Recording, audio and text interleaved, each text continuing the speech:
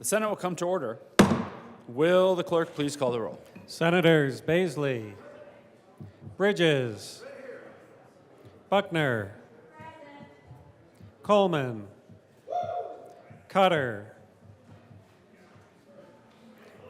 Senator Cutter, Danielson, Exum, Fields, Gardner, Janal, Gonzalez, Senator Gonzalez, Hansen, Henriksen, Harkes Lewis, Kirkmeyer, Kolker, Liston, Lundin, Marchman, Michelson Janae, Malika, Pelton B, Pelton R, Priola, Rich, Roberts, Rodriguez, Simpson, Smallwood, Sullivan, Van Winkle, Will, Winter, Senator Winter,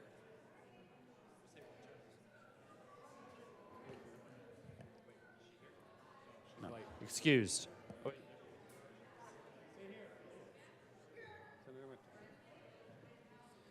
Zenzinger, Mr. President,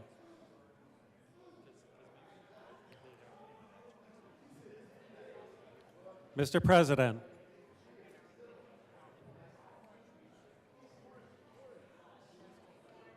Mr. President, Here.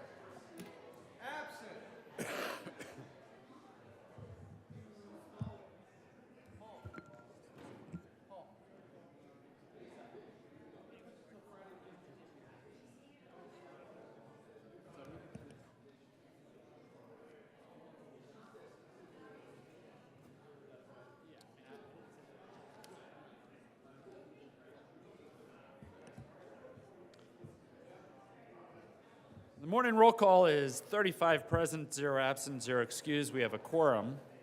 Senator Cutter, would you please lead us in the Pledge of Allegiance?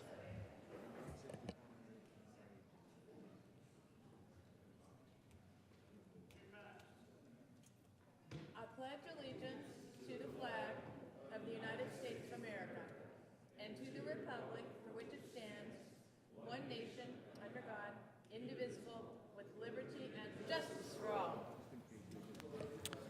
Approval of the journal, Senator Rich. Thank you, Mr. President. I move that the Senate Journal of April the 1st, 2024 be approved as corrected by the Secretary. You have heard the motion. All those in favor say aye. Opposed, no? The ayes have it. The motion is adopted. Senate Services. April 2nd, 2024, correctly printed Senate Bills 191, 192, and 193, correctly engrossed Senate Bills 169, 170, and 180, correctly revised House Bills 1003, 1011, 1087, and 1309, correctly revised House Bill 1039, correctly enrolled Senate Resolution 4.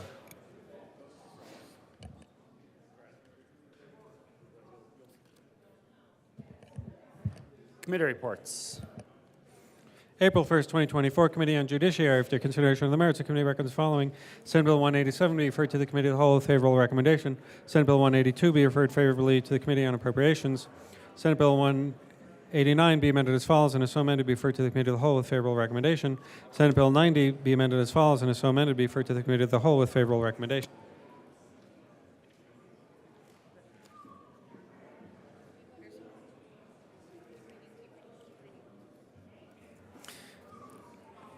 Committee on Transportation and Energy, after consideration of the merits, the committee recommends the following. House Bill 1341 be referred to the Committee of the Whole with favorable recommendation. House Bill 1021 be amended as follows, and is so amended be referred to the Committee on Appropriations with favorable recommendation. House Bill 1161 be amended as follows, and is so amended be referred to the Committee of the Whole with favorable recommendation, and with the recommendation that it be placed on the consent calendar.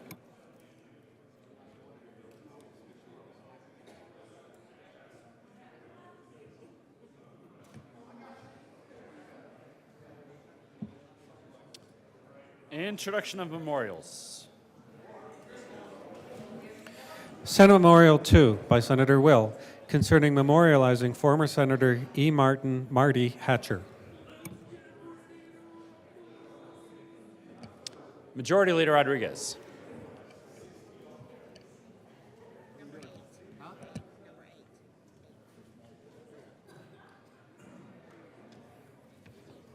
Thank you, Mr. President. I move that Senate Memorial 2 lay over until Tuesday, April 9th, 2024. The motion is to lay over Senate Memorial 2 to Tuesday, April 9th. All those in favor say aye. Opposed, no. The aye has it, and Senate Memorial 2 will lay over until Tuesday, April 9th.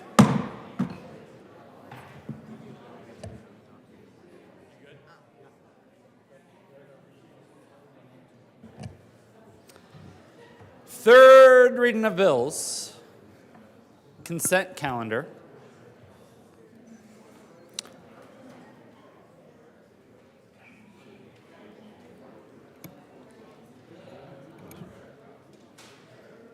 Will the clerk please read?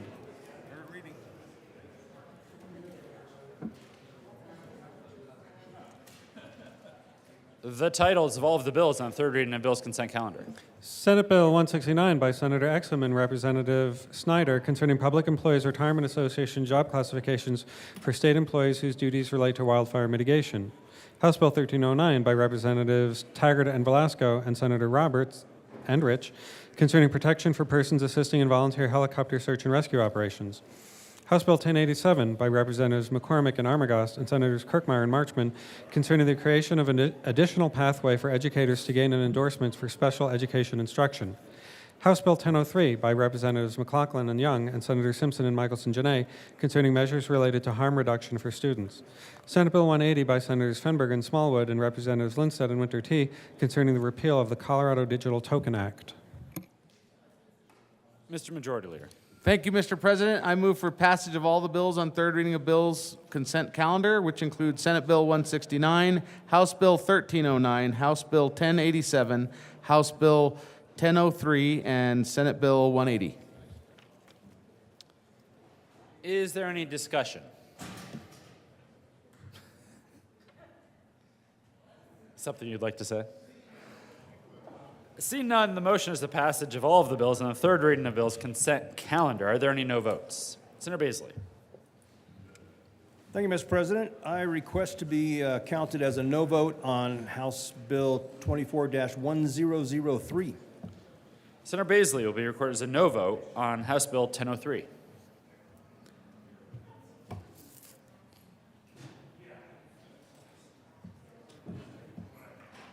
With a vote of 35 ayes, 0 no, 0 absent, 0 excused, Senate Bill 169 is passed. Co-sponsors: Senators Danielson, Gonzalez, Priola, Cutter, Michelson-Janay, Sullivan, Janal, Marchman, Bridges, Coleman, Buckner, Jaquez Lewis.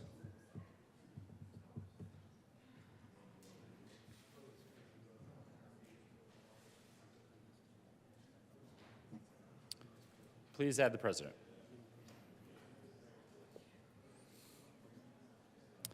With a vote of 35 ayes, 0 no, 0 absent, 0 excused, House Bill 1309 is passed. Co-sponsors: Senators Van Winkle, Will, Simpson, Liston, Kirkmeyer, Exum, Gardner, Baisley, Minority Leader Lundin. Fields. Henriksen.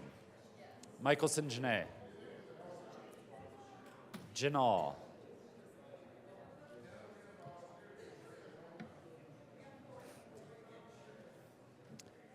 Please add the president.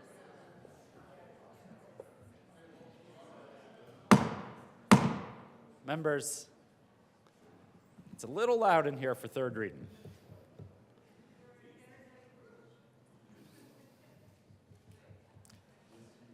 With a vote of 35 ayes, 0 noes, 0 absent, 0 excused, House Bill 1087 is passed. Co-sponsors. Senators Pelton B., Minority Leader Lundin, Janal, Sullivan, Exum, Roberts, Gardner, Buckner, Michelson Janae, Priola, Coleman, Will, Cutter,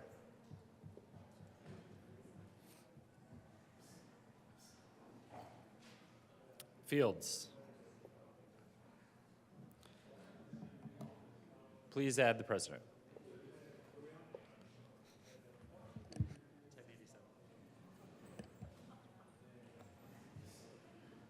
Gonzalez.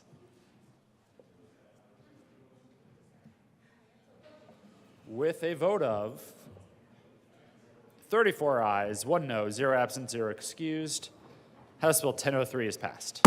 Co-sponsors. Senators Winter,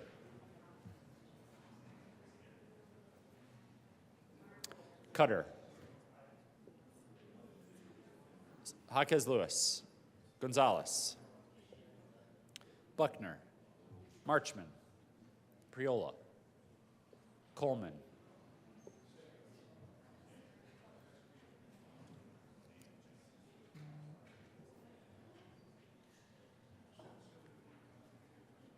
Exum,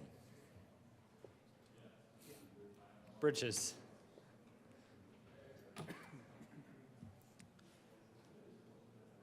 with a vote of 35 ayes, 0 noes, 0 absent, 0 excused, Senate Bill 180 is passed. There's no discussion.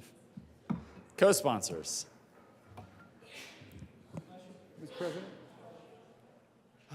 Senator Bridges. Thank you, Mr. President. I move the current roll call be added as co-sponsors to the Senator Fenberg Oops Act.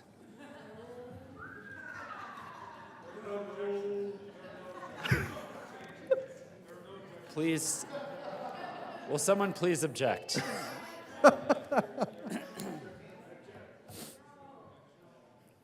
Seeing a lot of objection. Withdrawn. Co-sponsors. Senator Bridges. Priola. Gardner. Minority Leader Lundin. Rich. Rich. This is about smaller government, folks. No support. Third reading of bills. Final passage. Will the clerk please read the title to House Bill 1011? House Bill 1011 by Representatives Brown and Amable and Senators Cutter and Marchman concerning mortgage servicers and in connection therewith requiring mortgage servicers to take certain actions regarding the disbursement of insurance proceeds to borrowers. Senator Cutter. Thank you, Mr. President. I move House Bill 241011 on third reading and final passage. Is there any discussion? Seeing none, the motion before the body is the adoption of House Bill 1011. Are there any no votes? Senators Van Winkle, Smallwood, Will, Pelton B, Pelton R,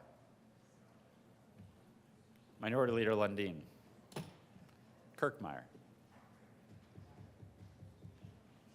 With a vote of 28 ayes, 7 noes, 0 absent, 0 excused, House Bill 1011 is passed. Co-sponsors. Senators Danielson, Hinrichsen,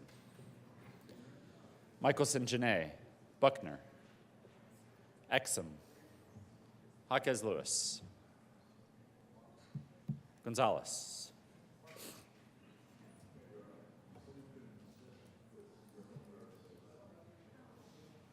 Please add the president.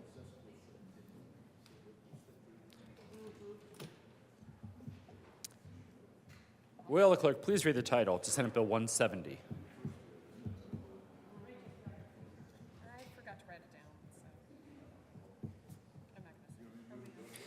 Senate Bill 170 by Senators Zenzinger and Kirkmeyer and Representative McLaughlin concerning the America 250 Colorado 150 Commission. Senator Zenzinger. I move Senate Bill 170 on third reading and ask for your aye vote. Is there any discussion?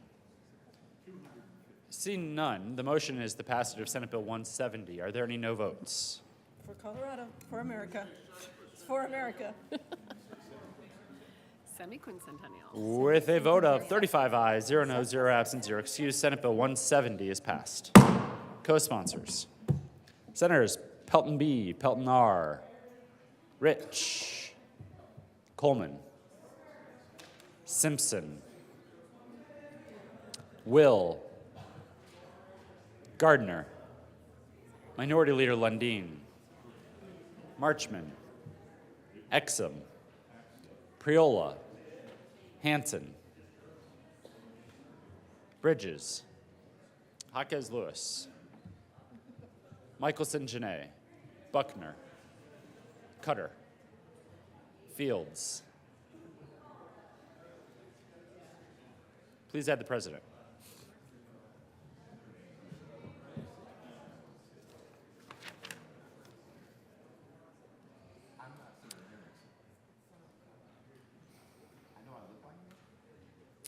General order, second reading of bills. Senator Coleman. Thank you, Mr. President. I move the Senate resolve itself in the Committee of the Whole consideration of general order, second reading of the bills. You have heard the motion. All those in favor say aye. Opposed, no. The ayes have it. The motion is adopted. The Senate will resolve itself in the Committee of the Whole for the consideration of the general order, second reading of bills, and Senator Coleman will take the chair.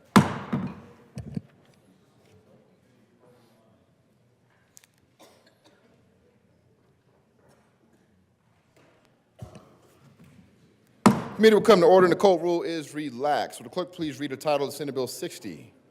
Senate Bill 60 by Senators Kirkmeyer and Janal and Representative Hartsook concerning exempting certain drugs from the purview of the Colorado Prescription Drug Affordability Review Board. Majority Leader Rodriguez.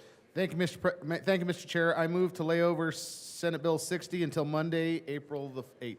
The motion is to lay over Senate Bill 60 to Monday, April the 8th. All those in favor say aye. Aye. Opposed, no. The ayes have it, and Senate Bill 60 will be laid over to Monday, April the 8th. Will the clerk please read the title of Senate Bill 106? Senate Bill 106 by Senators Zenzinger and Coleman and Representative Byrd concerning legal actions based on claimed defects in construction projects. Majority Leader Rodriguez. Thank you, Mr. Chair. I move to lay over Senate Bill 106 until Monday, April the 8th. The motion is to lay over Senate Bill 106 to Monday, April the 8th. All those in favor say aye. Aye. Opposed, no. The ayes have it. Senate Bill 106 will be laid over to Monday, April the 8th. Will the clerk please read the title of House Bill 1259? House Bill 1259 by Representatives Brown and Weissman and Senator Cutter concerning price gouging and housing rental prices during a declared disaster. Majority Leader Rodriguez. Thank you, Mr. Chair. I move to lay over House Bill 1259 until Friday, April the 5th. The motion is to lay over House Bill 1259 to Friday, April the 5th. All those in favor say aye. Aye. Opposed, no. The ayes have it. House Bill 1259 will be laid over to Friday, April the 5th. Will the clerk please read the title of Senate Bill 164? Senate Bill 164 by Senators Buckner and Lundin and Representatives McCluskey and Pugliese concerning transparency requirements for institutions of higher education. Majority Leader Rodriguez. Thank you, Mr. Chair. I move to lay over Senate Bill 164 until Friday, April the 5th. The motion is to lay over Senate Bill 164 to Friday, April the 5th. All those in favor say aye. Opposed, no. The ayes have it, and Senate Bill 164 will be laid over to Friday, April the 5th. Majority Leader Rodriguez. Thank you, Mr. Chair. I move that we proceed out of order to take up Senate Bill 131. The motion is to proceed out of order to take up Senate Bill 131. All those in favor say aye. Opposed, no. The ayes have it, and we will proceed out of order to take up Senate Bill 131. Will the clerk please read the title of Senate Bill 131? Senate Bill 131 by Senators Jaquez Lewis and Kolker and Representatives Brown and Lindsay concerning prohibiting carrying a firearm in sensitive spaces. Senator Kolker. Thank you, Mr. President. I move Senate Bill 131 on second reading and the committee report. To the Judiciary Committee report, Senator Coker. Thank you. We amended the bill where we reduced the number of places. We changed the title of the bill, changed some of the penalties into the bill, making sure that preschools were treated the same as K through 12, higher education, judicial courthouses, and state and local governments and polling places were included in this bill. Senator Hawkins Lewis. Thank you, Mr. Chair. We aligned the bill with the Supreme Court rulings of Bruin and Heller, and so now the 5 sensitive spaces are legislative assemblies, polling centers, schools, government buildings, and what am I missing? I'll think of it. I said polling places. Courthouses. Local and there we state go, governments. courthouses. Any further discussion on the Judiciary Committee report? Judiciary Committee report, Senator Van Winkle. Thank you, Mr. Chairman. And in the Judiciary Committee, we actually did change and narrowed the bill dramatically. We changed, well, the sponsors of the bill asked the Judiciary Committee to change the title of the bill, and it narrowed it dramatically. I believe it narrowed it to spaces recognized by the United States Supreme Court as places at which longstanding laws prohibited carrying firearms. Now, in narrowing that, it was limited to places like the General Assembly, courthouses, places like that. But unfortunately, it also still includes higher education, campuses like CU, CSU, all private schools, public schools, seminaries, places like that. K through 12, of course, is separate from this, but higher education has not been historically a long-lasting place where long-lasting throughout the history of the United States where firearms have been prohibited from carrying. So I'm wondering if part of the bill still remains in that does not fit under the title and may have an amendment to that coming up soon, but perhaps the sponsors of the bill might want to address that right now while we're on the committee report. Further discussions on the committee report? Seeing none, the motion is the adoption of the. It is, yeah, Mr. Minority.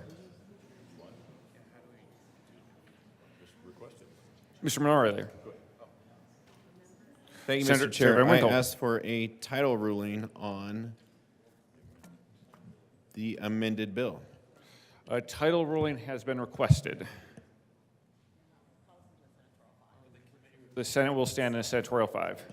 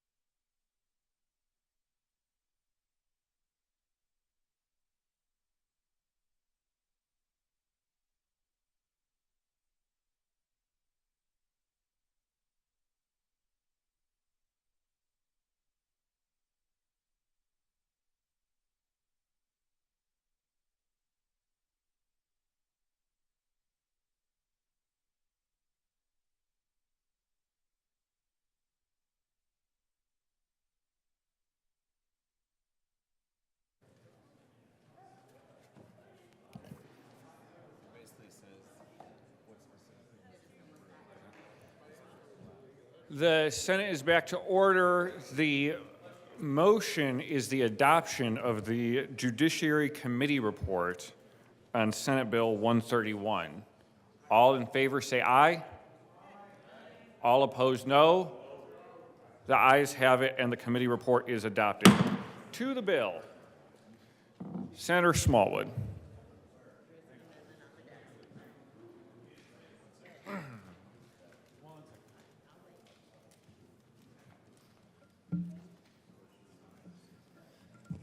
Thank you, Mr. Chair, colleagues.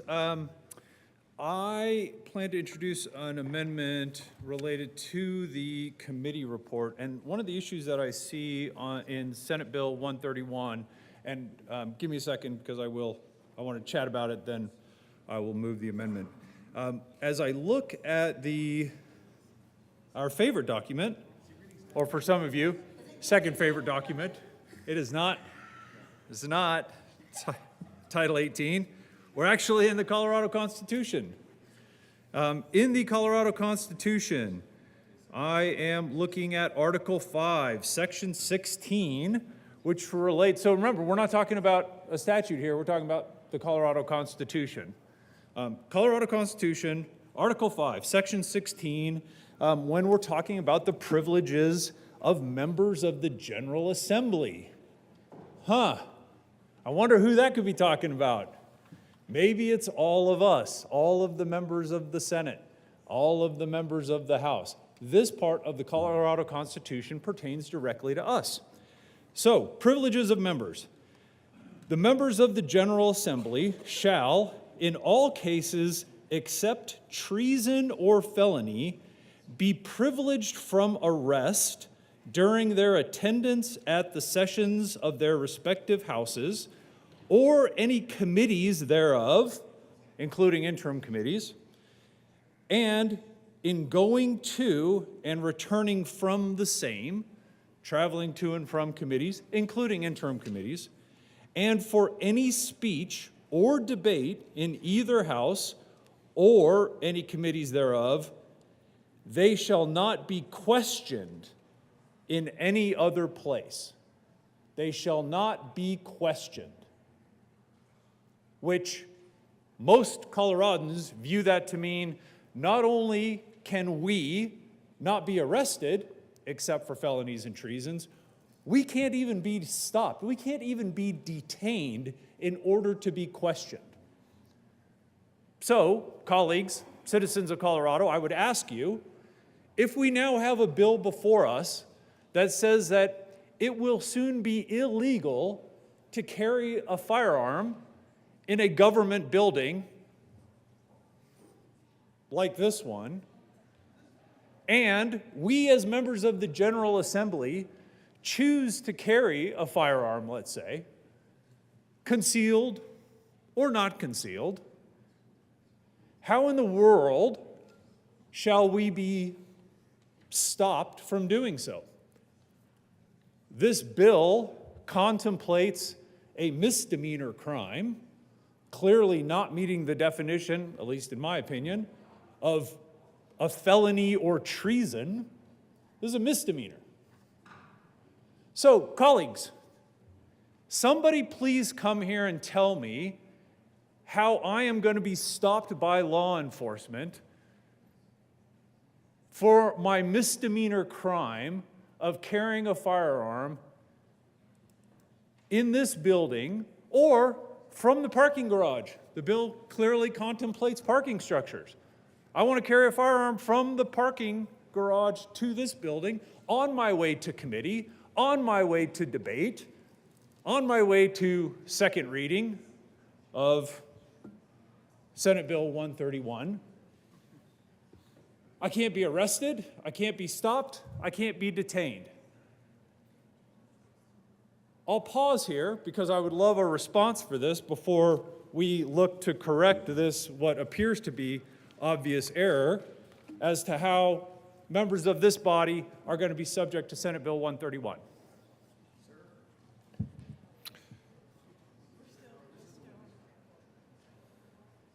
We're on the bill. We approve the report. Senator Hawkins-Lewis. Thank you, Mr. Chair. The bill is about what we know has been ruled in the Supreme Court right now. So reading clearly from Heller 2008, nothing in our opinion should be taken to cast doubt on long-standing prohibitions on the possession of firearms. Carrying firearms in sensitive spaces such as schools and government buildings. Reading from Bruin, June 2022, sensitive spaces are where weapons are altogether prohibited, legislative assemblies, polling places, and courthouses. Senator Smallwood. Thank you, Mr. Chair, and I appreciate that combination of words we just heard, but it doesn't explain to me how that works with Section 15 of Article 5 of the Colorado Constitution. Colleagues, as members, we may not be arrested unless it's for a felony or treason, while we're heading to or from committee, while we're coming to a floor debate, no matter where we are, whether we're in a shoot-'em-up place or not a shoot-'em-up place. It's here in the Constitution. We can't be arrested, we can't be stopped, we can't be questioned, we can't be detained. Now, that's not true outside of session. That's not true while we're not heading to an interim committee. That's not the argument I'm trying to make, colleagues. The argument I'm making is today, right now, us in this room, and your travels to and from this room, the Colorado Constitution couldn't be more clear. If we can't be detained, if we can't be questioned, if we can't be arrested, somebody tell me how we're going to enforce Senate Bill 131. And the answer is, we cannot. We cannot enforce Senate Bill 131. You're going to have a bunch of law enforcement officers scrambling around, sir, ma'am, senator, representative. There's no way this can be done, colleagues. But I will rescue our bill sponsors. I move Amendment 13. Sorry, Cindy.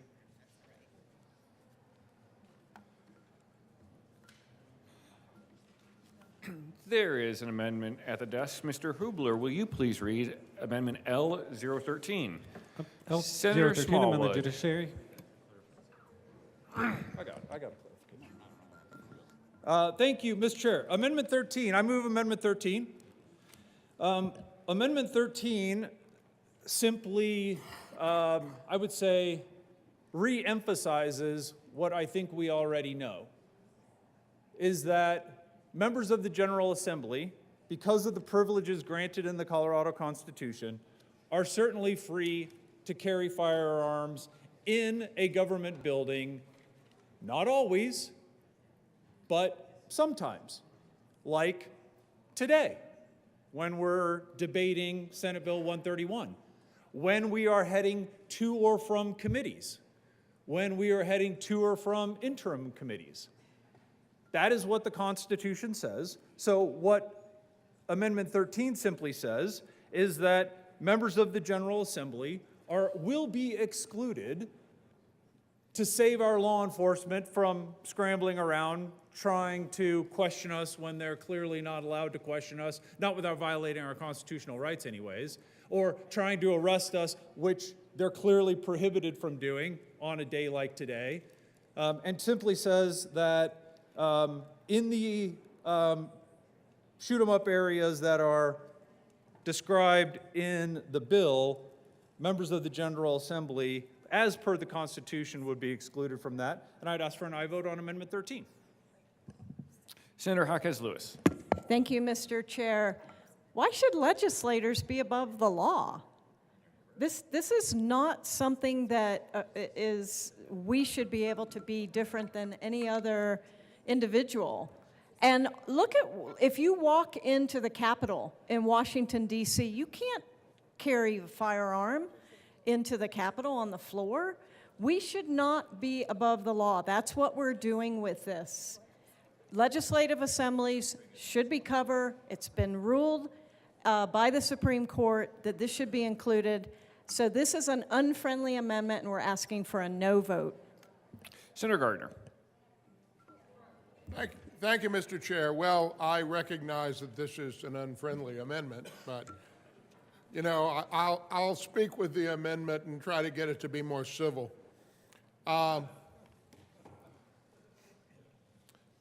This is not a question of being above the law. That's a misconstruction of what this amendment is, because the supreme law, with the exception of the Constitution and the laws of the federal government under the Supremacy Clause, the supreme law in the state of Colorado is the Colorado Constitution. And we cannot contravene the Colorado Constitution. Now, actually, I think, to be quite accurate, I do not think that the Judiciary Committee report, which is now the bill, contravenes the Constitution, but it has a provision which is effectively unenforceable. As the senator from Douglas County points out, it's effectively unenforceable.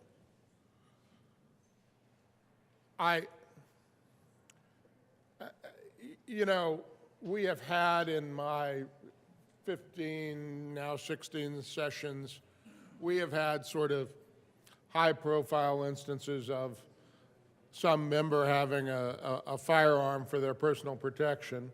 And we have had incidents that would have called for that. So I do not scoff nor think that those are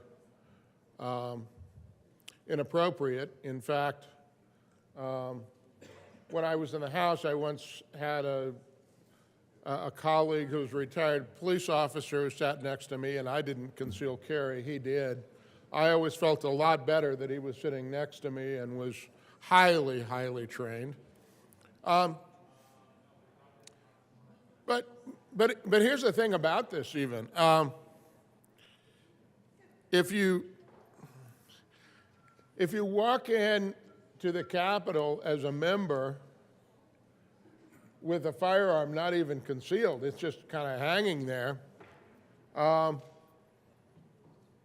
everybody looks at it and says, firearms are prohibited in the Capitol. I mean, if you're willing, I would say you were a term-limited senator, and you're willing to, or just proudly get written up in various political journals about the fact that you were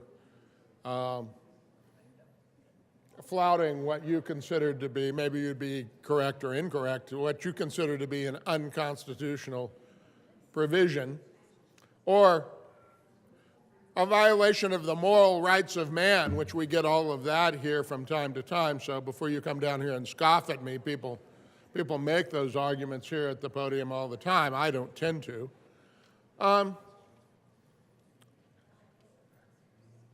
The Constitution says you can't even be questioned. So law enforcement couldn't walk up to you, the State Patrol couldn't walk up to the senator from Douglas County and say, pardon me, Senator, why are you carrying a firearm? He'd be permitted to just keep walking. He'd be permitted to just keep walking. So the problem is not that we as legislators are above the law, nor is that the argument being made. Because if that were the case, then Section 16 of Article 5 wouldn't be effective, and it wouldn't have good reasons for being there, and it does have good policy reasons for being there. But it is, the bill, as amended by the Judiciary Committee report, is effectively unenforceable. And I don't know how many times I have argued in the well of the House and in the well of the Senate over all of those sessions about passing things that are effectively unenforceable, because I think it breeds disrespect for the law to pass things that are effectively unenforceable, and then somebody says, well, it's against the law, and law enforcement has to say, well, can't enforce it, though. Can't enforce it. Now, I understand that there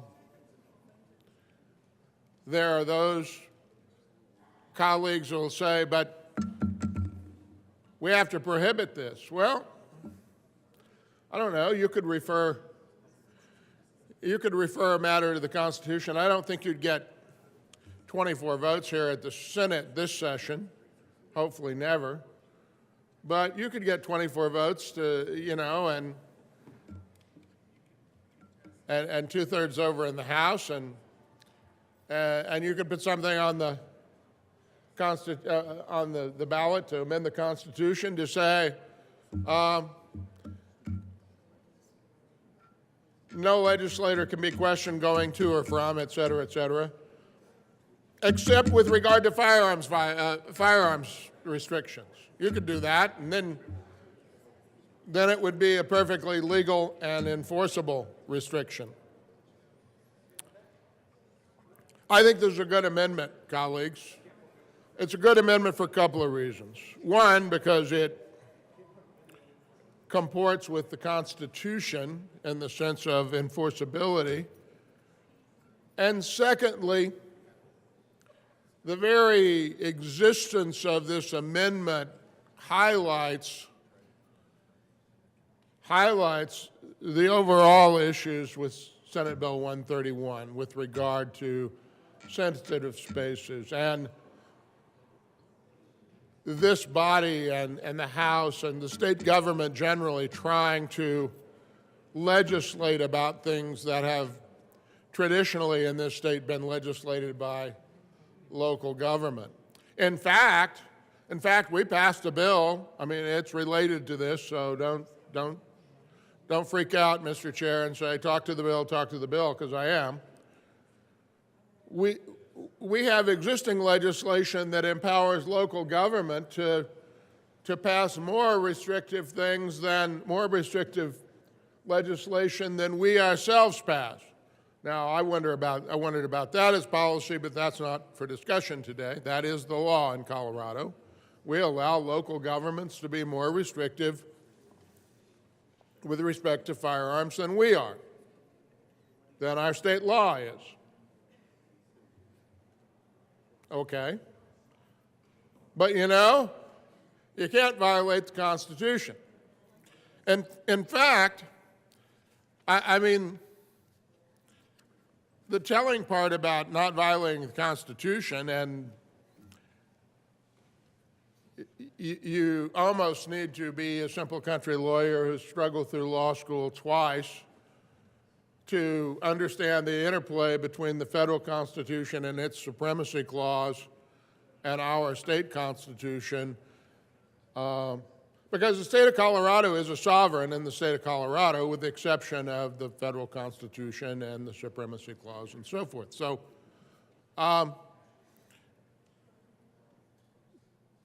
the bill, as now conceived by adoption of the committee report, has a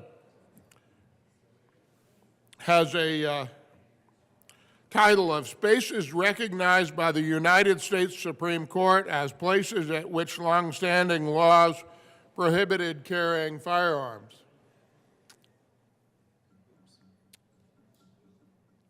I think it would be interesting to look into the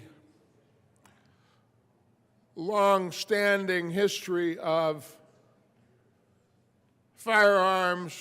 carrying firearms, and the stopping of legislators going to and from in this country, because there is a long, long history of laws prohibiting the questioning of legislators when they're attending to their legislative duties. Different constitutions have different ways to state this, but They are, you can't stop me on my way to the, except for a felony or treason. You can't stop me on the way to the General Assembly, going to or from or to committee or any of the work. And the interplay of that with respect to the carrying of firearms by legislators for self-protection, because we have not always had a calm and placid history in this country. I mean, we all cherish what we have today, but I don't know, you pick up the newspaper and some people are talking about civil wars and crazy stuff. So this amendment does not set legislators above the law. That is a misconstruction. This amendment complies with the law, both of the United States and the state of Colorado, because the last time I looked, the Colorado Constitution was the supreme law for our state. Now, I know a lot of people have disregarded that in this body. I know it was disregarded some time ago on again, I don't want to go down into other bills, but I know it was disregarded, and I said it was being disregarded, and the Colorado Supreme Court decided on a 7-0 decision that it was being disregarded, and now we're going to try to change the Constitution to do that.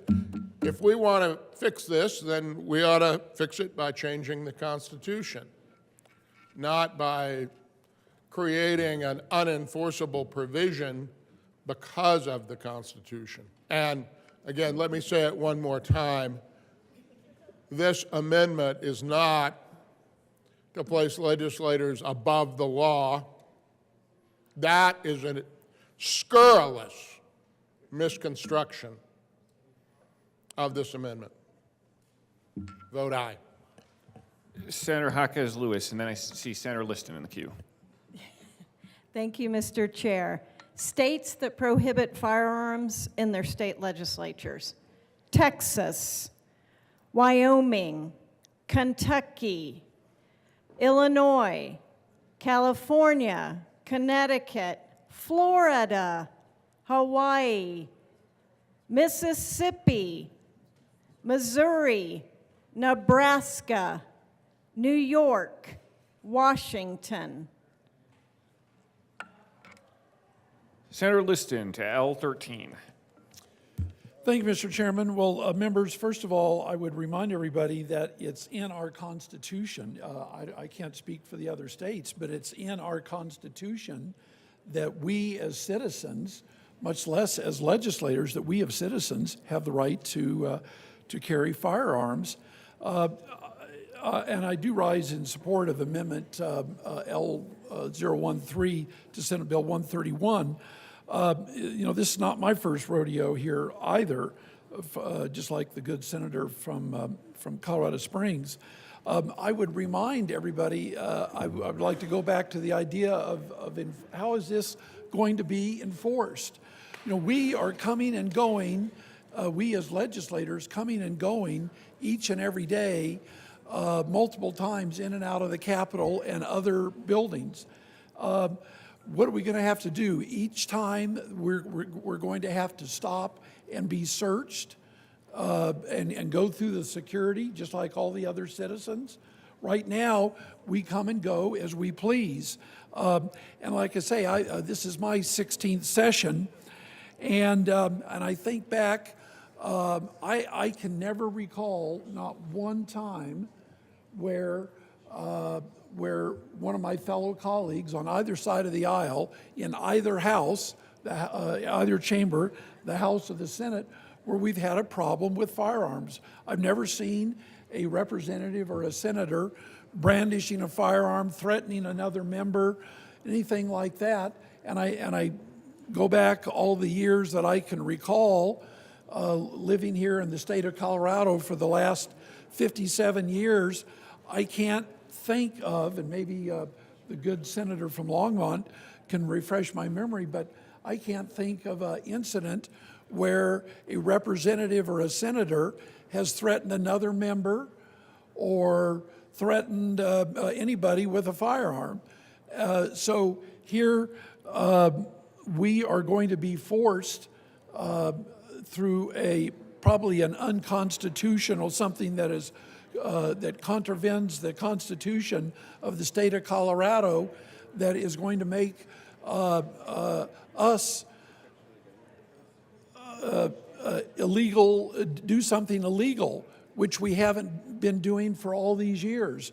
The least of my problems and concerns is worrying about whether one of my fellow legislators, and I look on both sides of the aisle, whether you're carrying a firearm here in the Capitol. Because let's be honest, members, there are members right now, maybe not today, but there are members here in the chamber and in the House chamber that do carry. And we all know who some of them are. Some of them we don't know, but that's okay. You know, I find it interesting that the President of the United States is surrounded with people that can carry a firearm. Certainly this president probably doesn't carry a firearm. We have congressmen who are escorted and protected by people that can carry a firearm. Our own governor always has protection. Rest assured that they are carrying a firearm. Celebrities, Lord knows whether you're a sports celebrity or a movie celebrity or any type of celebrity, you've got protection. But yet we cannot protect ourselves. You know, it was just, 3 or 4 years ago when we had the riots here at the Capitol, the George Floyd incident and the riots where people were shooting at the Capitol. Our own president, Senate President, the honorable senator from Pueblo, had his truck destroyed, if I'm not mistaken, burned and destroyed. It was totaled, and rocks, and there were bullet holes in the glass doors. The place was trashed. We were at risk ourselves. So why shouldn't we be able to protect ourselves? We're not the problem. We're the solution. And the list goes on and on. You know, a person goes into a bank, and the people in the bank are protected by firearms. There's guards there. There's armed guards. But the office buildings, factories, the list goes on and on.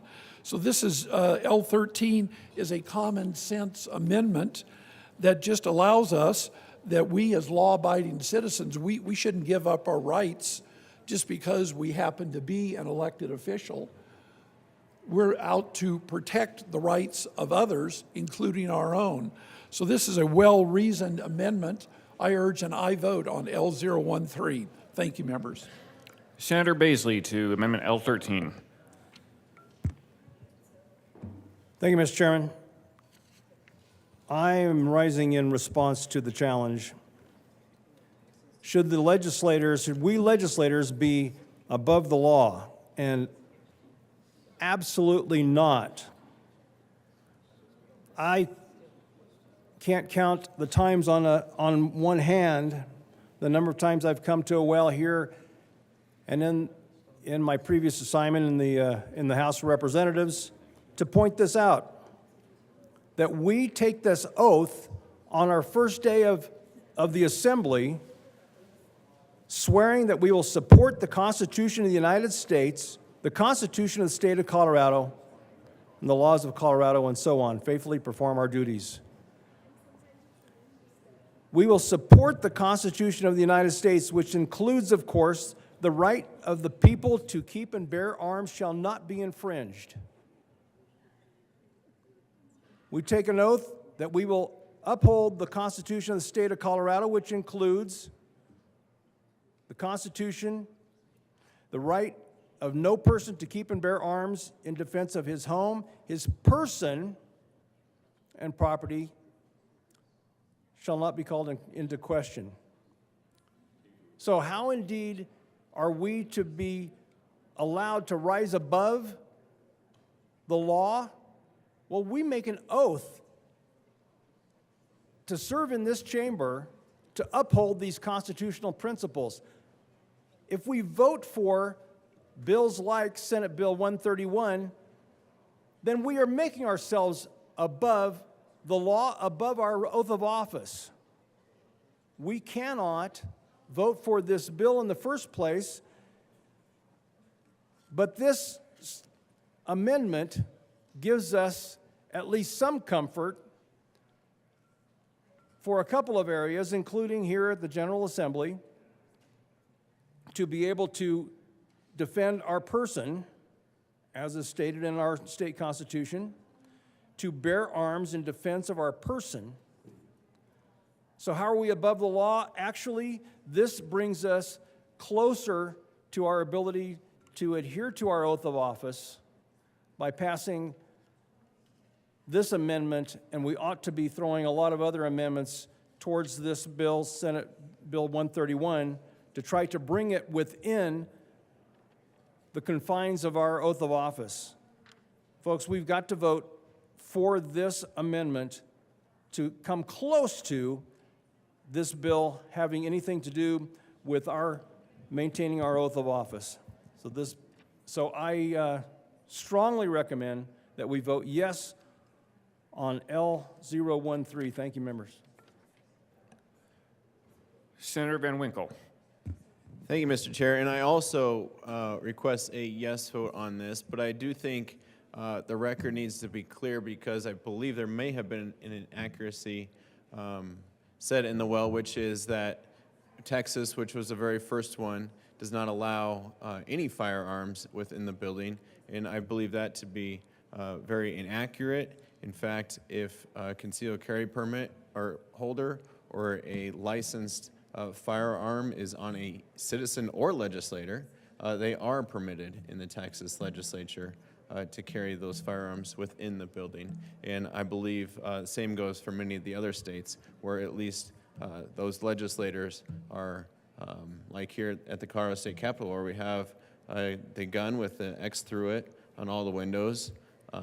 There still are certain people permitted to carry firearms here. So just wanted to be accurate about at least the very first state that was mentioned that Colorado should emulate. If we were able to do it like that, then not only legislators, but citizens coming to testify and folks like that who are licensed or permitted would also be permitted to carry. Thank you, Mr. Chair.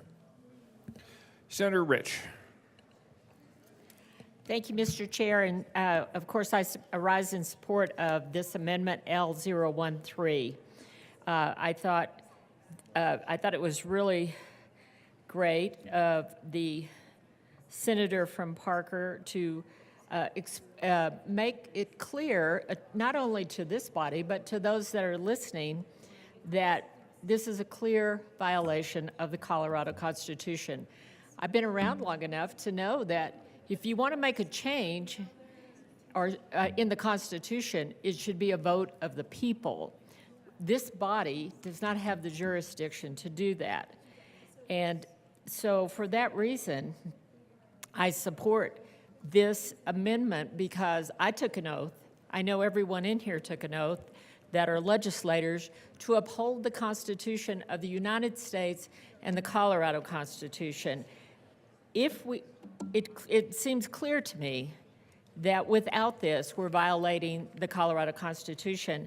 So therefore, I ask for an aye vote on L013. Senator Will. Thank you, Mr. Chair. I come up and stand in strong support of L013. You know, it was said by the good senator from Woodland Park about us taking an oath in the office here and upholding the Constitution. Well, I take that pretty serious. And, you know, it's been brought up by the sponsor of the amendment that, you know, under Section 16 of the Constitution, the members of the General Assembly shall in all cases except treason or felony be privileged from the rest during their attendance at the sessions or their respective houses or any committees thereof. So I have a real concern with this bill. I have to say I'm talking to the amendment. So this, to the amendment is that, in accordance with Section 16 and Article 5, which I was just quoting there, that's in the very first part of L013. My concern here is I have, I carried a firearm for 43 years on my hip every day, went all kinds of places, and I was trusted to carry that firearm to any place, school, government building, anywhere. And now this bill is going to take that right and privilege away from me. And L013 is giving me, as a member of this esteemed body, the ability to continue to do that. And so I stand in very strong support of this amendment. Thank you. Senator Hawkins Lewis, or Thank you, Mr. Chair. I just want to clarify Texas, since that was raised. Guns are prohibited in Texas. If the meeting has been noticed, if the meeting is open to the public, and that signage, whatever the notice is, has been provided, guns are prohibited under those conditions in Texas. This is a bad amendment. Please vote no. Minority Leader Senator Van Winkle.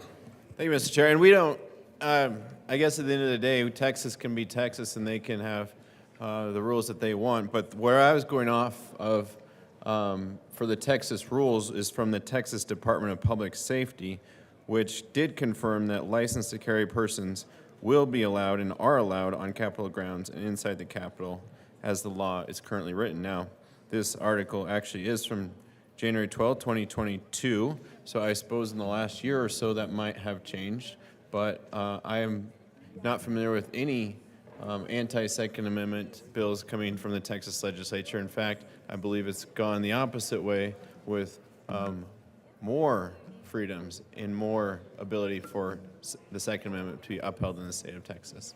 Thank you, Mr. Chair. Minority Leader Lundy. Thank you very much. Thank you very much, Mr. Chair. Colleagues, we depend on order. There is order in the universe, and I am rising and speaking to support of Amendment 13. The order of the universe is indicated with things such as we just passed through a few days ago the vernal equinox, where there were equal hours in the northern hemisphere of daylight and darkness. That order cannot be violated. It is the way the universe functions. And so we as people, on our way to offering Amendment 13 to Senate Bill 131, seek to find ways to order ourselves, to make sure that things work in a way we all can get along and understand and agree what life should be like.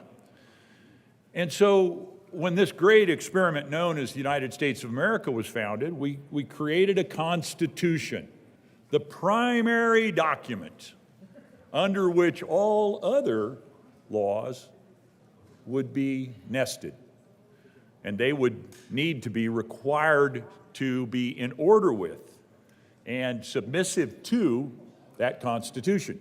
So when we get to the bill, I'll argue against 131 because I think it flies in the face of the United States Constitution, the Second Amendment, which provides for the ability to carry a weapon. But Amendment 13 gives us an opportunity to try to restore order with this Senate Bill 131 to the violence it is doing to the Constitution of Colorado. Now, 131, as written, ignores, turns its back on, and as I said before, does, you could say in the most extreme language, violence to the Constitution of the state of Colorado. So Amendment 13 simply says, hey, in our progression of understanding and living within order, which starts with the universal orders that we cannot control the sun, the days, the nights, etc., the constitutional order of the United States Constitution, and the primary law of the state of Colorado, the Colorado Constitution, it says simply, 131 currently flies in the face of, contradicts the Colorado Constitution, let's at least clean that up. Well, why do you want to clean that up? Well, because order matters. How does order matter? Well, when you write a law that causes a willingness or the ability or the requirement that some individuals should scoff at the law, it's not a good law. It tends to undercut order. It tends to cause decay in the social fabric that we rely on. The laws we write should support, encourage, bring together we as a people and order as part of the way that we function.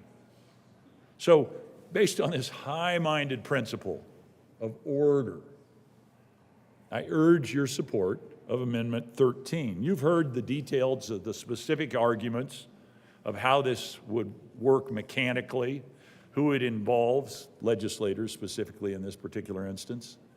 You've heard the arguments around that, but I wanted to make the argument that in pursuit of order, in an adherence to and an honoring of the Colorado Constitution, you should find your way to a yes vote for Amendment 13 to Senate Bill 131. Senator Danielson. Thank you, Mr. Chair. I urge a no vote on the amendment. And I just came to speak because some of you haven't been here as long as I have, and I distinctly recall when Representative Wright left a loaded weapon in a backpack in a committee room. And it's a mistake that was made, but I fear for the safety of this building when loaded weapons are left inadvertently where anyone could get to them, all right? So there is a reflection on the people who serve here, the laws that we pass to govern ourselves in terms of public safety. Another representative dropped a weapon while running in the building. Another representative had his stolen from his car. I mean, and I've only been here for 9 years.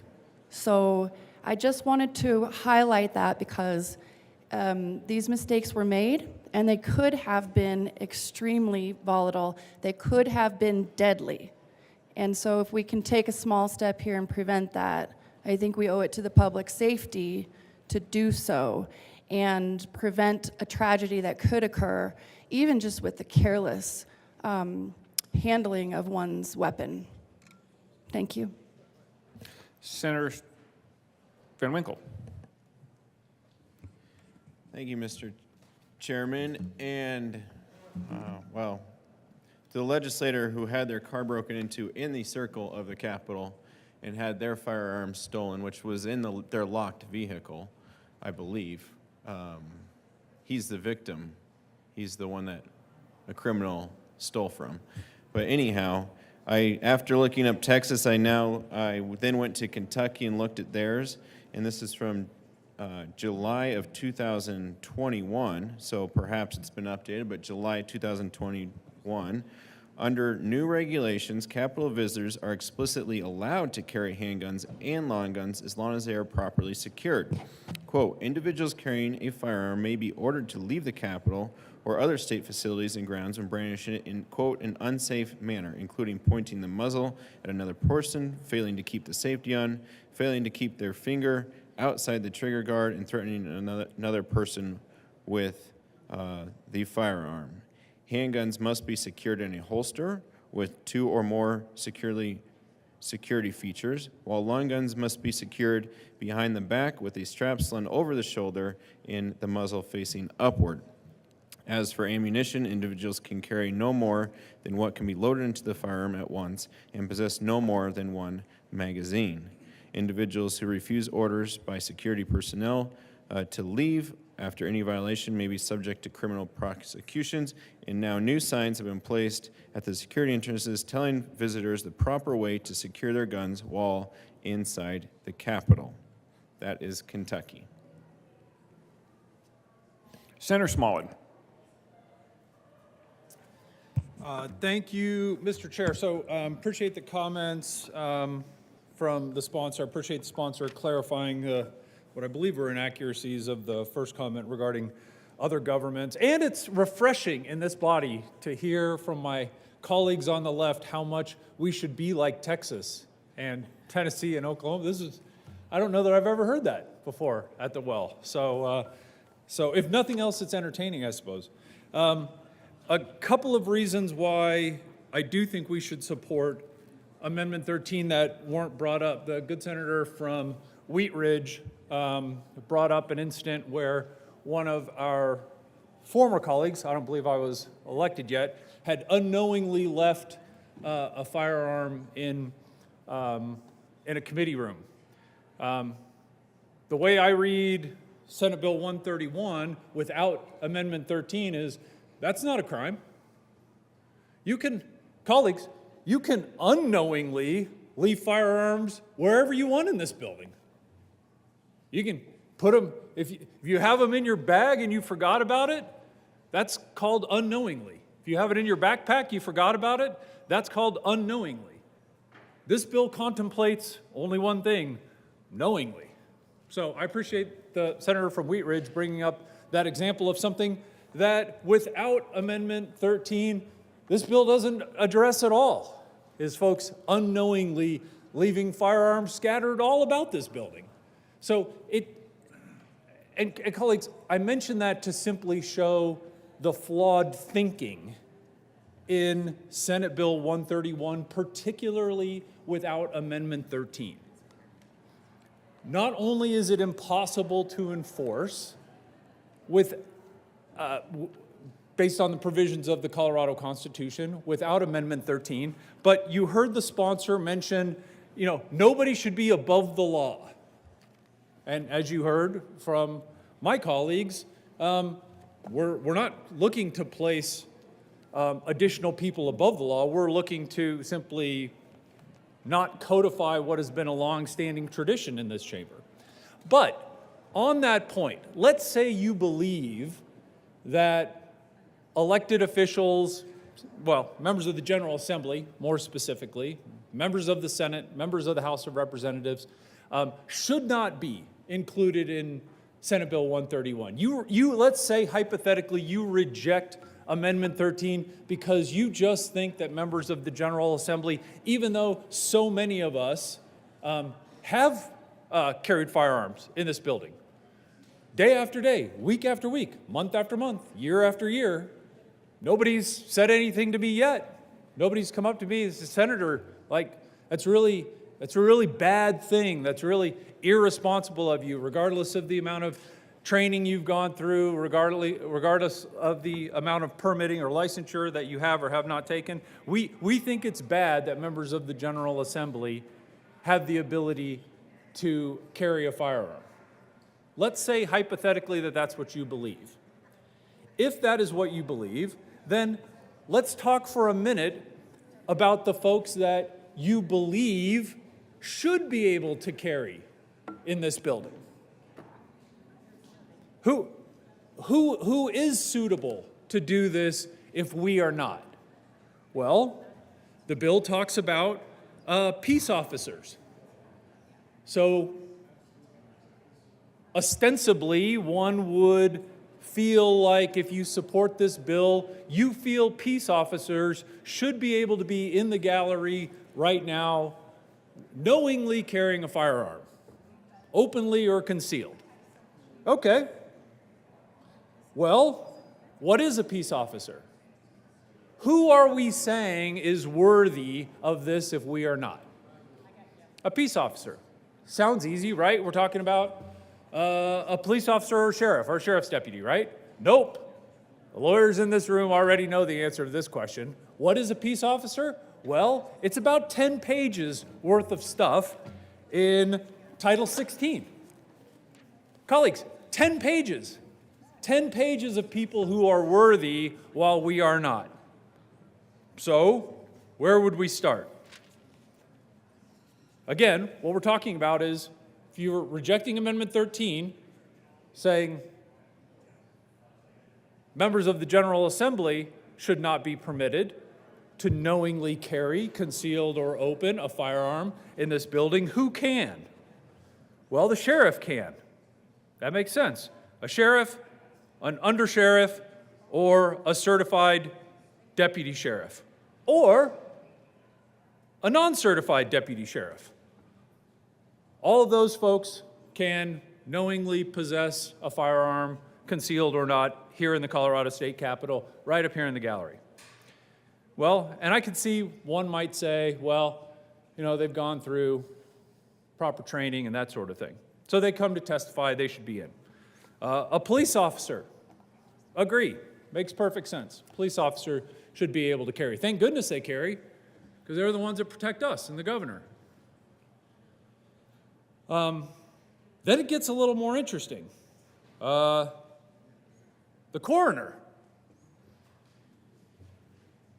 The coroner is a peace officer, colleagues. Your county coroner is a peace officer.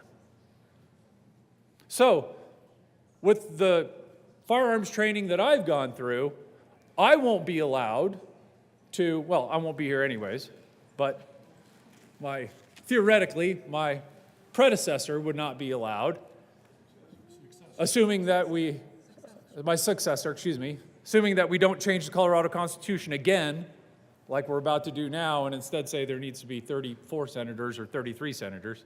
But my successor would not be able to carry regardless of the amount of training she's had. However, our coroner, while our coroner is coming to testify on a bill, part of her official duties, she can carry all day long, concealed or open carried.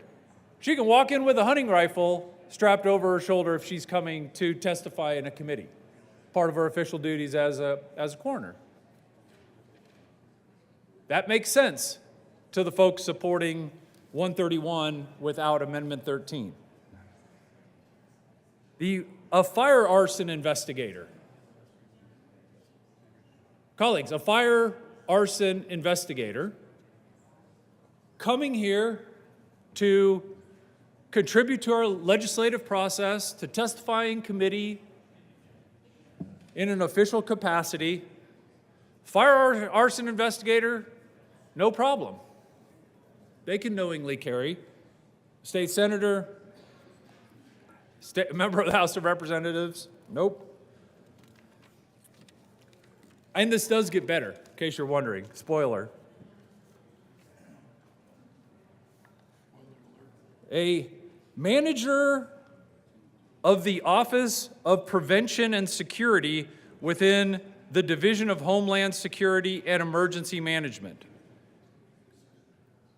Not the security officer, the manager of that office. The manager of that office, while coming to testify, be part of committee, they can certainly carry, knowingly, concealed or open. A port of entry officer, Colorado wildlife officer, Colorado State Patrol officer, thank goodness, Colorado Bureau of Investigation director, Colorado Parks and Recreation officer. Then it gets interesting. Colleagues, the Commissioner of Agriculture. We trust the Commissioner of Agriculture. The Commissioner of Agriculture can come here, testify, be part of legislative proceedings, and they can knowingly carry a firearm. But state senators, members of the House of Representatives, we can't be above the law. But the Commissioner of Insurance, the Commissioner of Agriculture, they're not going to be above the law. They're going to be in the law. They're going to be part of the law as folks who can definitely carry, because we all know how much firearms training the Commissioner of Agriculture has received. That is worthy of the stamp of approval for proponents of this legislation without Amendment 13. The State Brand Inspector. Now, that, I see a lot of heads nodding. That one makes sense.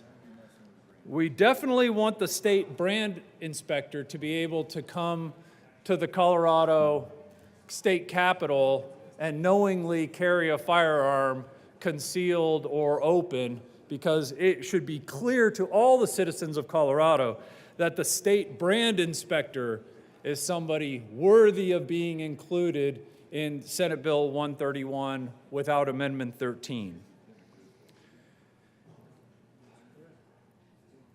The Executive Director of the Department of Revenue. Anybody know that person? Show of hands, anyone know the Executive Director of the Department of Revenue?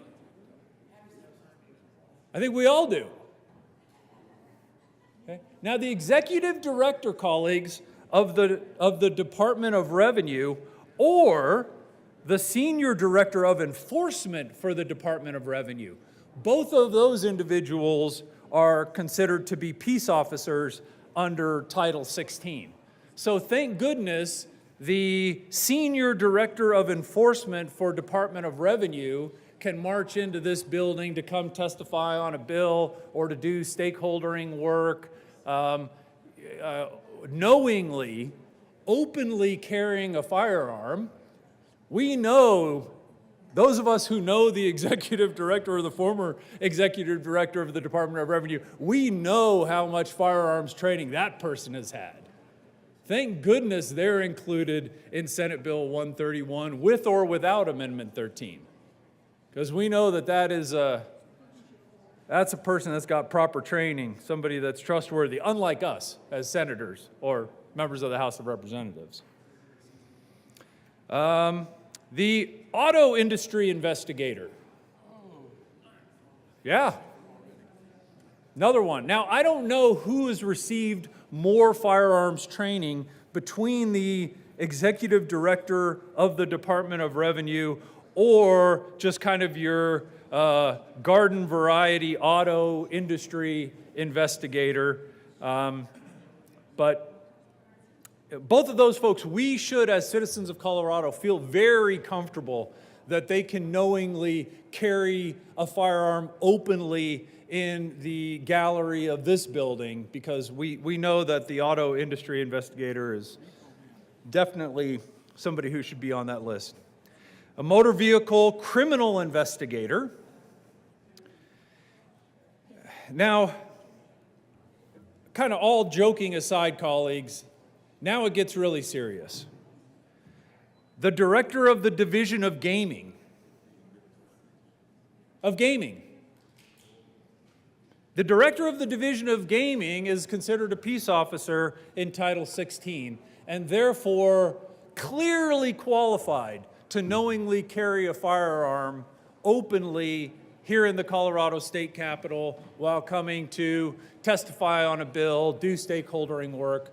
That makes perfect sense, because I don't know about you, but when I kind of feel like I might be in danger from criminal behavior, one of the first people I think of who can come protect me in my time of need, the director of the Division of Gaming comes to mind right away for me as somebody who's clearly qualified to handle a firearm.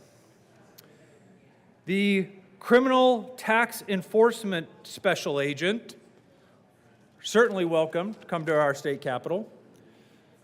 The Liquor Enforcement Investigators. Anybody who works for LED as an investigator? Yeah, we trust those folks to openly carry a firearm here while coming to do their work, as with the Director of Marijuana Enforcement and Marijuana Enforcement Investigators.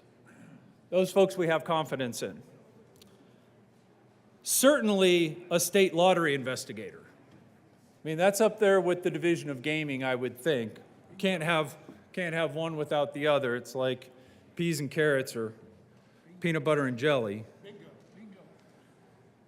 The Director of Racing Events, or not just the Director of Racing Events, but a racing events supervisor.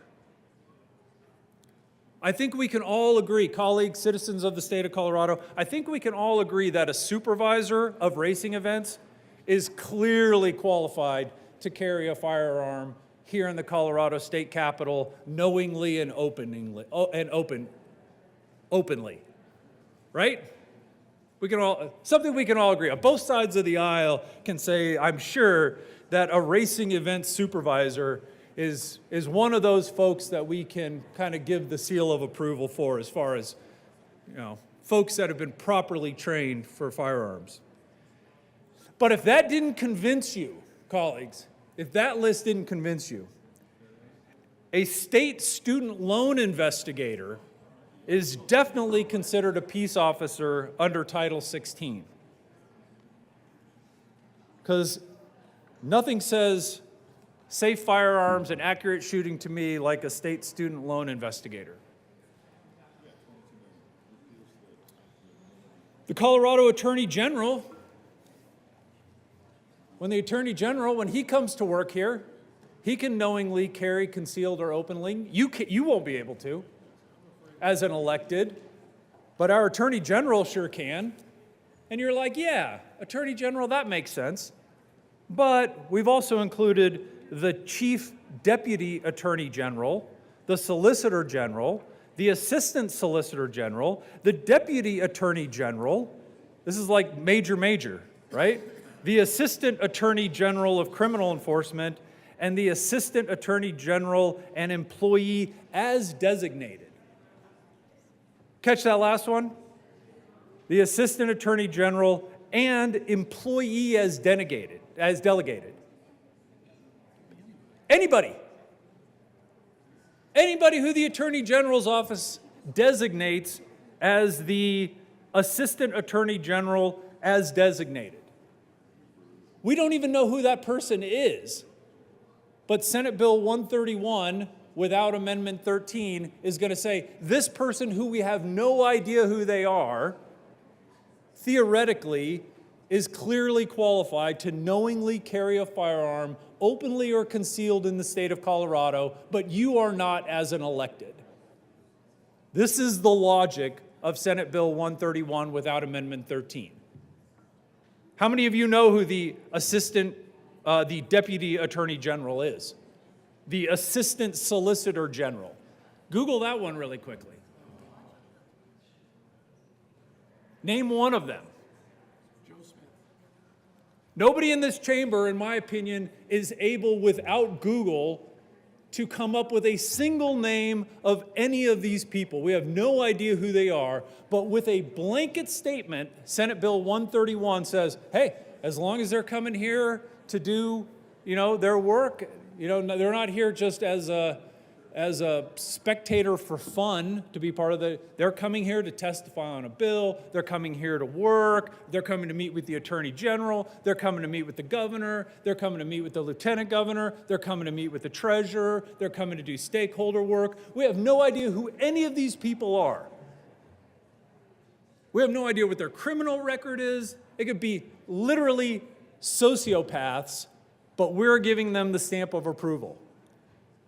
Because the proponents of this bill made a blanket statement that peace officers, unlike members of the General Assembly without Amendment 13, are free to knowingly carry firearms, concealed or openly, here in this building where we all work. You all are fine with that, even though you have, apparently, allegedly. We're fine with that, even though we have no idea who these people are. You all know who I am. Many of you have worked with me for almost a decade. You know who I am. I won't be allowed to carry my firearm. But one of the assistant solicitors general, of which no one here knows any of them or can name any of them without the help of the internet, we've given those folks the stamp of approval. This is the logic that we're dealing with here, citizens of Colorado.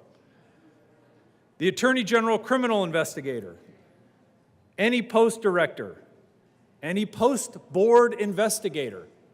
Name one of them for me. Name one of the post board investigators. We don't know who they are. Chief Security Officer for the General Assembly. That one makes sense.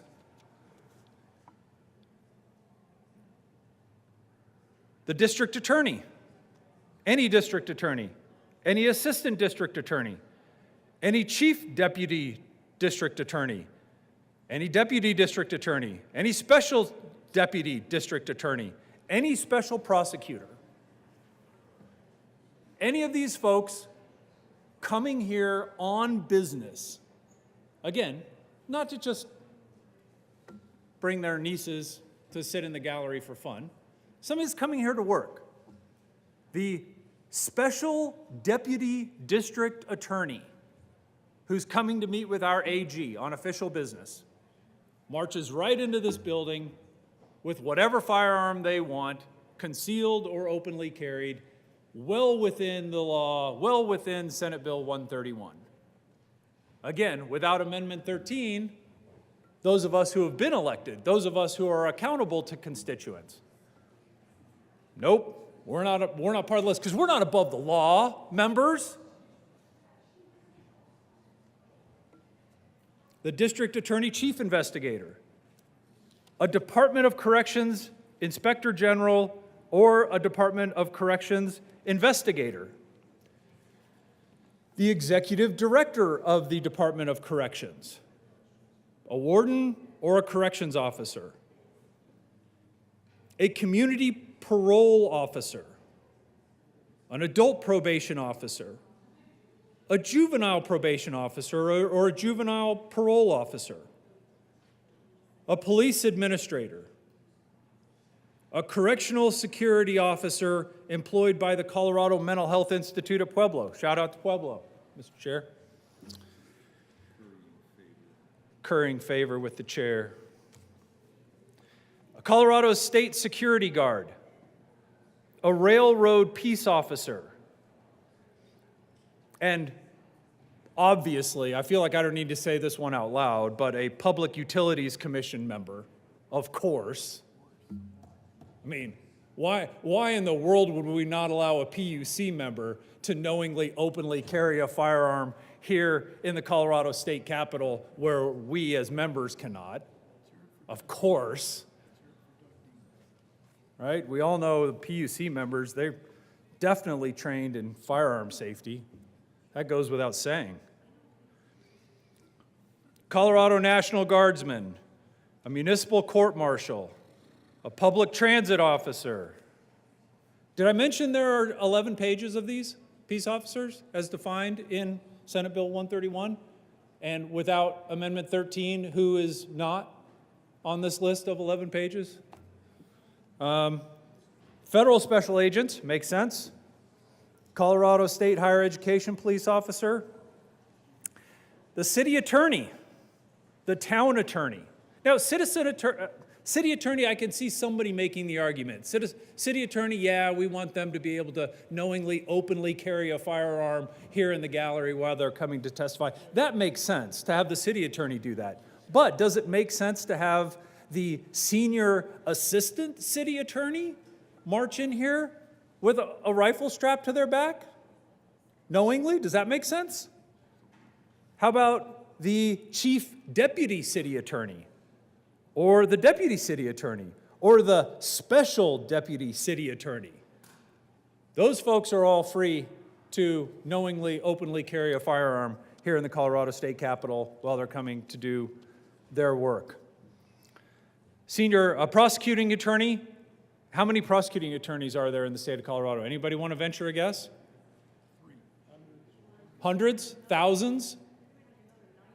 Can anyone here name a single prosecuting attorney here in the state of Colorado? You don't know who they are, but trust me, they're going to be just fine knowingly openly carrying a firearm here in the Colorado State Capitol. You don't know who they are, but I'm sure that they've got the proper training in order to do this.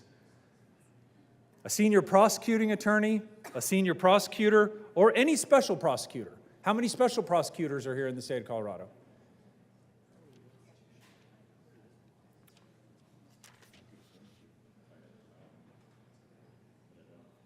We'll wrap this up, colleagues. I'm not sure I've made my point, but in case I didn't, just remember that any administrator of judicial security is also considered a peace officer here in the state of Colorado, and we can trust those folks to come here. Now, in the event you're not convinced that perhaps an elected official, like, I don't know, a state senator or a member of the House of Representatives who comes here every day, who's known by all of you, in case you still feel like those folks are a danger, are a danger to you, are a danger to the public, are a danger to the citizens. However, the junior, whatever it is, senior assistant, deputy city attorney is, we are not, we're a danger, they're not. I would have you look at the committee report of the Judiciary Committee on page 2, where we talk about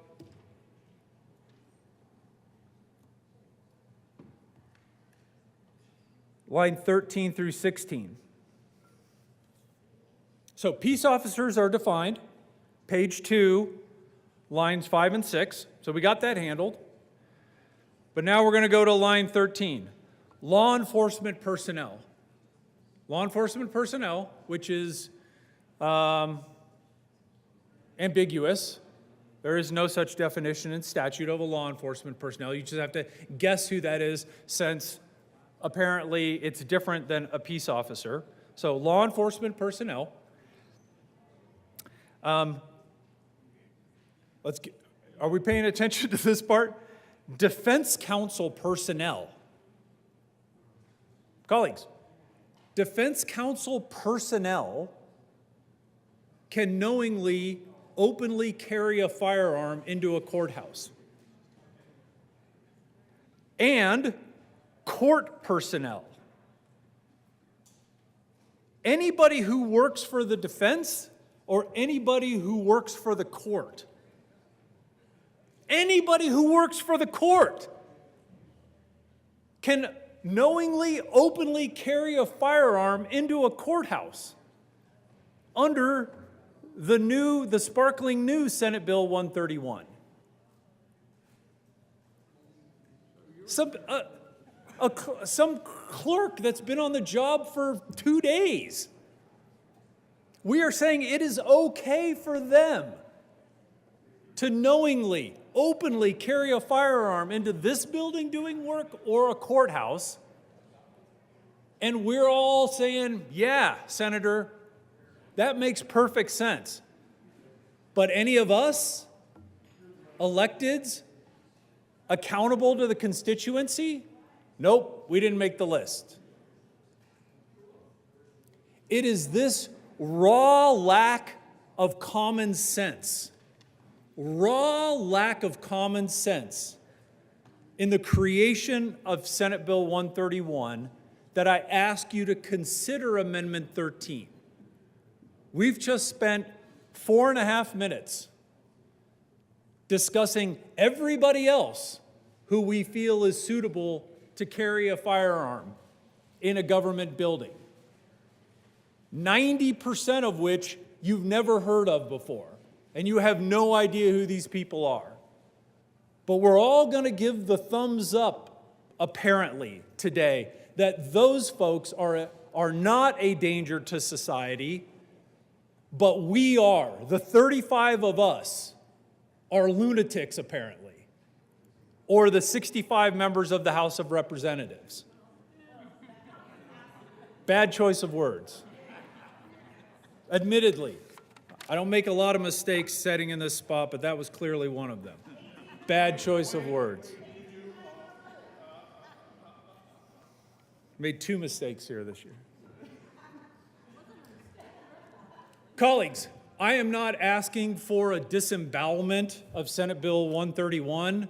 I'm not asking for material changes that when you go back to your constituencies and say, hey, we did good things regarding whatever you want to say here in the state, simply extending a nearly 150-year tradition in the state of Colorado and giving a nod to the trust that the public has put into each and every one of us, myself included, that we are every bit as responsible as Colorado citizens, every bit as worthy as the Associate Assistant Director of Gaming? No? That's all Amendment 13 does. All Amendment 13 does is gives a nod to who you are as electeds and says that you are every bit as worthy, you are every bit as sane, you are every bit as competent as the director of the lottery, and that you should be extended the exact same privileges. And remember, if that's not convincing enough, if this law passes, there are still going to be plenty of folks that do concealed carry in this permit who are elected officials. And guess what? Nobody's going to stop them. Nobody's going to stop them. They can't be arrested and they can't be detained. Not in this building. One last parting thought. The proponents of Senate Bill 131 said that for folks like me who do carry a valid permit to carry a concealed weapon, that when I do, and I drive here, and I park in the loop out front, what is the most responsible thing for me to do, colleagues? I've carried that firearm with me from Parker, Colorado, 23.1 miles to get here. Okay? Now, what would a responsible gun owner do at that point in time? Here's what the bill says. Put it in your car. Leave it in your car. Can you believe this? This is what this bill says. Don't keep it on you securely in a holster. Oh God, don't do that. No, put it in your car. Because after all, we are in Denver. We know how safe your vehicles are here in Denver, right? I mean, no offense, we're not number one for car thefts anymore, so we're making good strides. Colleagues, talk about lunacy. Who in their right mind would tell a responsible gun owner what you need to do with your firearm that you've now carried with you 23 or 123 miles? What you need to do is put that in your car where I'm sure it's safe. Come on. Car break-ins it's a plague. It's a plague. Oh, well, you know, Senator, there's a law now that says you have to have those locked in your car. Oh, yeah, I'm sure that's going to deter a thief. We all saw what happened to the president's vehicle out front in the loop. That was already mentioned by the senator from El Paso County. I'm sure a little handsafe's going to really deter a potential thief. This defies logic to demand somebody like me be this irresponsible or face walking through this building with State Patrol scurrying after me. Sir, we'd love for you to stop, but I can't arrest you, and it's against the law to stop and detain you and question you because of the Colorado Constitution. And what am I doing in the meantime? I'm leaving a firearm in my vehicle. In my vehicle. Colleagues, the only thing that makes sense to allow some enforceability of the state constitution and just blatant good judgment for anybody who's owned a firearm. The last thing you want to do with I shouldn't say the last thing, one of the last things you want to do with a firearm is leave it in your car. Well, Senator, the car's locked. Yeah, that glass is going to, I'm sure, really protect firearms against thievery. It's proven so effective here in the state. This is what we're talking about with Amendment 13. We're not talking about anything off the wall. We're not talking about fundamentally changing the bill. We're not talking about some kind of tomfoolery that's going to undermine what the bill sponsors want. All we are doing is acknowledging reality. Reality is we are responsible enough to be included in this list of 11 people who none of you have heard of. 11 pages, thank you. 11 pages of folks that most of us Have no idea who they are, at least not who most of the people are. I know who the Attorney General is. Don't know how handy he is with a piece, but I know who he is at least. Acknowledging that you are responsible enough. I feel you are all are, each and every one of you, as well as my colleagues in the House. And to exclude you from this list and be so irresponsible as to then say, what we expect you to do is to leave a firearm in your car in downtown Denver. I mean, colleagues, that takes irresponsibility to the next level. So with that, I would ask for an aye vote on Amendment 13. I have Senator Winter followed by Senator Liston on L13.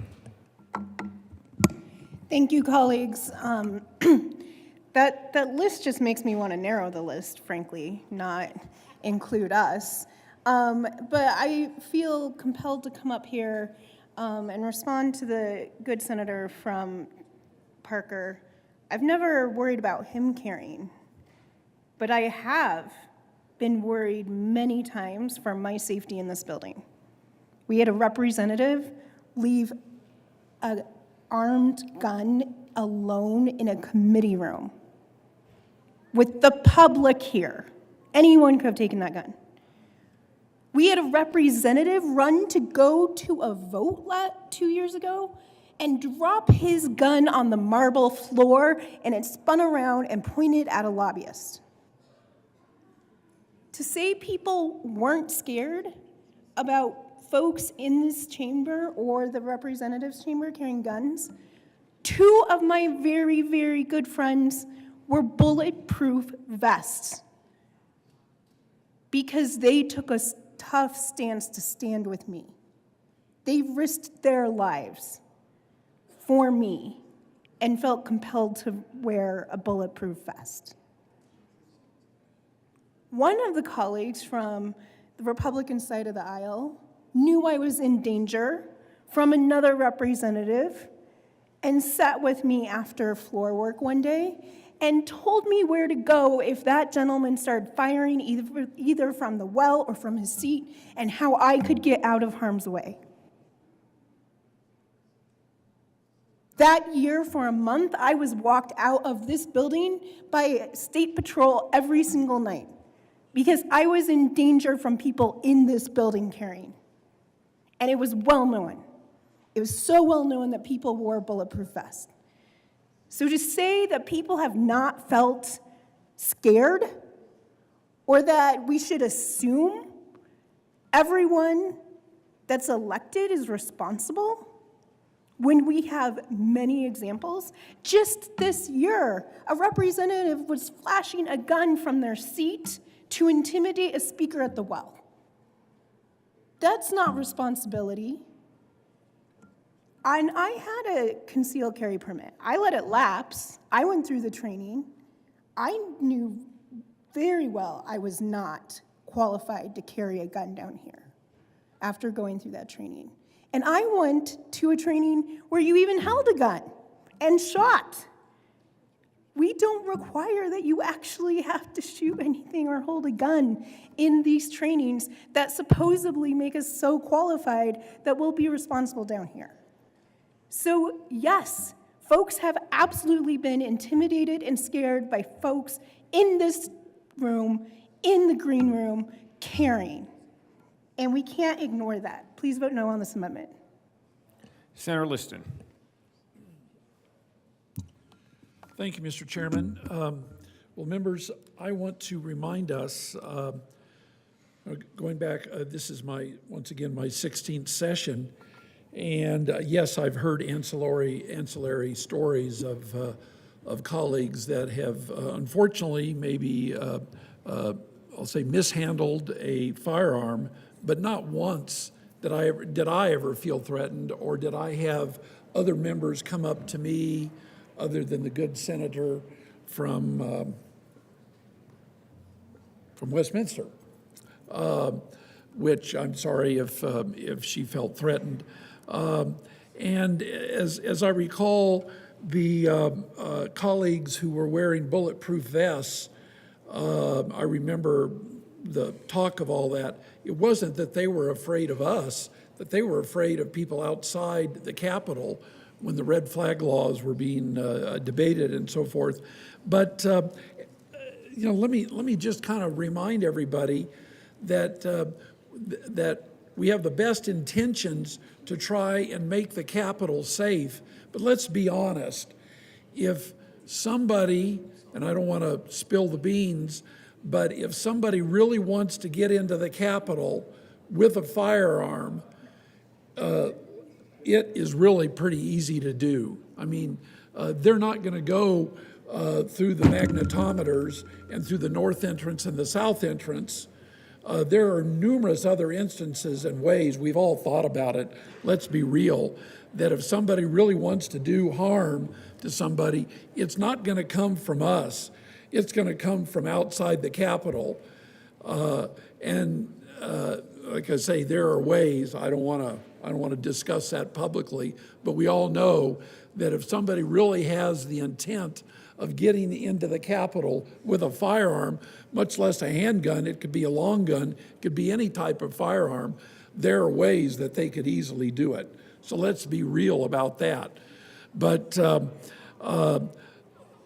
I give due credit to everybody in this room, as I look from side to side, that you don't scare me, the fact that you may have a firearm, and the people on the other side in the House chamber.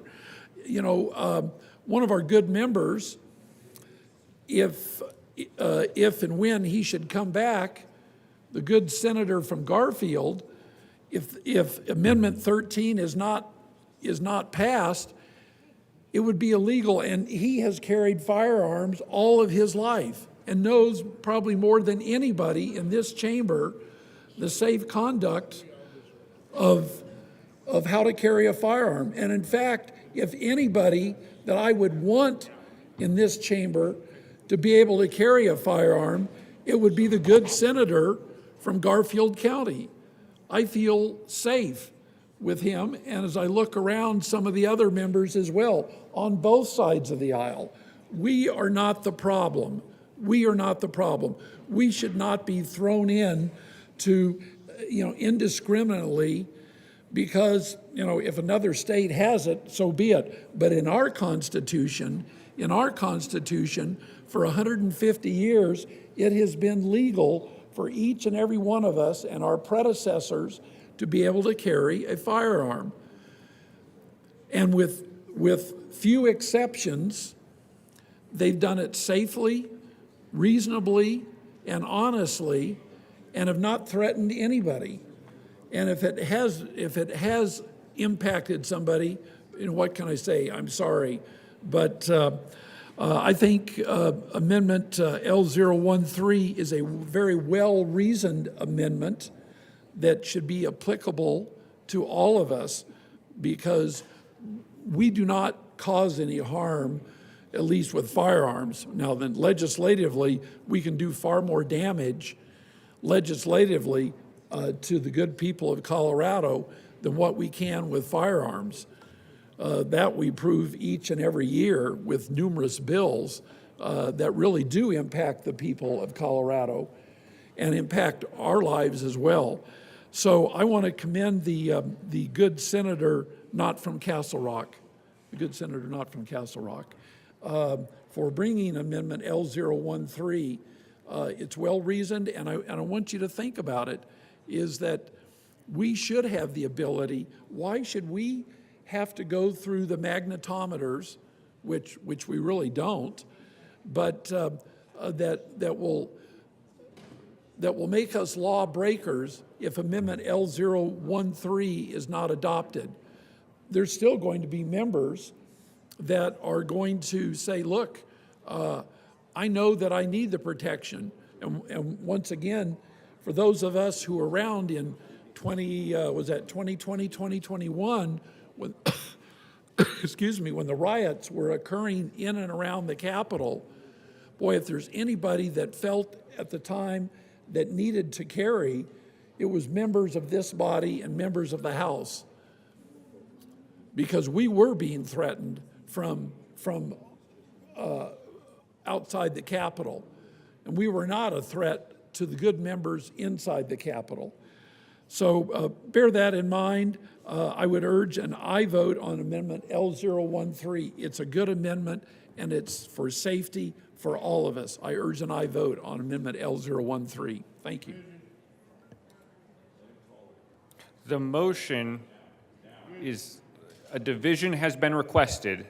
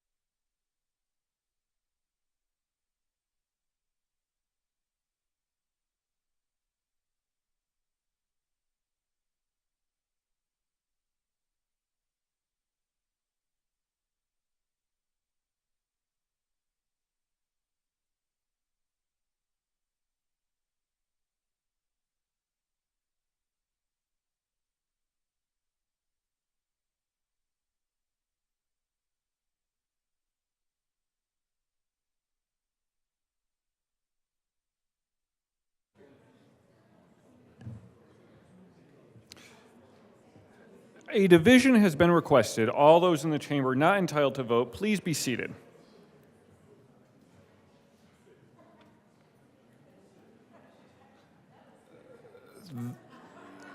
The motion is for the adoption of Amendment L013 to Senate Bill 131. All those in favor, please stand.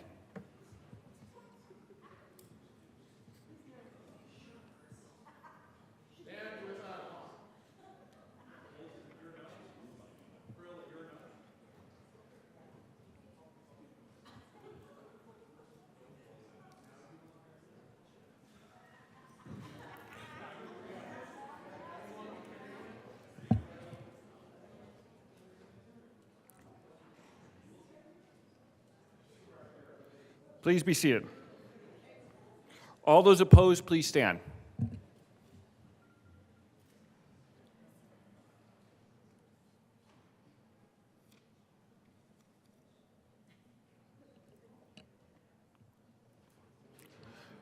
The chair is not in doubt. L013 is lost. To the bill, Senator Van Winkle. Thank you, Mr. Chair. And members, I hope we can move on now to a separate topic of debate within Senate Bill 131, and that is the inclusion of basically creating every seminary, college, campus, university, community college, etc., forcing them to become gun-free zones. Now, I will first move or present my amendment. There is an amendment at the desk. Mr. Hubler, will you please read L014? L014, amend the Judiciary Senator Van Committee. Winkle. Thank you, Mr. Chairman, and members.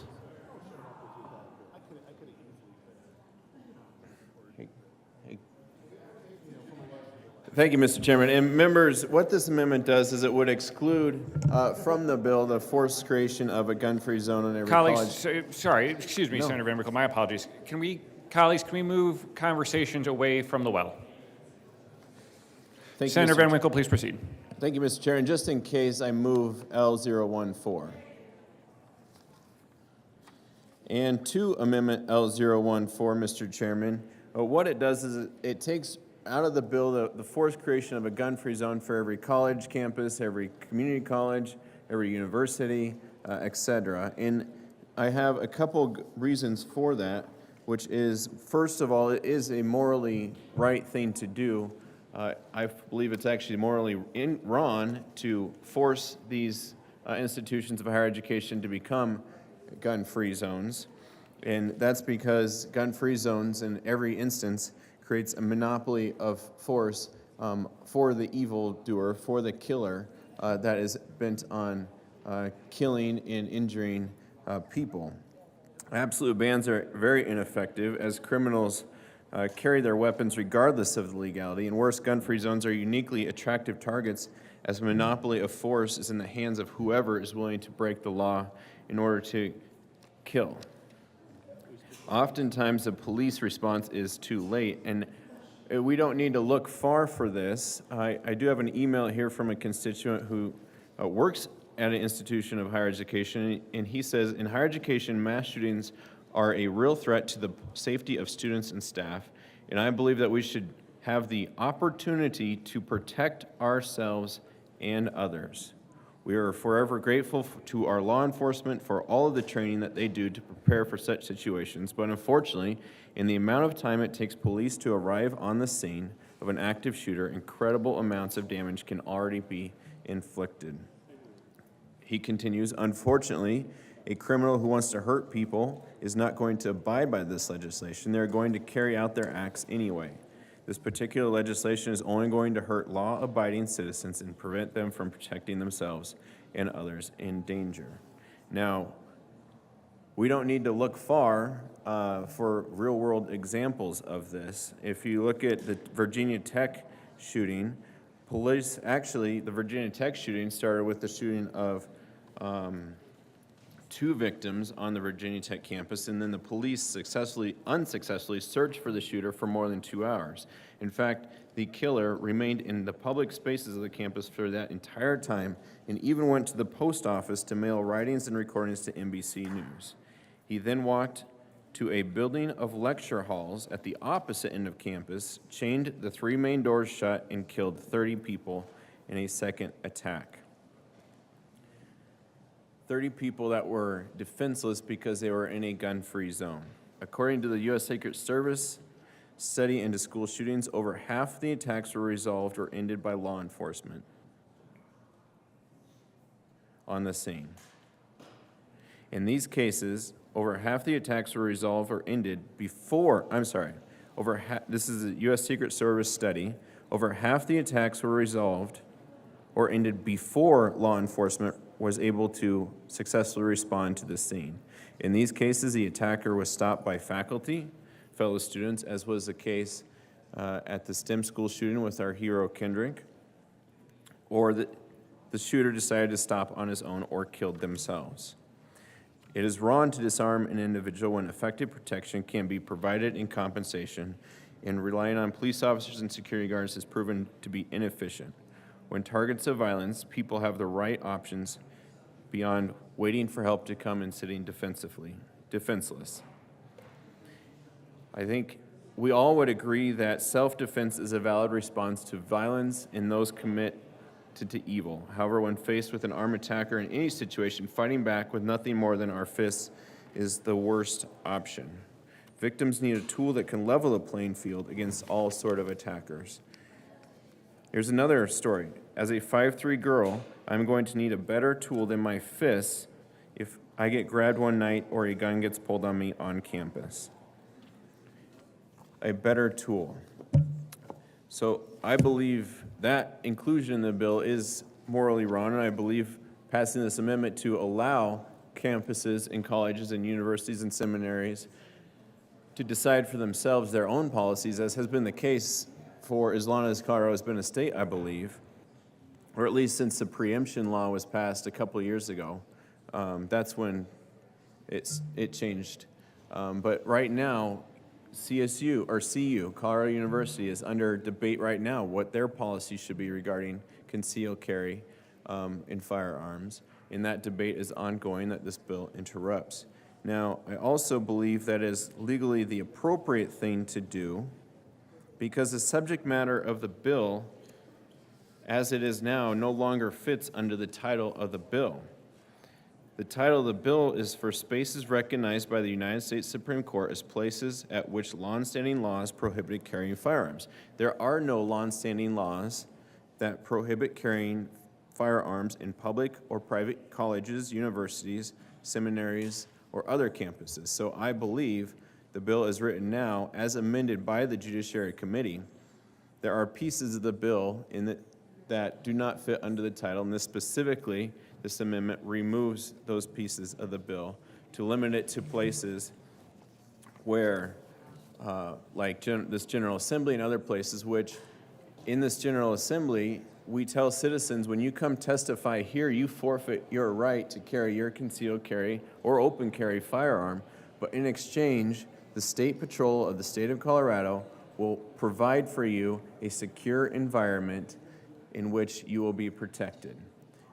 When you're walking across the CSU campus, the CU campus, you're going to Denver Seminary, you're going to community college in Ray, Colorado, there is no closed environment in which everyone must go through metal detectors and go past a security entrance to get to like we have here in the Capitol. It is open, it is largely like a city in and of itself or a small town. Well, in the terms of CU and CSU, it's much more than a small town, it's a rather large town. And so I ask for a yes vote on, I believe it was L014, and thank you, Mr. Chair. Senator Kolker. Thank you, Mr. Chair. And I respectfully ask for a no vote from the members.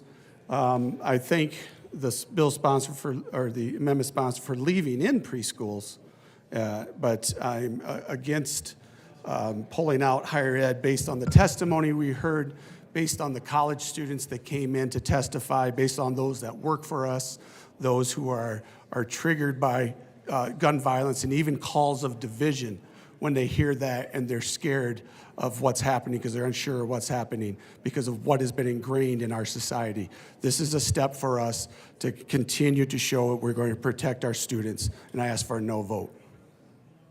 Senator Liston. Thank you, Mr. Chairman. Thank you. Members, I rise in support of Amendment L014.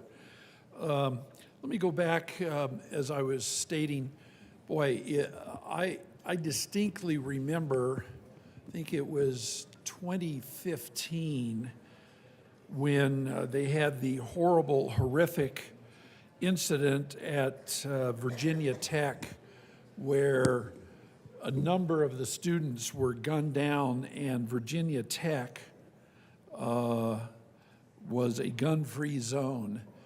And I can't remember now, unfortunately, how many students were needlessly slaughtered by the perpetrator, but it was a gun-free zone.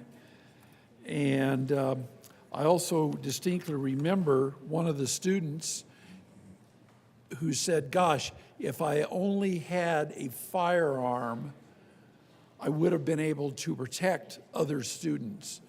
But he was not allowed to have a firearm on campus. And the perpetrator went through, I believe they went through the dorm and were just shooting fellow students left and right. So if we really want to turn our universities, our schools of higher education into, unfortunately, what I would term kill zones, then all we have to do is just go ahead and pass Senate Bill 131 without an amendment like L014. As I stated a while ago, the President of the United States, wherever he goes, rightfully so, has armed security all over the place. Congressmen, virtually wherever they go, certainly within the capital of the United States, they have armed security people around them, and especially if they're in leadership. Our governor, not only our governor, but the governor of every state in the nation has armed security people. And many of them are concealed carry, by the way. Our celebrities, virtually any major celebrity you can think of has armed guards around them. And yet our students, we're going to force our students, our kids and our grandkids to go to places where they will be in a very, very enhanced, unsafe environment because they will not be able to protect themselves. Sporting events. Anytime you go to a basketball game, a football game, any major sporting event, and certainly even non-professional sporting events, in this day and age, there are armed security guards. Jewelry stores. We all know that any jewelry store, nice jewelry store, they have armed security, whether it's the owner themselves or armed security there to protect their belongings. The banks, financial institutions, they have armed security there for themselves. But no, students at universities would not be allowed to protect themselves. They would be going to class each and every day in, unfortunately, what I would call a kill zone, because the bad guys know. The bad guys will know, and the bad girls. And the other thing that concerns me, with all of the people that are coming across our southern border, it's well documented that there are people coming from the Middle East and other places. The threat level is rising each and every day because of the people that may be coming from out of our country. Senator, listen, I appreciate that we've been talking very, very close to how campuses relate to other areas and might be different because... The reason I talk, thank you, Mr. Chairman, the reason I talk about it is that these universities, these people that are coming from outside our borders, they're not going to come to the Capitol here, and they're not going to go to the banks, and they're not going to go to the Capitol of the United States, and they're not going to go after the governors. They're going to go after the soft targets. Where is the soft target going to be? It's going to be at our schools and our universities. And these people, there is talk right now, a lot of talk of how ISIS has reformulated. If they can get away with killing 130 people in downtown Moscow with the strict gun laws that Russia has, what do you think they can do here in the United States? And what do you think they're going to try someday? Mark my words. I hope it doesn't happen. But they're going to go after the soft targets. And those soft targets are going to be our schools and our universities. Office buildings. You can't go into an office building today without having armed guards in an office building. You can't ride the elevators practically with most major office buildings because there are armed security guards around. Factories. You can't get into a manufacturing facility virtually of any type, small, medium, and especially large, without having armed security there to protect the employees and the integrity of that manufacturing facility. But yet, under Senate Bill 131, without Amendment L014, bad guys and girls are going to be able to walk carte blanche onto a campus and potentially, unfortunately, slaughter. Why shouldn't a 21 or a 22 or there are students right now going to school that serve time in the military, served several years in the military. They are trained experts with firearms, and yet they will not be able to They will not be allowed. They fought in Iraq and Afghanistan and the Middle East and Lord knows wherever else, protecting the lives of American citizens, but because they go to a school at the University of Colorado or UCCS in my district or other schools of higher learning, they will not be able to protect themselves or their fellow students. This is sheer madness.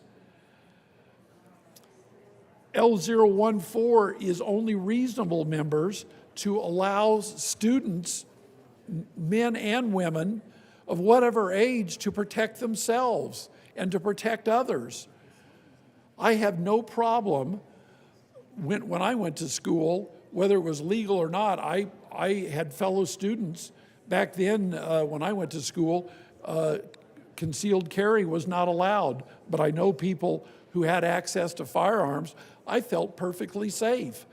But when it becomes common knowledge that our institutions of higher learning, you're not allowed to have firearms on the campus, that's going to be a giant red flag to the bad guys and the bad girls, because they're capable of doing bad deeds as well, that hey, if we want to inflict severe harm, the place to go is to a university or a college, because they will not be able to protect themselves. All the good senator from Highlands Ranch is trying to do is allow our students, no matter what age, whether they're 18 or 21 or 31 or 41, that know and understand what they're doing to protect themselves. So with that, members, I urge an aye vote on Amendment L014. It's well reasoned. Thank you very much. The motion, Senator Van Winkle. Thank you, Mr. Chairman, and I just want to reaffirm the call for a yes vote on this amendment, and once again remind the body of the emails we got from folks like this professor who says, quote, "I believe that we should have the opportunity to protect ourselves and others," or from the young lady who says, "I am a 5'3" girl and I need a better tool than my fist if I get grabbed one night on the way home from my physics lab." Or the young lady that testified on another piece of legislation previously that said that while being a concealed carry permit holder, she was legislated into being a victim. Members, we should not be legislating people into being a victim. She was a concealed carry permit, and she says the night she was raped, she had left her weapon in her car per the university's ban. Quote, "The very law that was meant to ensure my safety guaranteed my rapist, an unmatched victim." She believes that she and other victims could better protect themselves if the weapons were allowed on college campuses and universities. Weapons have no place in schools, quote, "except the murderers and rapists could care less about the rule, and students like her are left totally defenseless." Mr. Chairman, I ask for a yes vote on the grounds that students, faculty, and innocent victims should be allowed to defend themselves, and also on the legal grounds that the bill is now outside of its own title. I ask for a yes vote. The motion is the adoption of Amendment L14. All those in favor say aye. All those opposed, no. The noes have it, and L14 is lost. Senator Van Winkle. Thank you, Mr. Chairman. I believe that the substance of the bill does not fit under the bill's own title, and therefore I ask for a title ruling. A title ruling has been requested. The Senate will stand in a senatorial 5.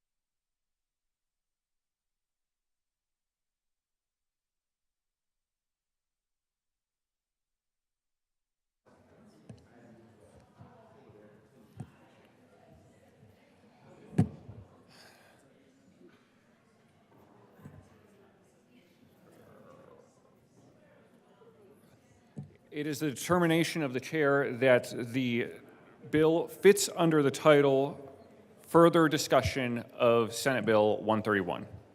Senator Van Winkle. Thank you, Mr. Chairman, and while I may disagree, I respect the chair's opinion, and I do believe it is the morally incorrect thing to leave so many students and faculty defenseless on campuses that oftentimes are the size of a large town or even a city. I hope that perhaps I might have better luck with this even more narrowed amendment.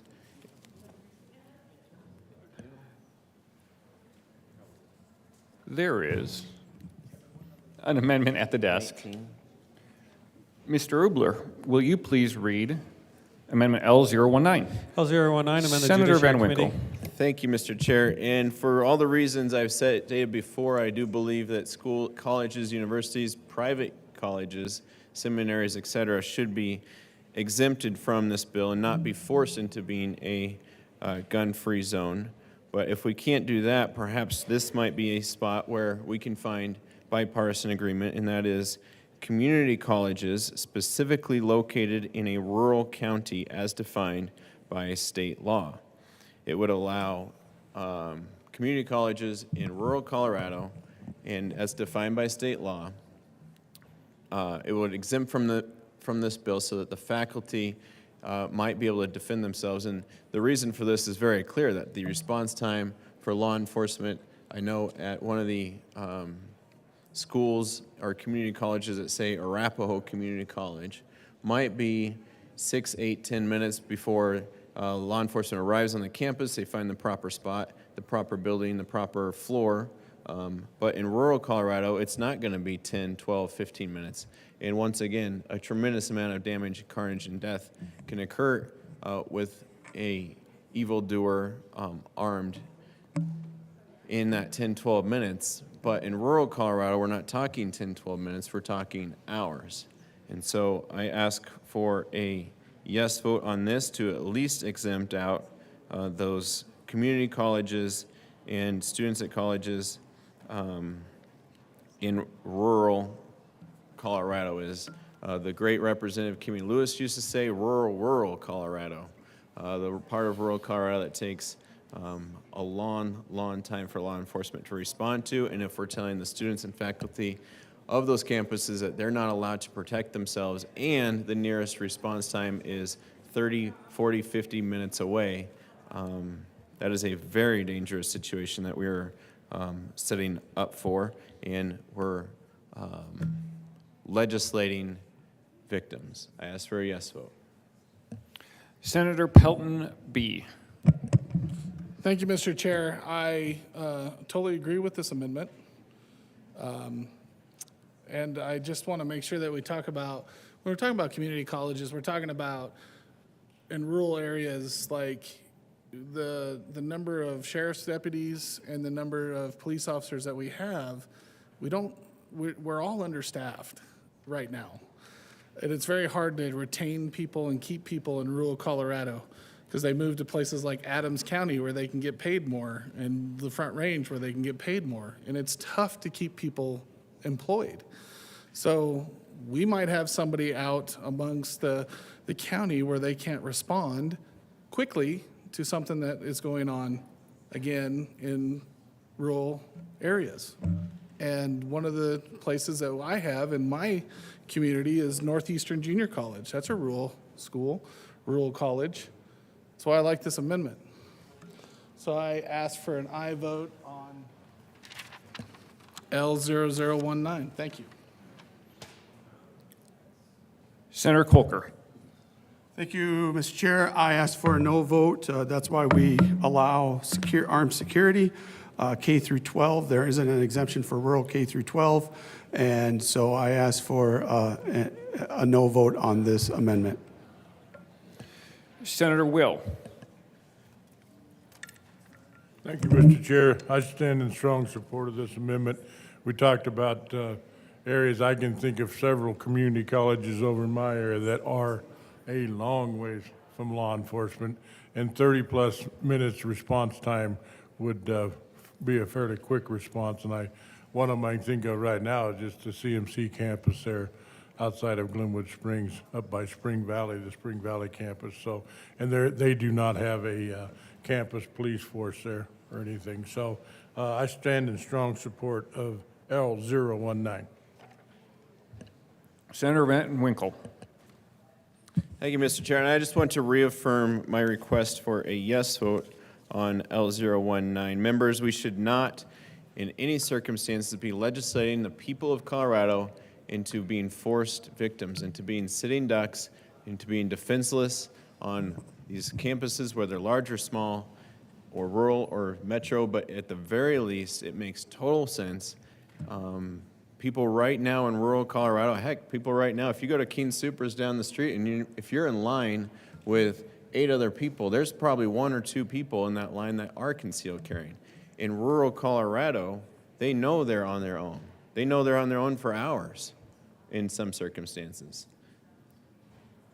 I ask for a yes vote on this. We should not, it is absolutely morally wrong to legislate the people of Colorado into being victims. The motion is the adoption of Amendment L019. All in favor say aye. Aye. All opposed, no. No. The noes have it, and Amendment L019 is lost. Senator Pelton, B. Thank you, Mr. Chair.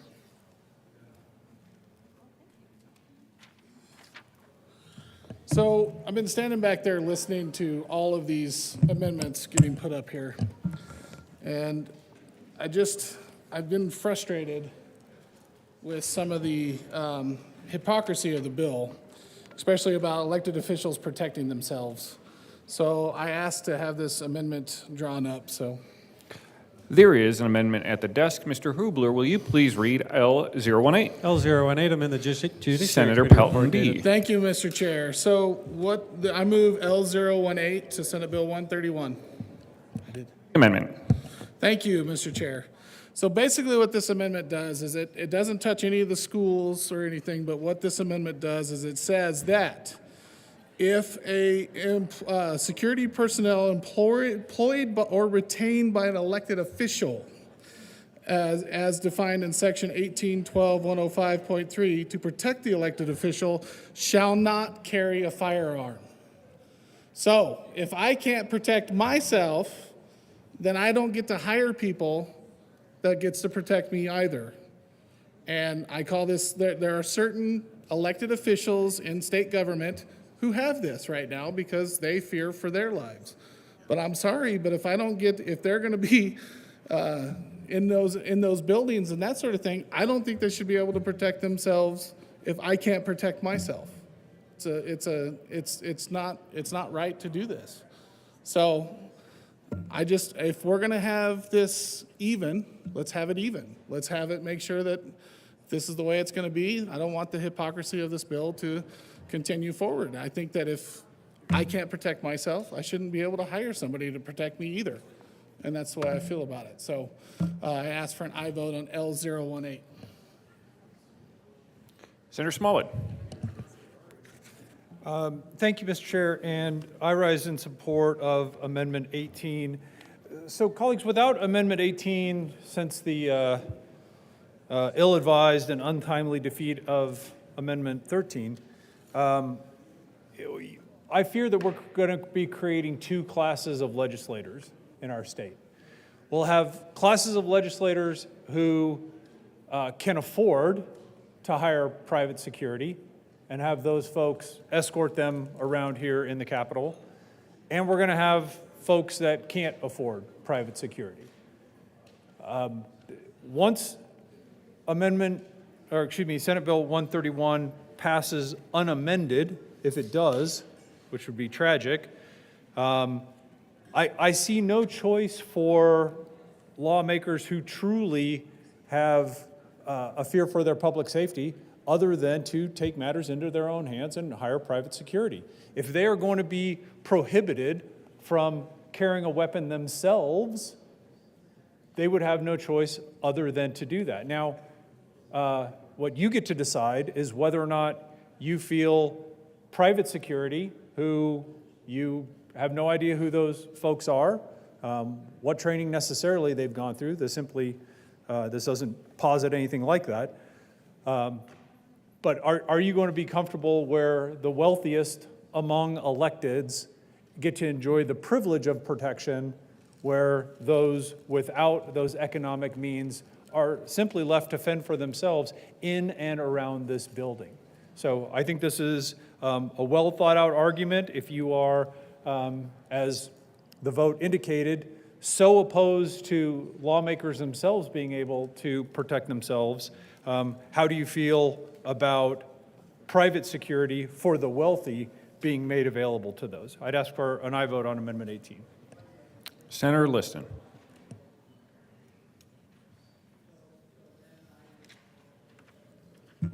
Thank you, Mr. Chair. Members, I also rise in support of Amendment L018 because there will be really two classes.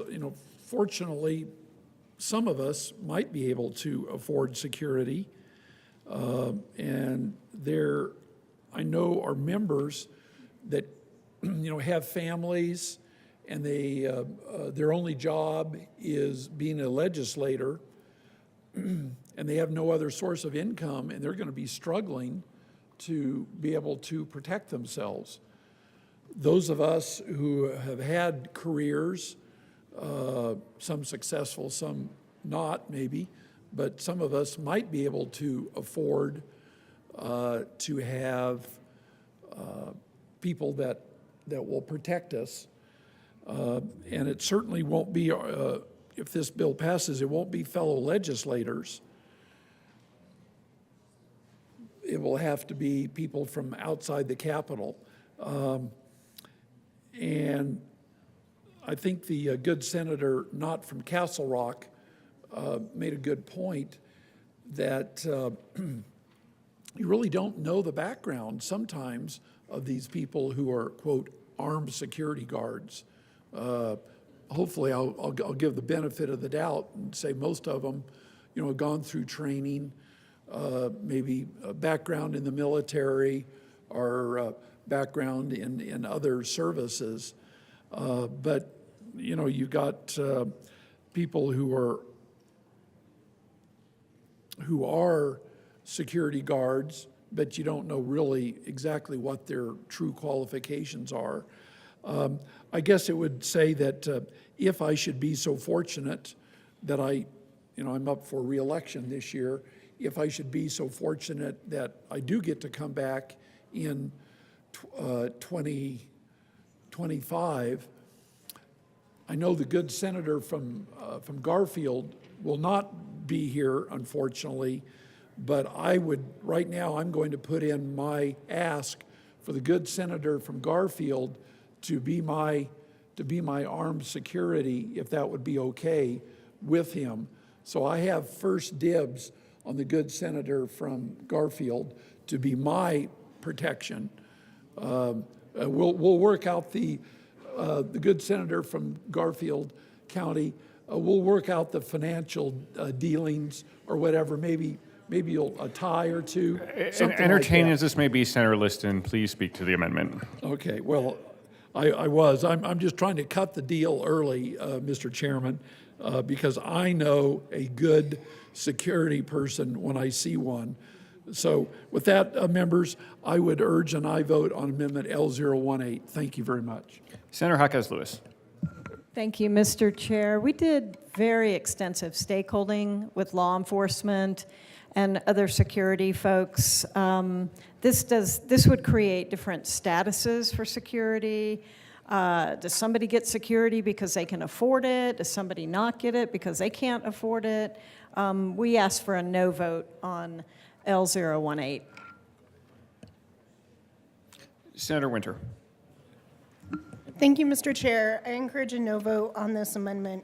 I've been elected for almost 20 years now, and I've had police protection 3 times within my life. And they were fabulous, wonderful people to work with and gave me protection when threats were truly viable and truly dangerous. And I think that this is an unnecessary amendment. Senator Smallwood. Thank you, Mr. Chair. So just to make sure everybody knows what they're voting on is the Senate Judiciary Committee report, as I read it, on page 2, lines 10, does not prohibit private security brought in by anybody. We're not talking about peace officers. We're not talking about all the other things that the proponents, all the other worthy possessors of firearms that the proponent wants, like defense counsel personnel and court personnel. None of those folks. But the bill today permits security personnel. Doesn't talk about training, doesn't talk about background checks, doesn't talk about anything. Meaning, once this law, if it's passed, is passed and found to be constitutional, which I doubt, but if that happens, future lawmakers will, knowing that they are not allowed to carry a firearm, will simply recruit anybody.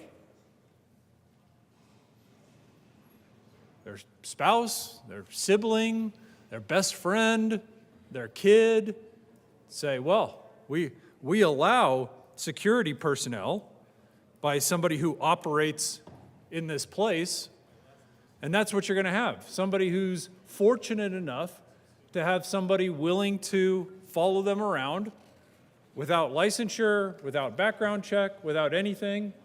Those folks are going to be able to have private security in this building.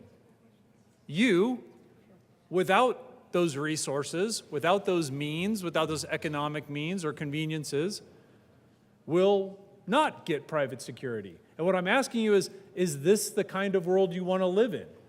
Where people who have money get private security and people who don't have money are left to fend for themselves? Is this the state capitol that you want next year? Or the courtroom that you want next year? Or whatever other government building you can think of? Because that's what you're creating with Senate Bill 131 unamended. So again, I'd ask you to consider that, and once again would renew my aye vote for Amendment 18. Senator Pelton B. I appreciate what the good senator from Parker said when he came up here, because that's totally what we're creating with Senate Bill 131. It's kind of a hierarchy. Who can afford security, who can't? That's why I brought this amendment. You know, when I was in the military, I was security detail for several special officials that would come through. But I was also trained. But I mean, as 131 says now, I can just hire my wife or anybody else that doesn't have any training. That's why I brought this amendment. I brought this amendment because if we're all going to be treated like elected officials, we should all be treated the same. Because we work for the people. And that's the way it should be. So I'm going to renew my aye vote for L018, but I think moving forward, we need to really say that we must be treated like elected officials. And that's the way it should be. So I ask for an aye vote, L018. The motion is adopted. A division has been requested.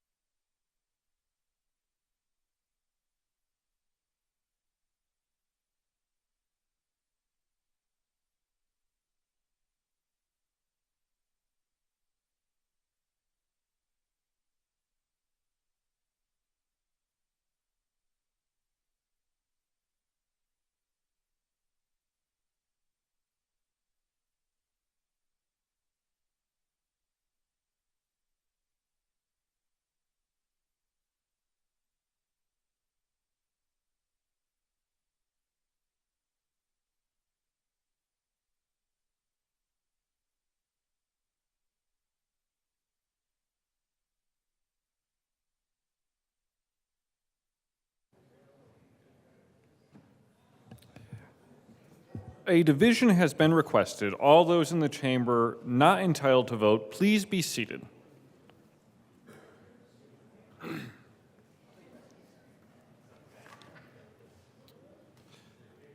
The motion is the adoption of Amendment L018. All in favor, please stand.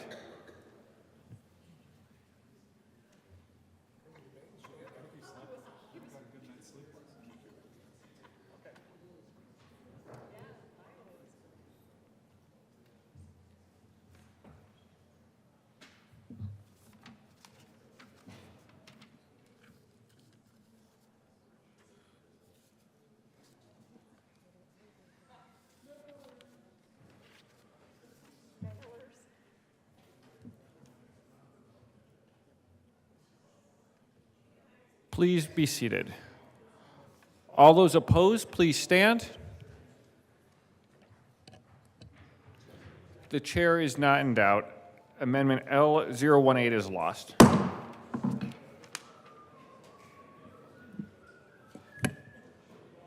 Senator Van Winkle. Thank you, Mr. Chairman. I will put an amendment on the desk.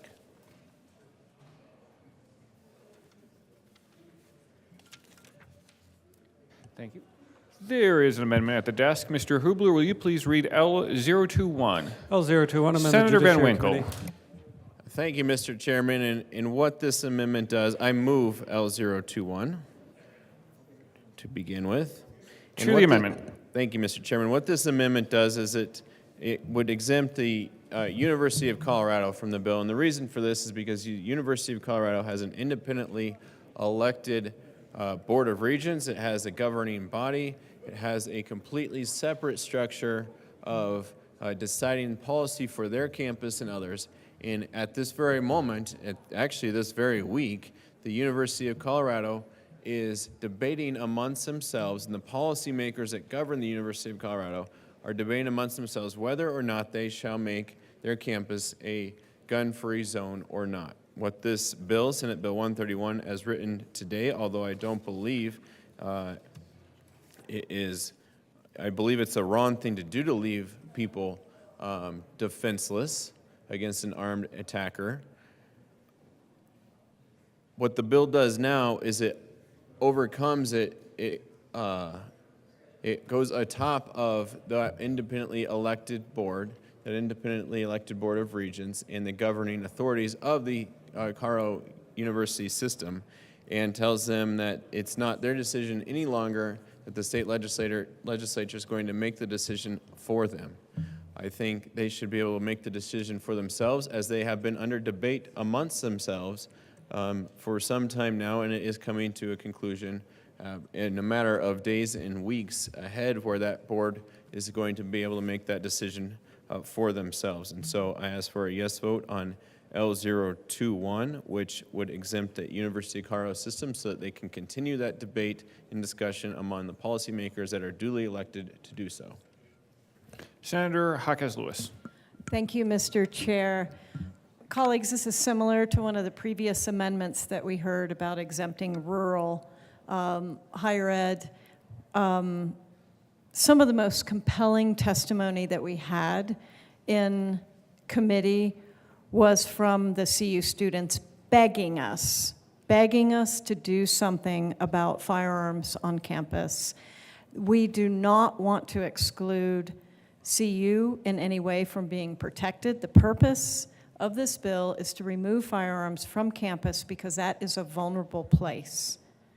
So please vote no on L021. Senator Liston. Thank you, Mr. Chairman. Well, members, once again, I rise in support of Amendment L021. I have the University of Colorado, Colorado Springs in my district, which is a very good institution. And even, unfortunately, despite the incident that happened here several weeks ago at UCCS, quite frankly, I haven't heard from any students who are, some of them who are my constituents, that they want to be unprotected at UCCS. And I would think that would apply to the other campuses of the University of Colorado. The people who should really be making this decision are the regents of the University of Colorado. That's the governing body. Most of us here in this body don't have campuses of the University of Colorado in our districts. I do. There's a handful, there's 2 or 3 others of us who do. We should not be setting this policy. That's why we have elected regents. They are the very ones who know and understand the campuses, the students and the faculty, and what's going on literally in their backyards. And in fact, the regent that is from my district, or the 5th Congressional District, I haven't heard anything from that regent that, geez, let's go and strip the Second Amendment rights and the ability to protect themselves from the students. Let's make them defenseless. Let's turn my campus, UCCS, into a kill zone. I don't think anybody wants that, least of all the students, nor the regents. I want to commend the good senator from Highlands Ranch for bringing this amendment. I would urge an aye vote on Amendment L021. Thank you. Senator Jaquez Lewis. Thank you, Mr. Chair. I'm trying not to get too emotional about what I just heard. We had dozens of UCCS students come and testify. They rented a van and got as many students into that van as they could to come and testify on this bill because they lost Samuel Knopp, 24, and Celie Montgomery, 26, on that campus within the last 2 months. This is why college students are begging us to do something about firearms on campus. I'm sorry, I just could not let that go. Students are really upset about what is happening on their campuses with faculty being killed. A faculty member was killed on my alma mater in Chapel Hill, North Carolina, by just doing research. He was killed because a graduate student got upset about something that he asked him to do.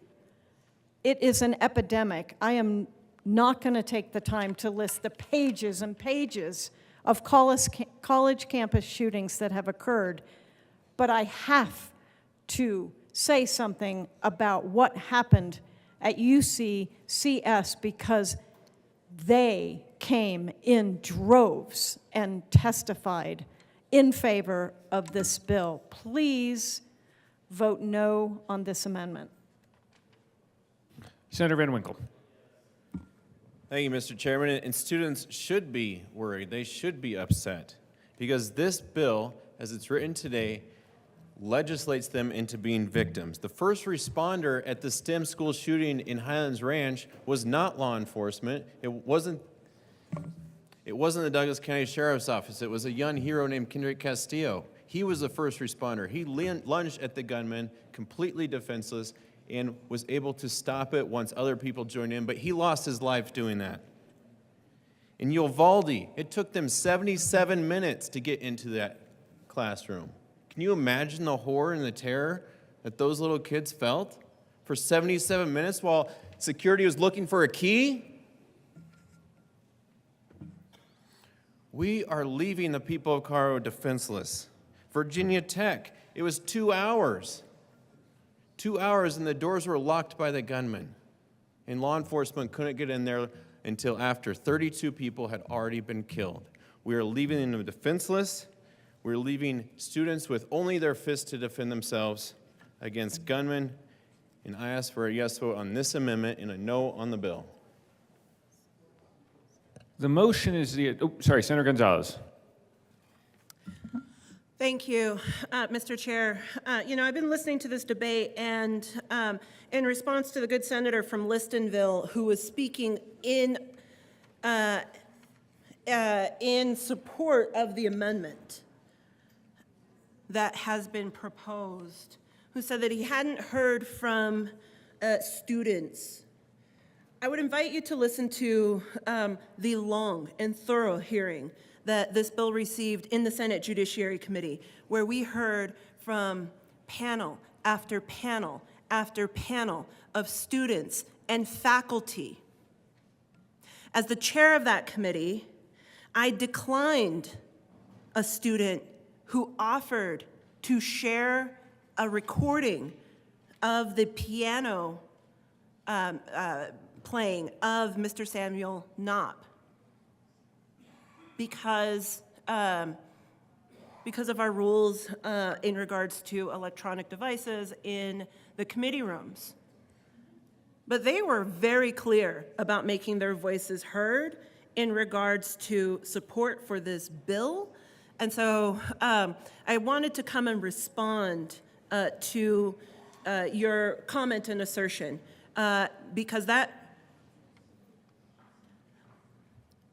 the testimony that we heard in committee was extraordinarily clear from those students directly. And I don't know if your inboxes have been as filled as have mine from students in higher ed campuses across this state who are asking us to take action. I certainly have the Auraria campus in my district, and I'm sure all of you also have institutions of higher education in yours. But directly, I want to just respond to the good senator from Colorado Springs about the assertion that somehow students were not in support of Senate Bill 131 when it came to committee, because that is just demonstrably not the case. And I invite the good senator to go back to the committee hearing and listen. Thank you. Senator Liston. Well, thank you, Mr. Chair. Well, okay, to the good senator from Denver, fine, I stand corrected. I didn't hear directly from any of the students or any of the faculty. I was not at the Senate Judiciary Committee. The point that I'm making is that unfortunately, the law of unintended consequences, what will happen in the future, whether it happens at the University of Colorado campus, UCCS, or CSU, my alma mater, or the rural colleges, wherever they may be around the state of Colorado, unfortunately, as a result, without without the input of the CU regents or the other governing bodies, it is going to make our institutions of higher learning less safe. There will be an incident, unfortunately, that will occur, and it could be very, very tragic, and be multiple deaths, because the poor students and faculty will be left unguarded. It will happen, whether it happens in a year or 2 or 5 years. Should this Senate Bill 131 become law, it is setting up these institutions of higher learning for a tragic incident. At least the good senator from Highlands Ranch is trying to say, okay, let's let the regents really make this policy. Let's not leave it up to people that have no connection to the University of Colorado. So I stand, I'll admit, okay, I stand corrected. I'm sorry that the students had to come up and testify in that, but if they had to come up under the environment that occurred a couple of months ago, what do you think's going to happen in a year or two when the real bad guys wasn't just one bad guy, when a group of bad people from Lord knows wherever else, let's be honest, the people in the Middle East are plotting to do harm to our country, or wherever it may come. But it will occur, members, unfortunately. I don't know when, I don't know where, but as a result of this bill, it is setting up schools of higher learning and schools all over the country and other situations for a very, very tragic incident. Thank you. Senator Gonzalez.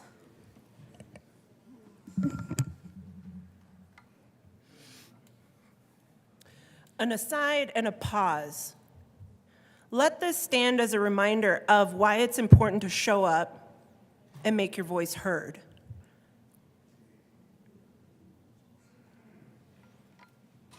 Because apparently, if a tree falls in the forest and you're not around, does it make a sound?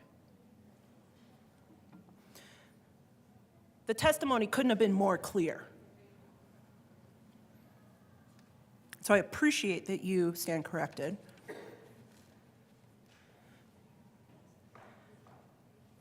In regards to the assertion about people in the Middle East,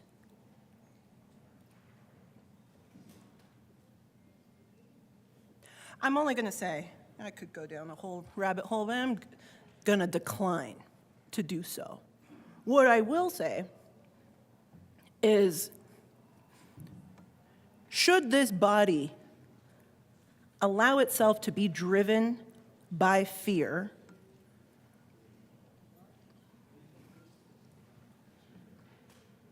what are we doing?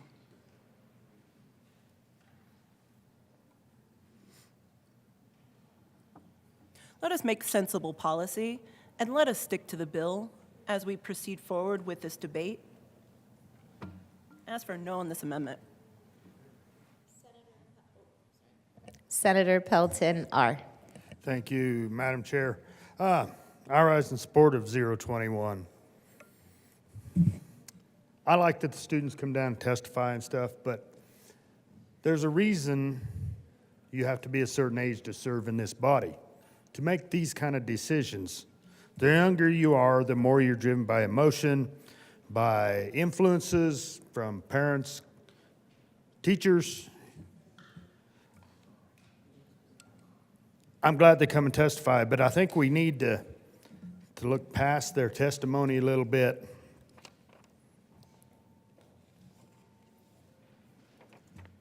And listen to some people that have some maturity, that have some experience with firearms, with tragedy, and go on some of their expertise. So with that, I think this is a good amendment. The students, if they want to protect themselves, let the schools make those decisions and not the state. I rise in support of 021. Is there any further discussion on L021? Seeing none, the motion is the adoption of Amendment L021. All those in favor say aye. Aye. Opposed, no. No. The noes have it. The amendment is lost. To the bell. Senator Gardner. Thank you, Madam Chair. Well, I had largely resolved not to spend a lot of time on this bill. And then we began to have this practice of not simply voting on amendments, but ruling them outside the title. And that struck me as curious, and so I have to address this on the bill. So the title now, after adopting the committee report, is concerning spaces recognized by the United States Supreme Court as places at which longstanding laws prohibited carrying firearms. And I don't know what recognized means in the jurisprudence of the United States Supreme Court. There are holdings and there are things that are referred to as dicta. But recognized, I don't know. The case that really is being invoked here and referred to is New York State Rifle and Pistol Association versus Bruin that was decided not so long ago in the United States Supreme Court, and Justice Thomas wrote the decision in it. It runs with its dissent some 61 pages in 2 columns. I note that it's 12:15 p.m. I think committees start at 1:30. I don't know how long it will take me to read 61 pages in 2 columns. But it's to the bill because the bill is about spaces recognized by the United States Supreme Court as places at which longstanding laws prohibited carrying firearms. And concerning that might be we agree with the court or we don't agree with the court, not well, that's not in the opinion, so you can't offer that. I mean, I think you can't make that decision unless you read 61 pages, and then I'm not even sure you can make the decision about whether spaces are recognized or not recognized. How do I know that? Well, when you get into Justice Thomas's opinion, and I apologize, unless you would like me, if anyone would like to come down and interject themselves, I'll let you speak, and then we can be here till 6:30 this evening. I don't particularly care to. I would like to go to committee. I have a 1:30, I don't have committee actually, I have a 1:30 phone call I need to make on legislative matters, and I can leave the caucus chair or the whip to sort of honcho this until I get back and can read the other 40 or 50 pages to you till 6:30 p.m. And you can go to a committee at 7, and not my idea of how to spend the day. So let me go past many of those pages and go to a portion of Justice Thomas's opinion. Now, understand that the court did not set out in the Bruin case to define sensitive spaces. The question in Bruin, if you go to the syllabus, which is not the opinion, but a pretty reliable summary, says, the state of New York makes it a crime to possess a firearm without a license, whether inside or outside the home. An individual who wants to carry a firearm outside his home may obtain an unrestricted license to have and carry a concealed pistol or revolver if he can prove that proper cause exists for doing so. An applicant satisfies the proper cause requirement only if he can demonstrate a special need for self-protection distinguishable from that of the general community. So, Supreme Court decides, by the way, questions. They don't decide cases. And the question before them was the constitutionality of New York's law. It is only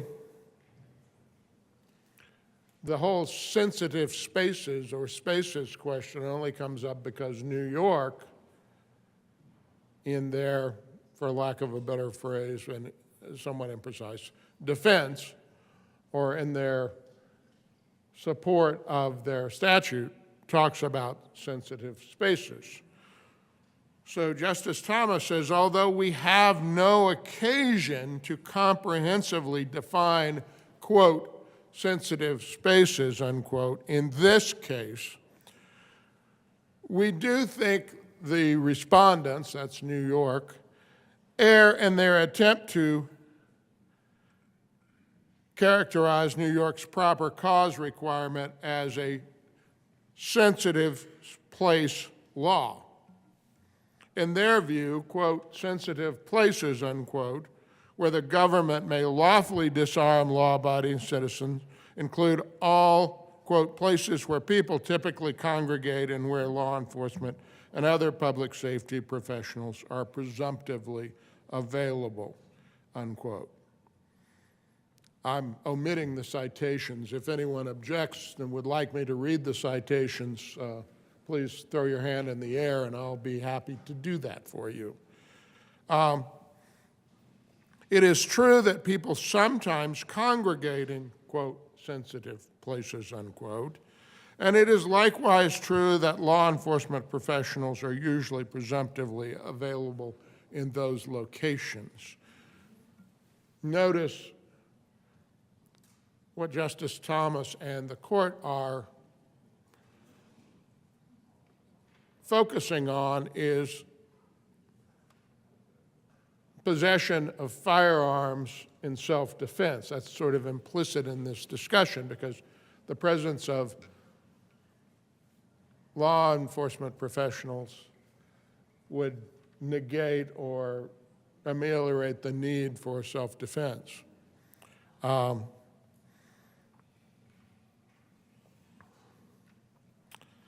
But expanding the category of sensitive places, says Justice Thomas, simply to all places of public congregation that are not isolated from law enforcement defines the category of sensitive places far too broadly. Respondents' argument would in effect exempt cities from the Second Amendment and would eviscerate the general right to publicly carry arms for self-defense that we discuss in detail below. Put simply, there is no historical basis for New York to effectively declare the island of Manhattan a sensitive place simply because it is crowded and protected generally by the New York City Police Department. He goes on to say, like Heller, and that's a reference to the Heller decision of some years before, we do not undertake an exhaustive historical analysis of the full scope of the Second Amendment. And we acknowledge that applying constitutional principles to novel modern conditions can be difficult and leave close questions at the margins. But it is hardly unique to the Second Amendment. It is an essential component of judicial decision-making under our enduring Constitution. We see no reason why judges frequently tasked with answering these kinds of historical analogical questions cannot do the same for Second Amendment claims.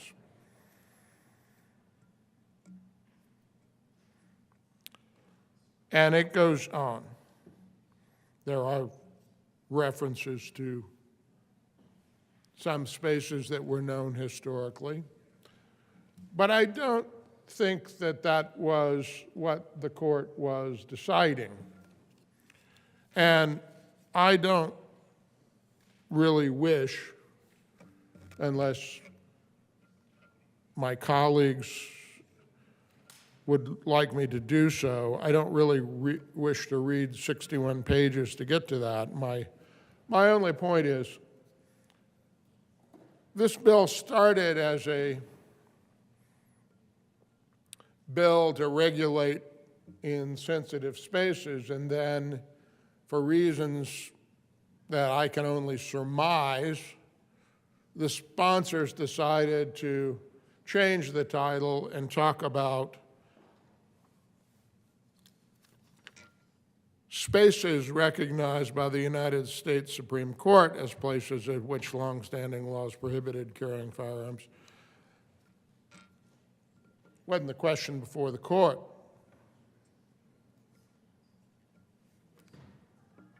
There may be dicta there to cause people to think that maybe if this went back before the court, it would be permissible. But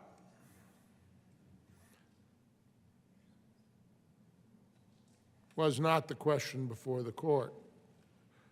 So it is offensive to me to declare something outside the title when one person tries to make sense of the court's discussion about sensitive places, and another person says, well, I don't agree with that. It's what the case said. I rule it beyond the, outside the title of the bill. Well, you vote it up or vote it down. And others will take the precedent as it exists, and if they see fit, take it to the courthouse, and depending on what judge they draw over on Stout Street, we'll get one decision or the other, and then we'll go to the 10th Circuit, and depending on what panel they draw, we'll get one decision or the other. And if they really want to continue, and if the United States Supreme Court suddenly decides to further clarify sensitive spaces and the historical context of sensitive spaces, maybe one will know whether Senate Bill 131 and some specific provision of Senate Bill 131 is constitutional. But in the meantime,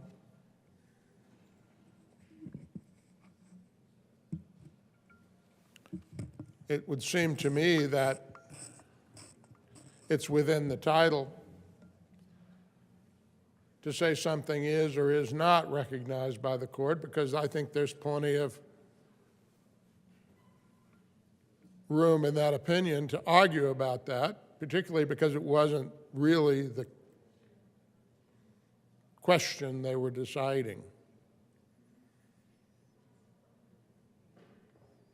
Now, as I say, I can read all 61 pages and am sort of inclined to do so, but I think we ought to just recognize that it's not so much what the United States Supreme Court has said in Bruin, but policy decisions being made by this body,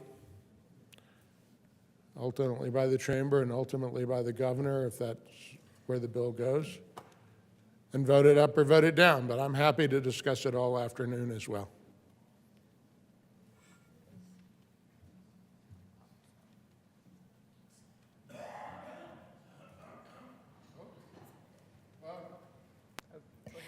Senator Gonzalez.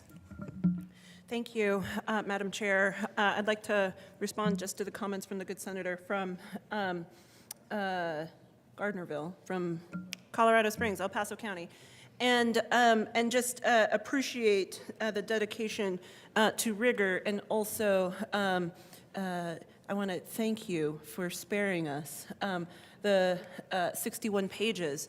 Because I'd rather have a debate about the policy decisions that we're making as opposed to just sitting and reading a decision. And I think in this manner we're able to do so. Thank you, Madam Chair. Thank you. Senator Rich. Thank you, Madam Chair, and I'm going to rise in opposition to this bill.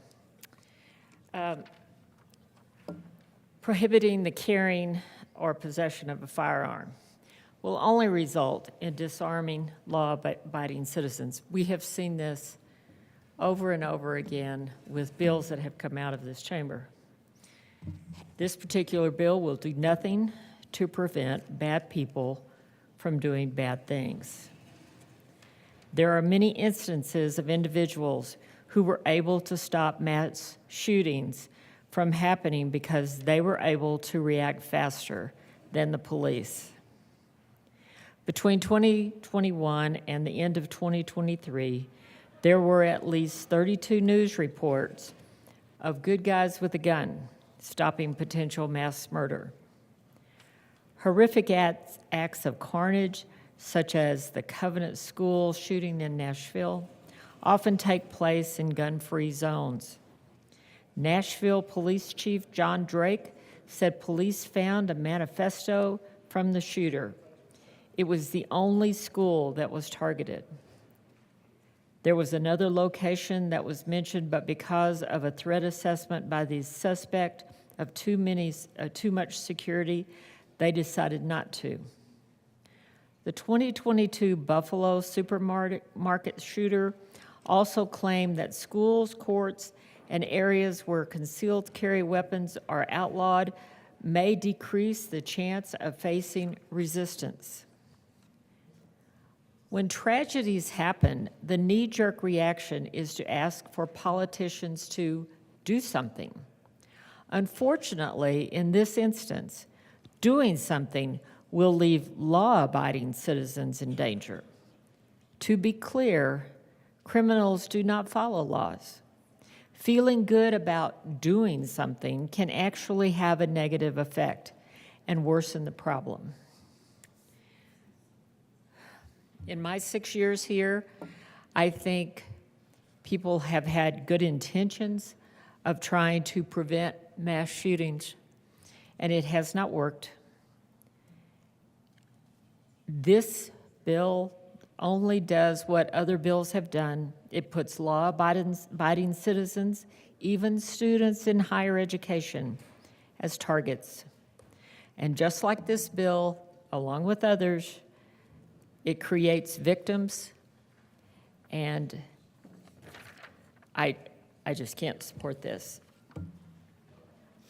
Is there any further discussion? Senator Simpson. Thank you, Madam Chair. Colleagues, speaking about this bill, Senate Bill 131, I think about my short tenure and time here. I guess I've never felt unsafe in this building, but certainly outside in the parking lot and in transitioning between here and the Senate Services Building in the short tenure I've been here, there have been instances where people of poor character have approached and have offered themselves sometimes in threatening positions. And I think about, I don't want this bill to eliminate the ability for me to feel safe as well. And I realize we spend a lot of time here trying to strike a balance.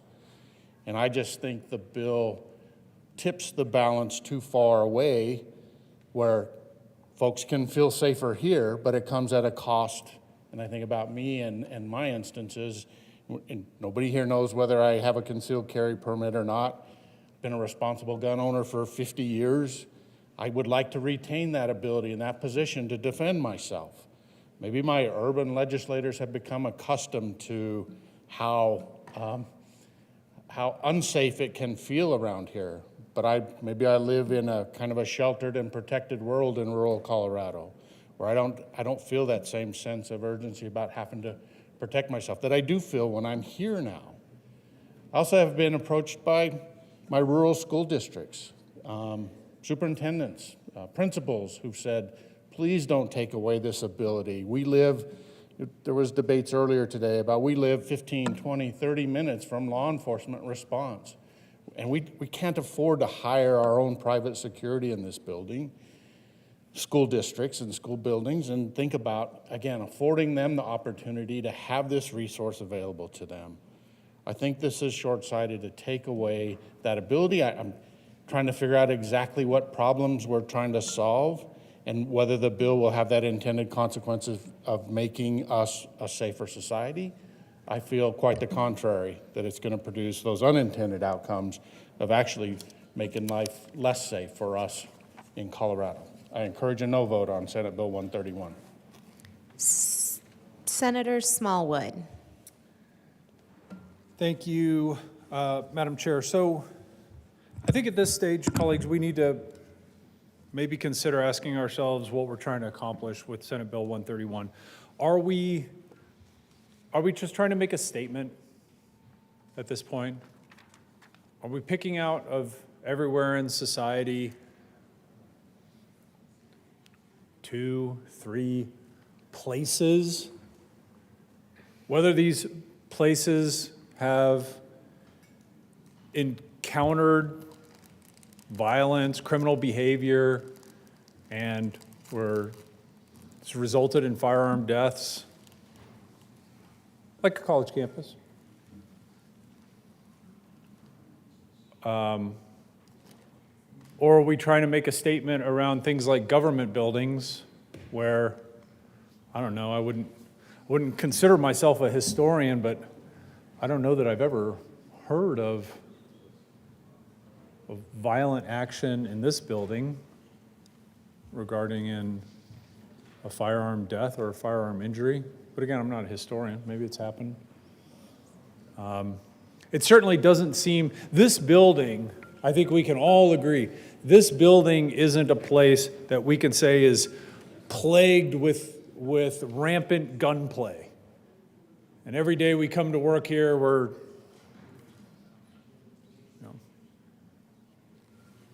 fighting to stay alive, literally, not figuratively, in this building. So I'd like to know the answer to that question. I've got an amendment that I think might help clarify that in my eyes. Are we actually trying to, are we saying, do we truly think that if we eliminate firearms in statute in certain places, that will have a meaningful impact on behavior in society? As a body, do we really believe that? Do we feel that?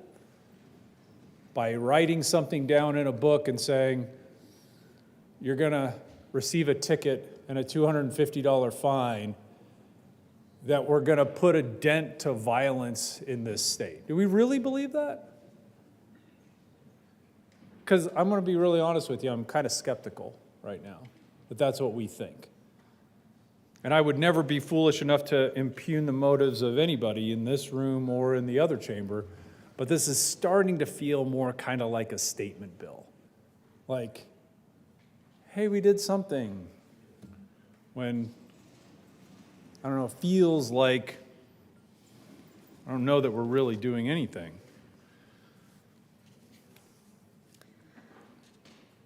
So I've got an amendment that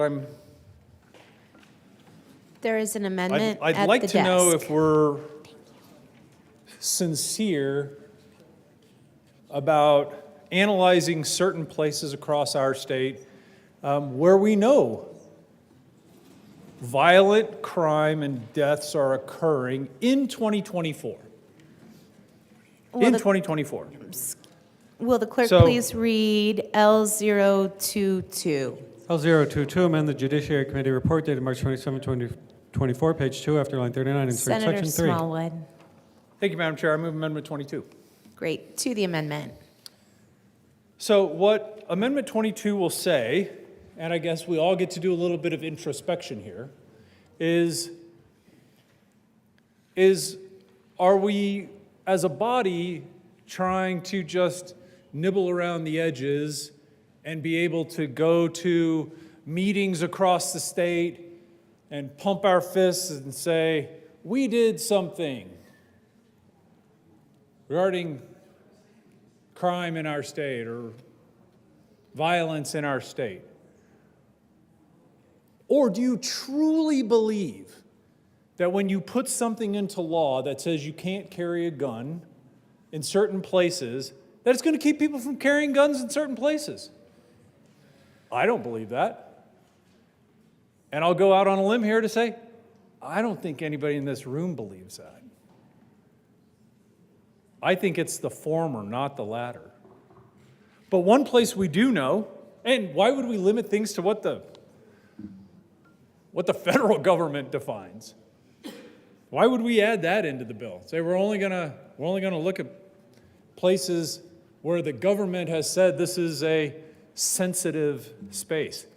When we know full well in the state of Colorado, far more murders have happened in homeless shelters in the state of Colorado than they have in Capitol buildings and courtrooms. Exponentially more. Exponentially more. So that's what Amendment 22 says. If we or anybody other than the 11 and a half pages of people who we've illogically exempted out of Senate Bill 131. If we feel like we shouldn't be possessing firearms concealed or openly in places like the Colorado State Capitol where nobody gets shot and killed, how about we do it in homeless shelters where people are being shot and killed? Okay, good. Anybody read the news? Why would we craft a bill so narrowly? It's almost like we're purposefully making sure we don't create landmark legislation here. It's like the opposite of boldness. That's what Senate Bill 131 has turned into. It's like, what can we do that is so insignificant where we still might be able to tell our constituents that we've done something, but at the end of the day, we really haven't done anything. That's what Senate Bill 131 means to me. So I would say we start with this amendment and say, are we serious? Are you serious? Because again, I don't believe this, that if you put something in the statute book that says you can't carry a gun, that people aren't going to carry guns anymore. So let's start with homeless shelters. Because violence in our homeless shelters is pervasive right now. 2 people were killed, last week? Shot and killed, by the way, for those of you who are concerned about firearms being used versus other ways of killing people. So to me, Amendment 22 is telling me what you think. I get to know, and I don't have to keep guessing. I don't have to stand up here and drone on and guess what in the world it is that you're trying to accomplish, because candidly, some of it at this point is so nonsensical that I don't even know where we're going anymore. That elected senator can't carry a firearm, but an elected assistant district attorney can. Somebody explain the logic in that to me. Nobody did, by the way. You'll notice when I brought this up last time, nobody came up. There wasn't a parade of people coming up explaining why the director of the Division of Gaming should be able to openly carry a firearm in the Colorado State Capitol. You'll notice that didn't happen, for those of you paying attention. So since nobody addressed that, this is the only way that I can think of to find out what it is that you're really thinking. Are you thinking that by putting something in statute as a misdemeanor crime with a $250 ticket, that people are going to start behaving the way Senate Bill 131 purports them to behave? In which case, let's add another place and call it a sensitive space. I did the sponsors a favor of deleting the part of the committee report that would have prohibited me from doing so. They'll probably thank me at the mic, I'm guessing. So do we really want to make a dent? Is that what you believe? That once this is in statute, it's going to quit happening? Or is this all for show? Would ask for an aye vote on Senate Bill 22. Senator Jaquez Lewis. Thank you, Madam Chair. And while I will thank the senator from Parker when we eventually get to committee, I do want to point out that we love the effort to enlarge the bill. We would love to increase the vulnerable places and locations and spaces. And while the introduced version of the bill did list vulnerable locations that we do believe are presumptively lawful to look at, we designed this bill to, because of our stakeholder process, because of all the discussions around what is the intent of the bill, and we have clarified the bill that you see here today. And L022 does not fall within those intentions and our stakeholder process, and we ask for a no vote on L022. Senator Smallwood. Madam Chair, thank you so much. I appreciate it. And I appreciate the comments from the senator from Boulder County because, and particularly for those folks listening in the gallery across the state, what you've heard is we as a body, not we like me, but we as a body had a bill that would ostensibly protect more citizens in more places. It had a bill, but we heard from stakeholders that we should shrink that list down. That's what you just heard. We think that having fewer places makes Coloradans safer than having more places, and encouraged a no vote on an effort to expand the number of places, doing so, again, altruistically, of course, by striking the part of the committee report that forces us to look at what the United States Supreme Court has deemed ineffectually as a sensitive space. So we can do this right now. We can do this. We can enlarge the number of spaces. And I find it hard to believe. I don't know if I'd go as far as to say it's disingenuous. I find it hard to believe that during a stakeholdering meeting or during the stakeholdering process, you're going to have people coming up in that meeting going, I object to homeless shelters being a place where non-peace officers can't carry firearms. I object to that. Show me one person in the state of Colorado that is, oh, by the way, it's already a gun-free zone, so it's already not allowed that you carry guns in this. But let's codify it. And in an effort to codify it, what you're hearing is, no, we don't want to expand it. We don't want to include a place where people are actually being shot and killed in a bill about preventing people from being shot and killed. We don't want to do that. We don't want to expand it. We heard allegedly from stakeholders that we want fewer and fewer places where it's illegal for non-peace officers, all 11 pages of them, to not carry firearms. Does anybody else find that interesting? Does anybody else find that intriguing? That there would be a group of stakeholders who would really oppose something like banning the carrying of firearms in homeless shelters.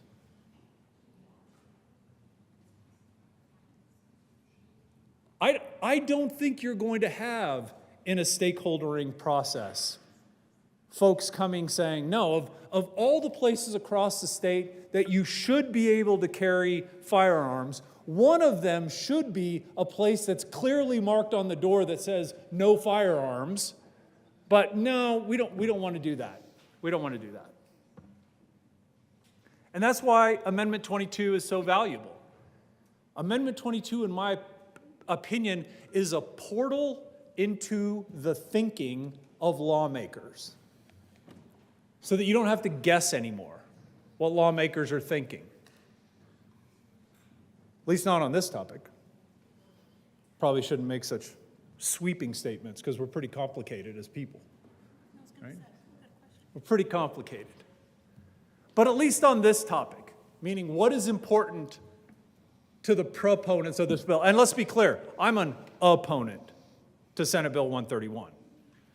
But to the proponents, what are we really trying to do? Because if Senate Bill 131 passes, if it gets signed into law, if it's found to be constitutional, and all of a sudden people come around saying, yeah, we passed this bill and we really are clamping down as government as to all the places that all these non-directors of lotteries can carry firearms. We're really making a difference here. I would say, well, why wouldn't we add one place that we know violent crime is happening in our state right now? 7 deaths in one shelter alone in 2024. 7 deaths. 2 confirmed by gunshots. The other are under investigation, according to the news. So why wouldn't we start there?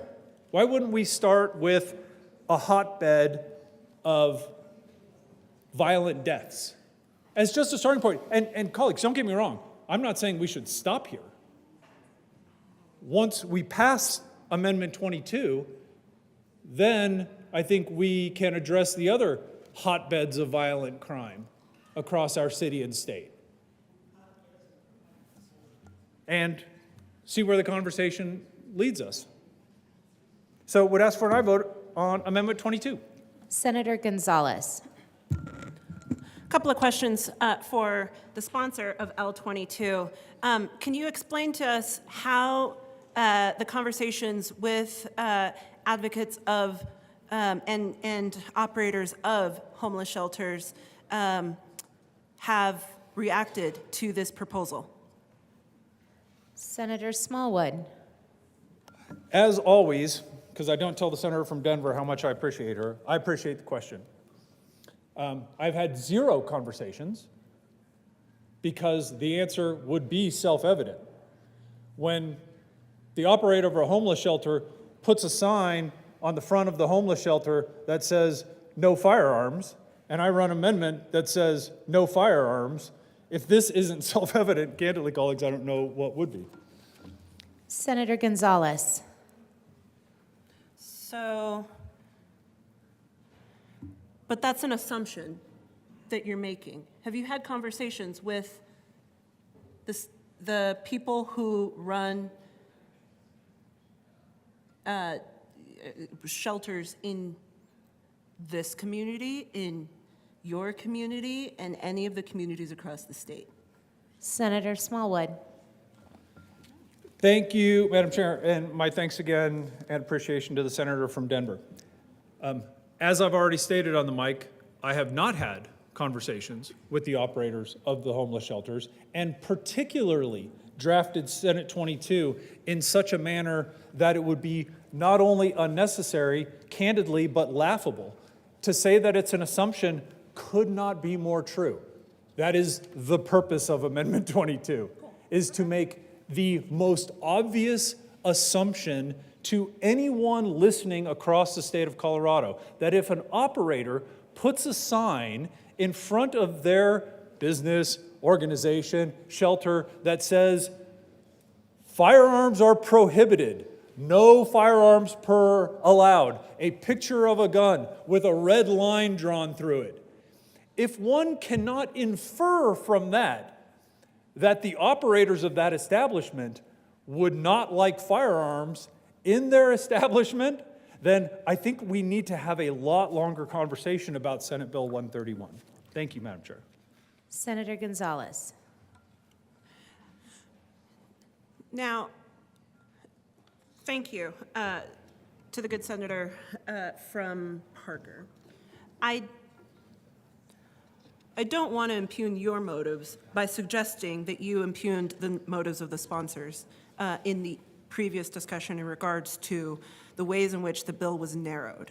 But I do want to lift up the importance of conversations with the entities, organizations, and stakeholders who would be impacted, who would have been impacted by the original introduced bill, by the narrowing of the bill, and certainly want to lift up that concern again as it pertains to L22.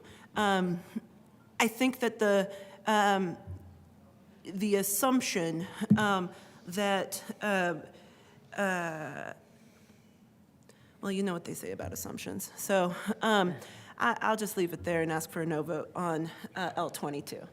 The motion before the body is the adoption of L022. All those in favor say aye. Aye. Opposed, no. No. The noes have it, and L022 is lost. To the bill, Senator Van Winkle. Thank you, Madam Chair, and I'm very disappointed that many of these amendments that have been run today have not been accepted. So to the bill itself, I would just say to the listening audience that mandating gun-free zones, especially on every seminary, college campus, private, public university, CU, CSU, the entire system leaves Coloradans, it leaves faculty, it leaves students, it leaves others on these campuses, walking through these campuses, playing Frisbee on these campuses, totally defenseless. It legislates Coloradans into becoming victims. And it leaves our students and faculty with only their fists to defend themselves. Leaves them defenseless against killers, against rapists, against any of all forms of evildoers. And on that topic, by the way, if gun-free zones work so well on these campuses, perhaps we should amend the bill to also turn them into rape-free zones and put up signs for that. I ask for a no vote on this bill. It makes no sense and leaves Coloradans defenseless with only their fists. Senator Smallwood. Thank you, Madam Chair. I move Amendment 12. Thank you. There's an amendment on the desk. Will the clerk please read the title of L012? L12, amend the Judiciary Committee report dated March 27, 2024, page 2, Senator after line 12, Smallwood. insert. Thank you so much, Madam Chair. Amendment 12 is simply something that's going to make it more convenient for me when we run cows. Once this amendment is sort of redefeated, because Amendment 12 is, again, clarifying the fact that the proponents of Senate Bill 131 are clearly aware that the Colorado Constitution does not permit law enforcement, peace officers in any way to be able to arrest members of the General Assembly or detain us while we're doing our official business. This is one that you will see on the cow. Would encourage some thoughtful introspection around Amendment 12 and would ask for an aye vote, but am not optimistic. Senator Jaquez Lewis. Thank you, Madam Chair. Colleagues, we have seen a very similar amendment. This basically would exempt legislators from what we're trying to do, which is this is a vulnerable place. This is not a place that we want to have firearms, so we're asking for a no vote on L012. The motion is the adoption of Amendment L012. All those in favor say aye. And those opposed, no. The noes have it, and the amendment is lost. The motion is the Senator Gardner. Thank you, Madam Chair. Members, there are many other amendments to this bill to be offered, but prior to members doing so, I want to come back to the bill. My primary objection to the bill is the simple fact that we, as General Assembly, have spent countless hours, in my recollection, talking about local control. Local control with respect to firearms. We passed a bill to allow local governments to create more restrictive statutes and ordinances than those that we passed in this body. I know of, and there may be some, but I know of no municipality that has not acted in one way or another with respect to the presence of firearms at its meetings. We have federal laws with respect to K-12 schools and firearms there. So I have to ask myself, what is this really about? Is it about virtue signaling? Are we really going to change what's happening?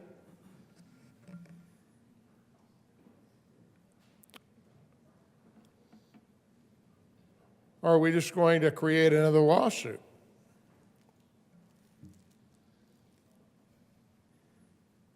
Because there's plenty of room for challenge in this bill, and there are those that will. I won't be one of them, not because I believe that it's all okay, but simply because I don't have time. Others can do that. And so, members, you have to look at what is the bill going to actually accomplish. And while there's great presumption about the language in the Bruin decision, its reference to legislatures, polling places, courthouses,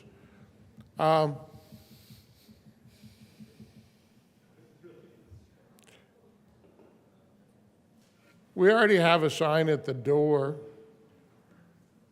about possession of firearms in this building.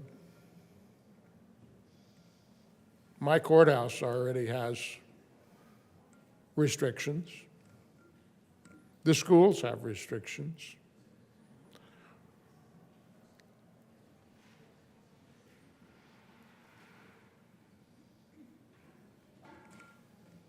Are we going to make a difference with this bill? I submit to you that we are not.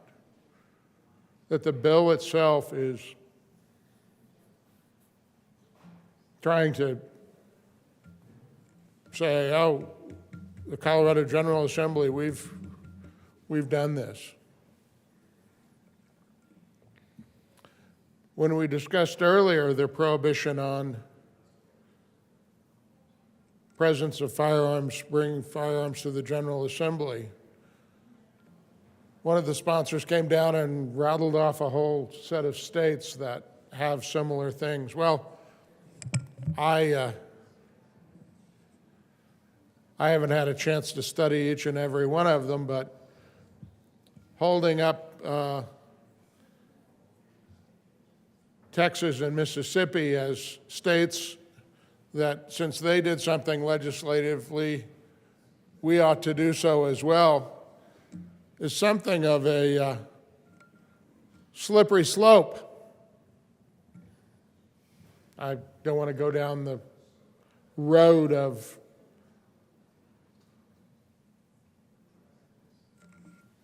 reproductive rights, but if you want to come down and argue here that Texas and Mississippi have done something at their legislatures and we ought to do so here, don't.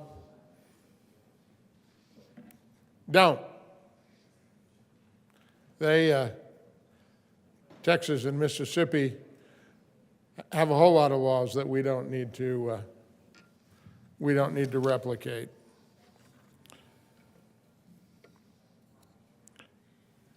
The argument for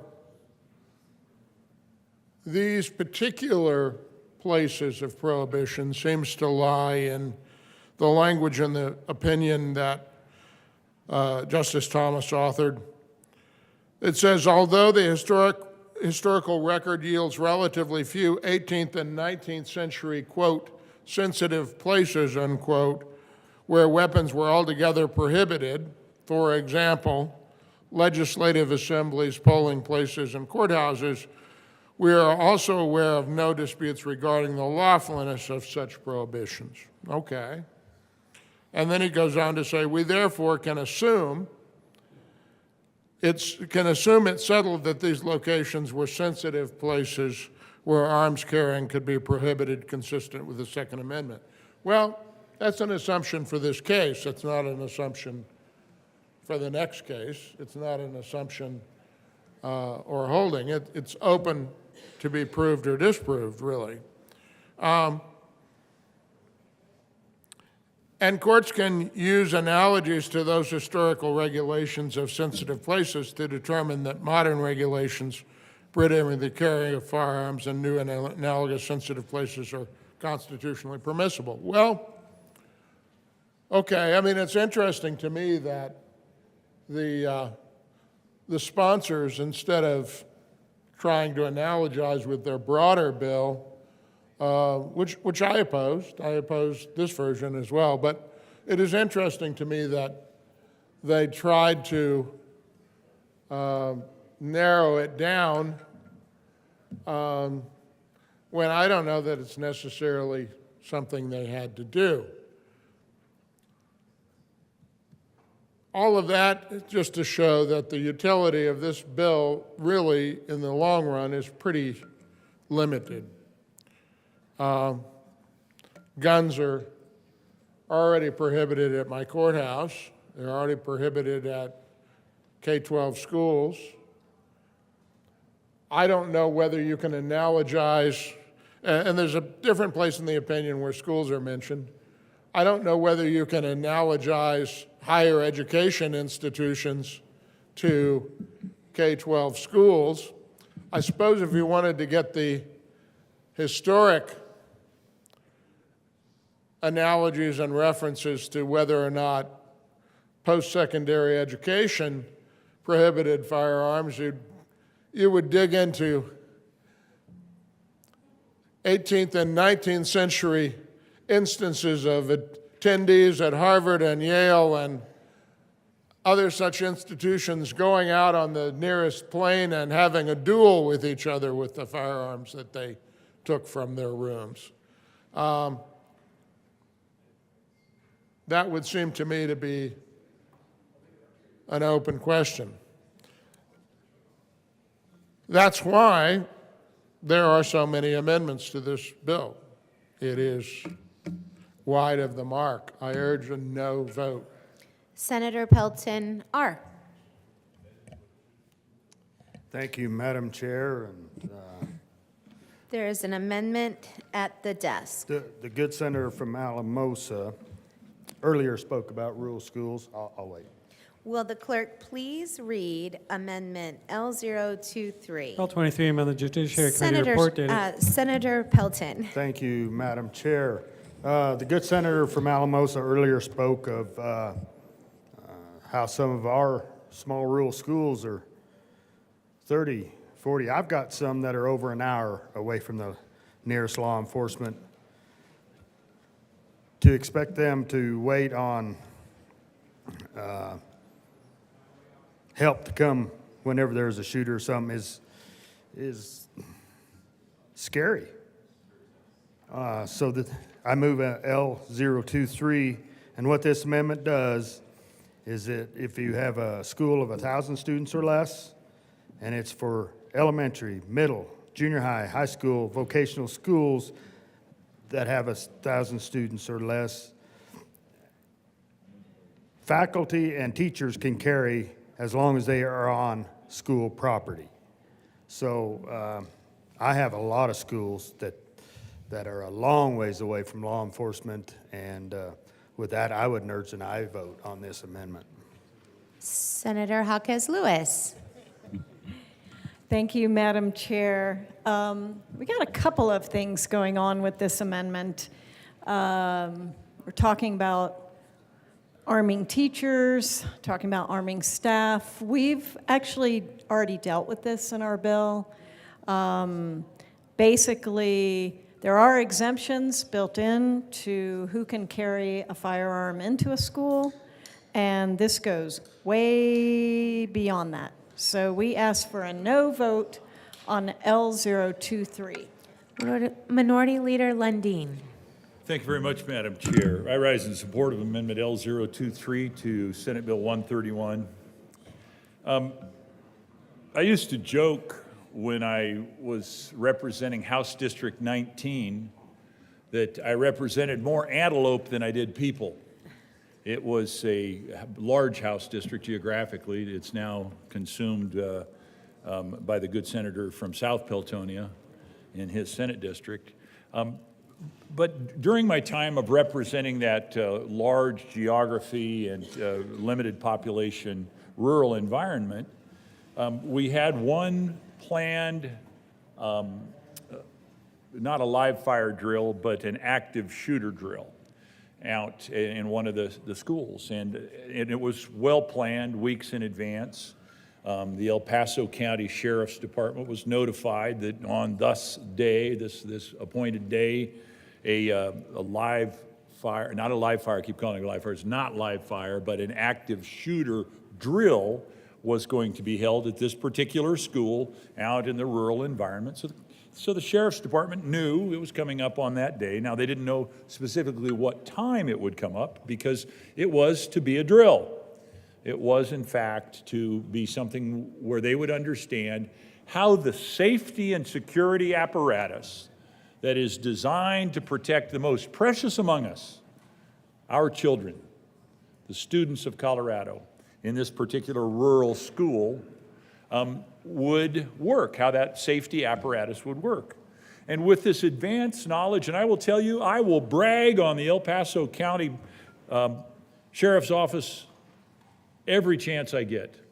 The fine men and women of the El Paso County Sheriff's Office do incredible work keeping our community safe. And yet, in this circumstance, even with advanced knowledge and anticipation of a active shooter drill, it took, once the balloon went up, as they say, once the alarm went off, it took 45 minutes for the first pre-notified officer to roll up on scene. Well, that's because it's a big geography. It takes time to travel. You've got to get clear out there in order to provide what many people in this chamber, the only individuals that many people in this chamber are comfortable with, post-certified law enforcement, carry the gun every day, et cetera. I'm comfortable with other people who are trained in other ways to provide protection. And quite frankly, I'm more trusting of as they say, a good guy with a gun than a bad guy with a gun every time. So the reality was, in this rural school district, way out there, the existing apparatus that is in place to provide protection took 45 minutes for the officers to roll up. That's why Amendment L023 is so critically important. There are programs where individuals are trained thoroughly with live fire. There is an appropriate use of that phrase, live fire drills, to protect the students of Colorado. FASTER is the name of one program that I am especially proud of. They do incredible things of protecting our students and the children in our schools. So Amendment L023 simply says, in an environment like that, like what I just described, where we know it's going to be an extended period of time for official law enforcement to get there, that in fact, in that environment, individuals should be allowed to carry on the property, which would be, of course, contrary to Senate Bill 131, which is why we're offering this amendment. Why does this matter? Well, as we all know from horrific and terrible experience, evil is not going to go away. The bad actors are not going to go away. Their access to weapons is not going to go away. And so providing immediate, not 45 minutes delayed, not 30 minutes delayed, not 15 minutes delayed, but immediate response is critically important to protecting students, especially students in rural schools. And that's why Amendment L023 to Senate Bill 131 is critically important. How does this fit in? Now, this is a little confusing, colleagues. When we amend the committee report, it's always like, how does this actually work? You got to figure it out. This amends the committee report on page 4, line 19. I'm scrolling down here into the committee report. Page 4, line 19. This is it's describing the person in possession of a weapon for the use in education, a program approved by school, which programs include, is not limited to, or any course designed by the repair, maintenance of weapons, or the weapon involved is a firearm. The person carrying the firearm is employed or retained as a security personnel by a preschool, public, private, university, seminary. Persons carrying the firearm while engaged in the person's official duty as security personnel, or a preschool is on the same real estate. This is J, and reading in the committee report. A preschool is on the same real estate as another building or improvement that is not a school and that is open to the public, and the person is carrying a firearm on an area of real estate or any improvement thereon that is not designated as a preschool. It would following there, it would insert the language, or K, it adds another criteria. The person is a teacher, so we're giving qualifications to the teachers, or staff at a public or private elementary, middle, junior high school, junior high, high or vocational school that has fewer than 1,000 students, and the person is carrying a firearm on the real estate of the school. So this is somebody that would qualify, would fit under those programs. The program that I mentioned, FASTER, for instance, should be allowed, and this amendment in the small schools, fewer than 1,000 students, would be allowed. And so that's how this fits into the bill. It simply provides access to individuals that have training, that are willing to be there in that critical moment of crisis on behalf of the most vulnerable among us, our children, students, in a rural environment where we know, as a matter of fact, it's likely that the response time will be uncomfortably, if not tragically long. It's just a function of distance. So I urge your support of Amendment 23, and I thank the senator from South Peltonia for bringing it. Senator Rich. Thank you, Madam Chair. And, I represent Mesa County and part of Delta County. But I was thinking about this as the good senator from Monument was talking, and also the senator that brought this amendment forward. I have several very rural schools, and one is more than 60 miles away from law enforcement. Driving to someplace like Gateway, Colorado can take quite a while. You have to go through the Uncompahgre Canyon.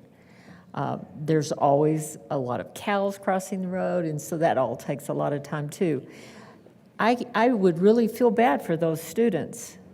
And generally, they might only have 11 to 13 kids, but they'll all get shot before law enforcement is even making the exit from Highway 50 to 141 to go to Gateway. I don't know why. I'm trying to understand why we want to set these children up to get hurt. I just don't understand that. So I certainly support this amendment. Senator Will. Thank you, Madam Chair. I want to stand in strong support of Amendment L023. A lot of it's been said about the rural schools. I represent lots of rural schools.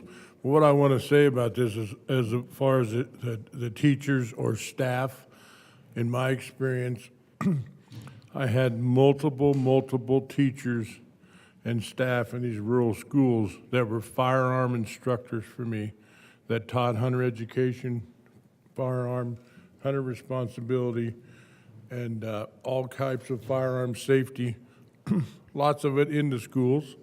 But these individuals are probably more qualified than a whole lot of the peace officers that the good senator from Centennial was speaking about, and the peace officers. So some of these teachers weren't peace officers, but they know firearms and they know firearm safety. And in this situation, with this amendment, it would really be good because of, and the good senator from Grand Junction spoke about response times, and she mentioned Gateway. I can tell you, getting to Gateway for Mesa County Sheriff is a trip. And that Unaweep Canyon's got a lot of curves and weaving through it. So, we're talking about response times of these rural schools. Having a teacher or staff person that could respond. Another good senator spoke of, the active shooter. That's what we're talking about here. I tell you, I'd rather have anyone that was qualified, that knows firearms and knows firearm safety, to be there at that school when there was an active shooter, rather than waiting. I think it was mentioned 77 minutes there at Uvalde. That could be a much longer response time to some of the schools that we represent. So I stand in strong support of L023. Thank you. Senator Simpson. Thank you, Madam Chair. Thank you to the good senator, one of the good senators from, where are you from? Cheyenne Wells, for bringing the amendment. I stand in support of L023, and it was really kind of initiated with a conversation we had here at the well a little bit earlier, and about the opportunities and the challenges in rural Colorado and the rural schools. From an article in Colorado Politics last month, actually, for 20 years, rural districts across Colorado, the ones with schools 25-plus minutes from law enforcement response to emergencies, have had the ability to provide an on-site immediate response through highly trained school faculty and administrators. Faculty administrator safety training and emergency response. Good senator from Monument talked about the FASTER program and how important it is, again, to the rural schools in my community. They've trained more than 400 people to carry concealed in their schools across 41 districts in Colorado. The participating schools and school districts have eagerly jumped on the opportunity to better protect their students and faculty. That's the whole intent here, is just the ability to have better protection.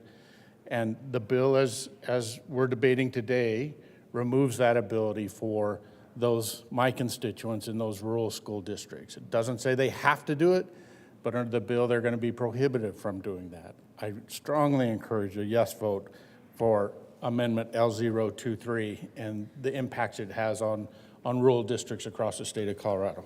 Thank you, Madam Chair. The motion is the adoption of L023. All those in favor say aye. Aye. Those opposed, no. The noes have it. The amendment is lost. Senator Pelton, R. There is an amendment at the desk.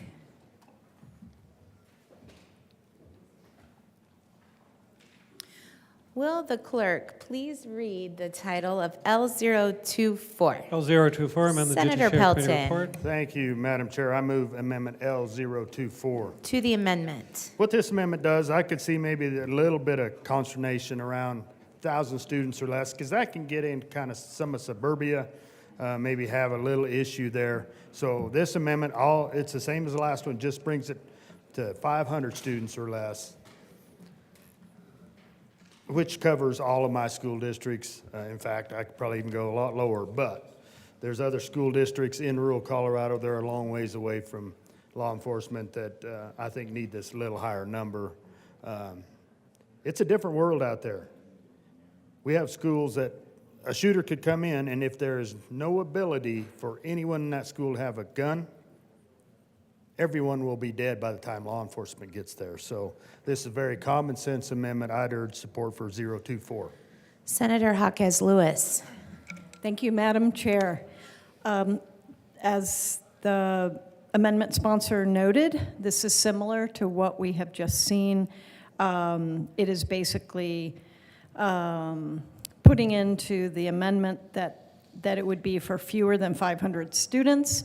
Again, we do not want to bring teachers into this debate about carrying firearms onto schools. And I just want to read you something.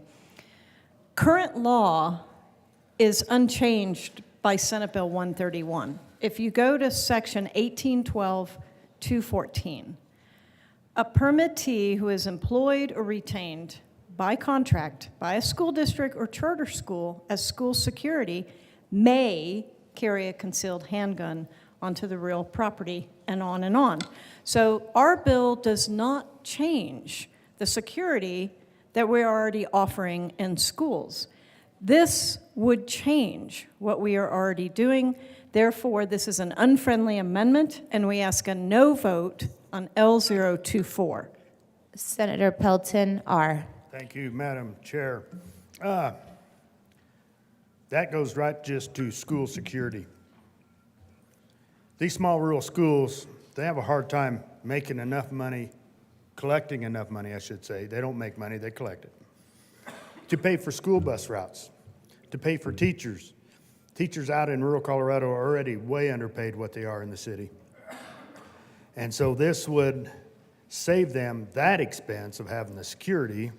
As the good senator from Newcastle spoke earlier, a lot of these teachers are already trained. They give hunter education classes in school. And so this is just, in my opinion, a good way to go. Otherwise, you're putting another burden on these small rural schools to invest in security staff that may not be out there with the credentials that are needed. So I urge support for 024. Senator Liston. Thank you, Madam Chair. Members, I also rise in support of L024. Even though I don't represent rural districts, I have a good appreciation for my colleagues, and especially what they were saying about the rural district's ability to hire so-called official security people. The staff that they have out there, you know, it could be somebody working as a custodian or a teacher or other capacity than just an official security officer, you know, just to try and find the necessary people out there. Also want to mention, I know my good colleague from the senator from Monument mentioned it, is the program that has had great success and is doing a great job is the so-called FASTER program, which is actively training teachers and staff and other interested. It's strictly voluntary, but as far as I know, is that they've had nothing but success in attracting teachers and staff and others who say, hey, look, I want to be proactive. An ounce of prevention is worth a pound of cure. And so real kudos to the FASTER program. And I certainly don't consider L024 to be an unfriendly amendment to Senate Bill 131. It's really meant to enhance and improve, especially out there in rural Colorado. So please give due consideration to Amendment L024. It's well-reasoned, it's thought out, it's needed in rural Colorado. I urge and I vote for L024. Senator Will.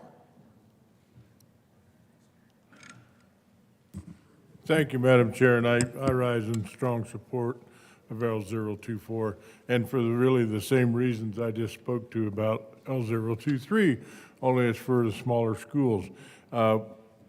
Going to this amendment probably covers most all of the schools that I represent, but I stand in strong support of it because for the same reasons that I spoke to before. And you know, the other thing is, the good senator from Sean Wells and I were just speaking, you know, so many of these rural schools and these teachers and staff, they're all hunters, you know? They're big game hunters. Do you know that every one of them had to take firearms safety? They're already trained in firearms safety if they were born after January 1st of 1949?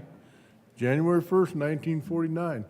All those teachers and staff are already trained in firearms safety.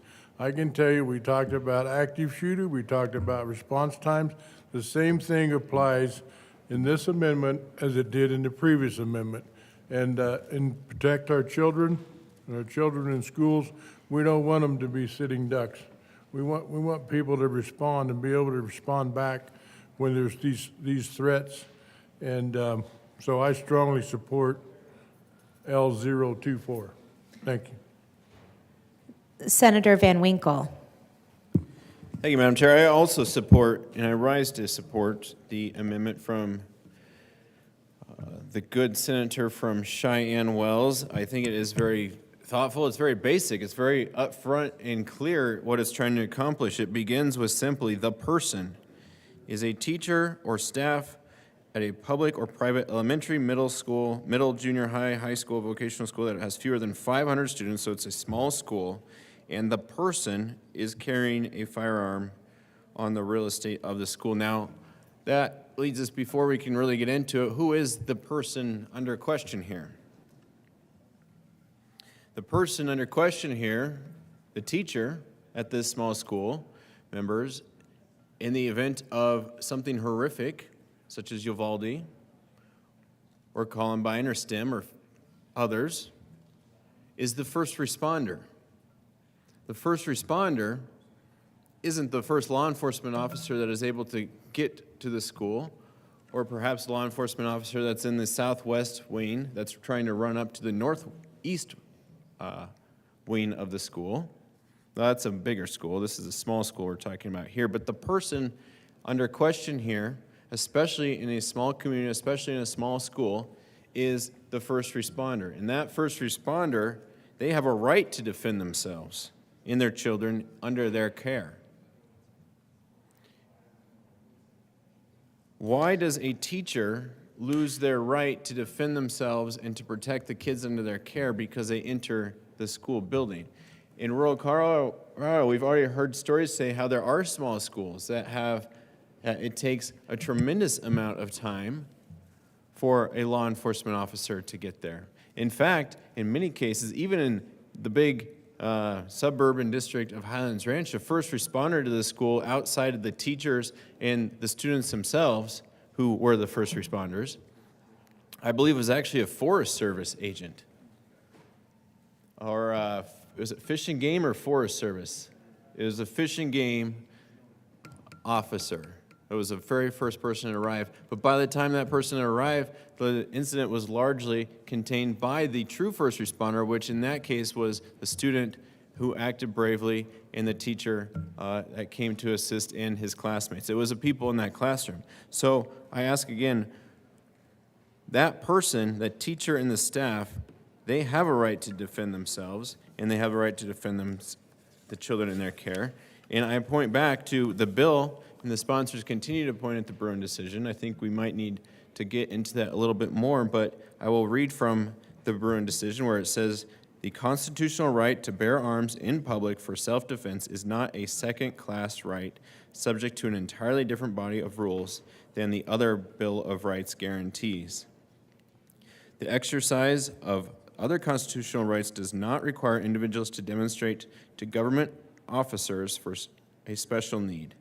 The Second Amendment right to carry arms in public for self-defense is no different." And so the person, which is the subject matter of the amendment that's offered by the good senator from Cheyenne Wells, is being empowered here with the simple, basic, fundamental right to self-defense and protection, not just of themselves, but of the students under their care, when it is a well-known fact that the first responders that are the trained law enforcement, that are the sheriffs and the police, are in many cases more than 20, 30, 40, 50 minutes away from the school, which could be, now would be defenseless. And so I ask for a yes vote, and I thank the good senator from Cheyenne Wells for thoughtfully defending the teachers, faculty, and students of his district. Senator Kolker. Thank you, Madam Chair. And just to reiterate what my colleague, co-sponsor said before, referencing 1812-214 3B, which references the FASTER program.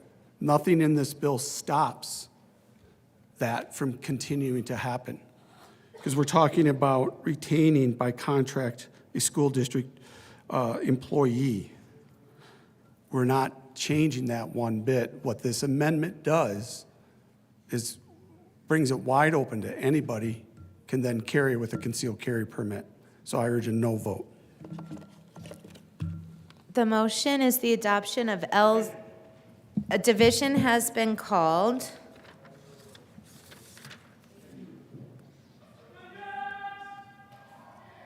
Requested.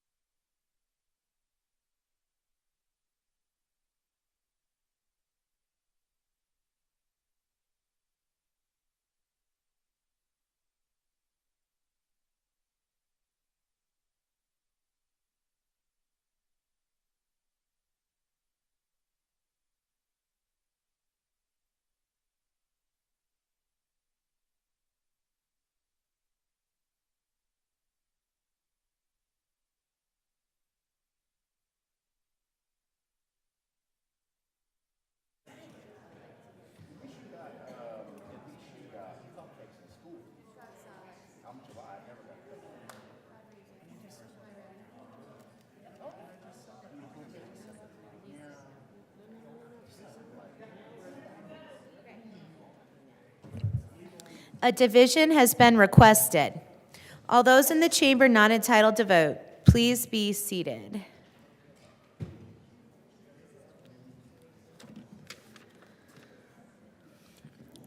The motion is the adoption of L024.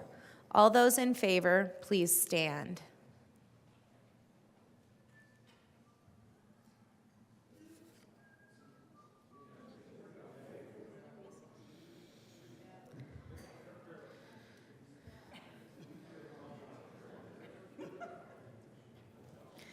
Please be seated. All those opposed, please stand. The chair is not in doubt. The motion for the adoption of L024 is lost. The motion before the Senator Van Winkle. Thank you, Madam Chair, and thank you to all those who are contributing to today's thorough debate. It is one of the more interesting debates I think we've had in the Senate chambers during my time here, and it really boils down to a very question of not what is the law in Texas, what is the law in the United States versus Europe, or what is the law in Kentucky versus New York. It boils down to the simple question of, do human beings have the right to defend themselves? And the bill, as it's written today, as I read it, leaves especially those faculty and students and those visitors to the very large and many college campuses across the state of Colorado, college, universities, private, public, seminaries, etc., with only their fist to defend themselves against potential evildoers, gunmen, rapists, and etc. So I will urge a no vote on that, but how we get here today is the bill was actually amended in the Judiciary Committee. I don't believe that it went nearly far enough, but what it does is it takes the page 1, strikes lines 1 and 2 and substitutes, and what that is, members, is what it's amending after this law amendment, after the first 4 and 3/4 pages. It's actually narrowing down the title of the bill. In law and in bills, for those watching at home who may not know this, you cannot expand the title of a bill, but you can narrow it. And it is altogether a right that the sponsor of this, when narrowing the subject matter of their bill, they also narrowed the subject matter of the title, which limits. I had a title ruling earlier that was denied. I disagree with it, but it's the prerogative of the chair to do so. Any amendment that is brought forward, any subject matter in the bill must fit under that title. In the title, it references spaces recognized by the United States Supreme Court as spaces at which law-abiding laws prohibited carrying firearms. And that is a direct reference to actually 2 different cases, Heller being the first one, and now, of course, the more probably apropos reference would be to the Bruen case. Now, the Bruen case was argued in November of 2021, and it was decided in June 23rd, 2022. And here's exactly what the Supreme Court of the United States had to say about this. The state of and it gives a little background here. The state of New York makes it a crime to possess a firearm without a license, whether inside or outside a home. An individual, and that's essentially, in some case, what we are aiming to do here on the college campuses. And again, keep in mind, these aren't small college campuses. This is like the city of Fort Collins. This is Boulder. These are massive, large college campuses, and this bill just single-handedly turns them and mandates them to be gun-free zones, which of course we know are not effective and leave people and the students and faculty, again, with nothing but their fists to defend themselves. Now, the state of New York made it a crime to possess a firearm without a license, whether inside or outside the home. An individual, and I'm reading from the Bruen case here, an individual who wants to carry a firearm outside his home may obtain an unrestricted license to, quote, have and carry a concealed pistol or revolver, if he can prove that, quote, proper cause exists for doing so. New York penal law, and referencing, of course, the penal law that it was essentially the same Colorado Revised Statute of New York. Now, an applicant satisfies the proper clause requirement only if he can, quote, demonstrate a need for self-protection distinguishable from that of the general community. Petitioners Brandon Cook and Robert Nash are adult, law-abiding New York residents who both applied for unrestricted licenses to carry a handgun in public based on their generalized interest in self-defense. The state denied both their applications for unrestricted licenses, allegedly because Cook and Nash failed to satisfy the proper clause requirement, which again is demonstrating a special need for self-protection distinguishable from that of the general community. So you have to be a very special person. We've had a lot of discussions today about who those special people are. I believe the head of the Lottery Commission is a special person under this bill. Now, back to the Bruin decision here. The district, let's see, petitioners, in response to not being able to satisfy that proper clause, which is a special need for protection, distinguishable from the rest of the community, petitioners sued the respondents, the state officials who oversee the processing of licensing applications, for declaratory and injunctive relief, alleging that respondents violated their Second and 14th Amendment rights by denying their unrestricted license applications for failure to demonstrate a unique need for self-defense. The district court dismissed practitioners' complaints and the Court of Appeals affirmed. Both courts relied on the Second Circuit's prior decision in Kalansky versus the County of Winchester, which had sustained New York's proper clause standard, holding that the requirement was, quote, substantially related to the achievement of an important governmental interest.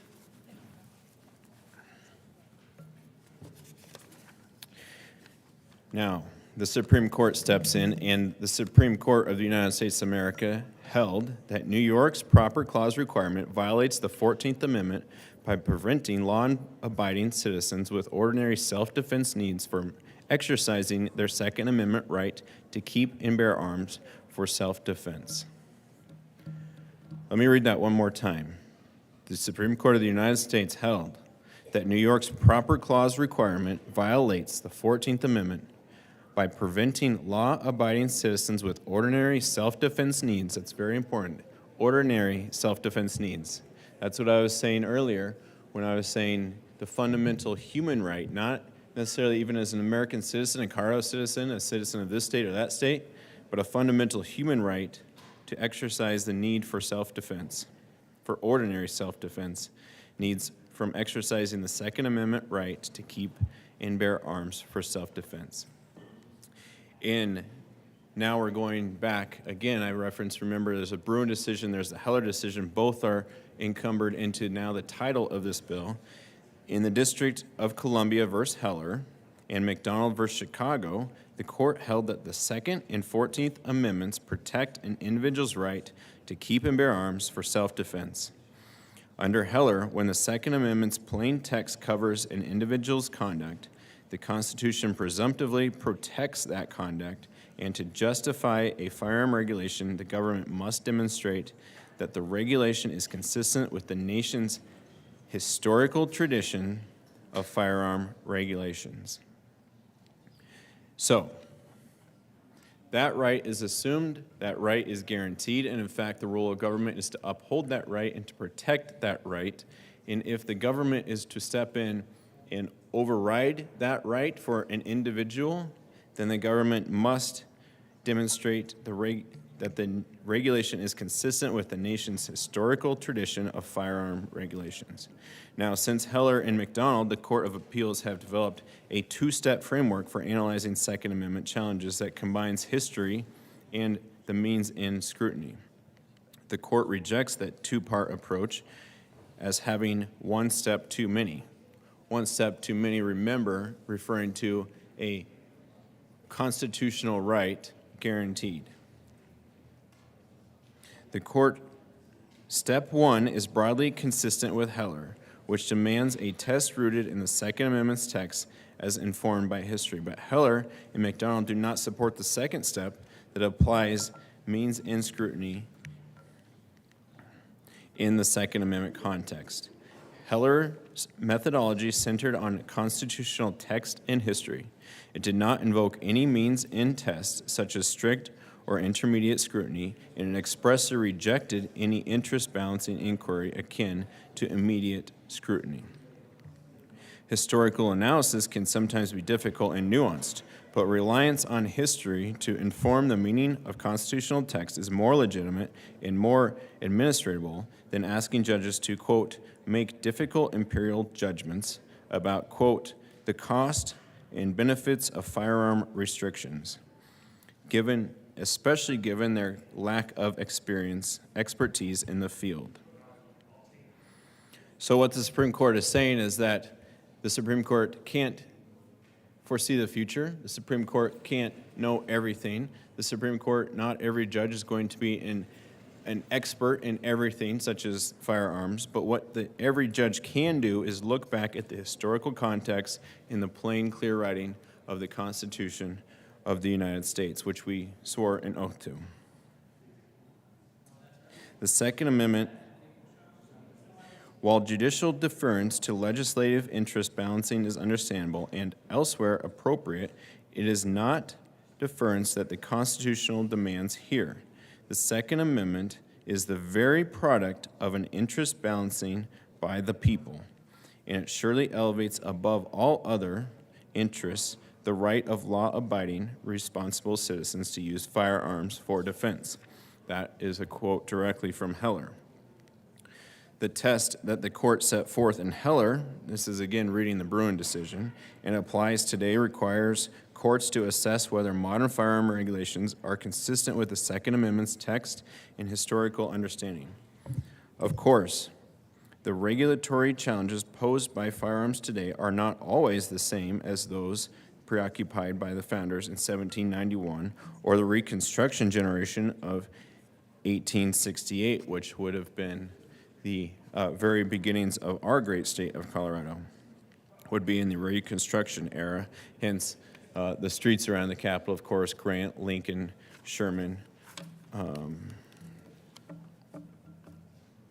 and Colfax, the Speaker of the House during that Reconstruction era. I will go back to Bruen here. But the Constitution can and must apply to circumstances beyond those the founders specifically anticipated, even though the meaning is fixed according to the understanding of those who ratified it. See the United States v. Jones. Indeed, the court recognized in Heller at least one way in which a Second Amendment historically fixed meaning applies to new circumstances. Its reference to arms does not only apply to the arms in existence in the 18th century, but applies today. To determine whether a firearm regulation is consistent with the Second Amendment, Heller and McDonald point towards at least two referent metrics. First, whether modern and historical regulations impose a comparable burden on the right of armed self-defense, and second, whether that regulatory burden is comparably justified. Because individual self-defense is a crucial component of the Second Amendment right. These two metrics are central considerations when engaged in an analytical inquiry. So let me read that again. Because individual self-defense is a central component of the Second Amendment right, the two metrics are central considerations. To be clear, even if a modern-day regulation is not a dead ringer for a historical prosecutor, it still may be analogous enough to pass constitutional muster. For example, courts can use analogies to long-standing laws forbidding the carrying of firearms in sensitive places. Ring a bell? It's in the title of the bill right there. To sensitive places such as schools and government buildings to determine whether modern regulations are constitutionally permissible. And that is the subject matter of many of our discussions here today, is what is the definition of schools? For lawn historical reference, schools in this measure have been K through 12 institutions of education, not higher ed, large campuses that encompass entire cities and towns, and are populated largely by adults who have constitutional rights to self-defense. That said, that said, respondents attempted to characterize New York's proper clause requirement as a sensitive places law lacks merit because there is no historical basis for New York to effectively declare the island of Manhattan a sensitive place. Hence the argument that you can't just simply declare Fort Collins, Boulder, large swaths of Colorado a sensitive space because it's crowded and protected generally by the New York Police Department, or in our case here in Colorado, it would be the local police departments, the county sheriffs, and so on and so forth. Colorado Bureau of Investigation now. Having made the constitutional standard endorsed in Heller more explicit, the court applies that standard to New York's proper clause requirement. It is undisputed that petitioners Cook and Nash, two ordinary law-abiding citizens, are part of the people, whom the Second Amendment protects, as in we, the people. And no party disputes that handguns are weapons, quote, in common use today for self-defense. The court has little difficulty concluding also that the plain text of the Second Amendment protects Cook's and Nash's proposed course of conduct, carrying handguns publicly for the purpose of self-defense. Nothing in the Second Amendment text draws a home/public distinction with respect to the right to keep and bear arms, and the definition of bear naturally encompasses public carry. So again, it's reaffirmed in this case that the right to keep and bear arms, quote, naturally encompasses public carry. And that goes back to what I was saying before. If you're in line at Keen Supers with 8, 6, 10 people, 1 or 2 of those people is probably carrying a concealed firearm for the self-defense of them and the innocent people around them. Back to Bruin.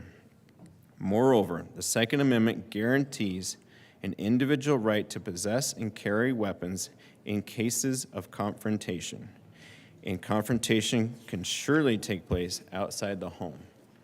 Or, I would argue, in reference to this bill, outside a home in the city of Fort Collins, Boulder, and 50 other places in Colorado that now will be deemed gun-free zones. The Bruin decision continues. The burden then falls on the respondents to show that New York's proper clause requirement is consistent with the nation's historical tradition of firearms regulation. To do so, respondents appealed to a variety of historical sources from the late 1200s to the early 1900s. But when it comes to interpreting the Constitution, not all history is created equal. Constitutional rights are enshrined with the scope they are understood to have when the people adopted them. Let me read that again.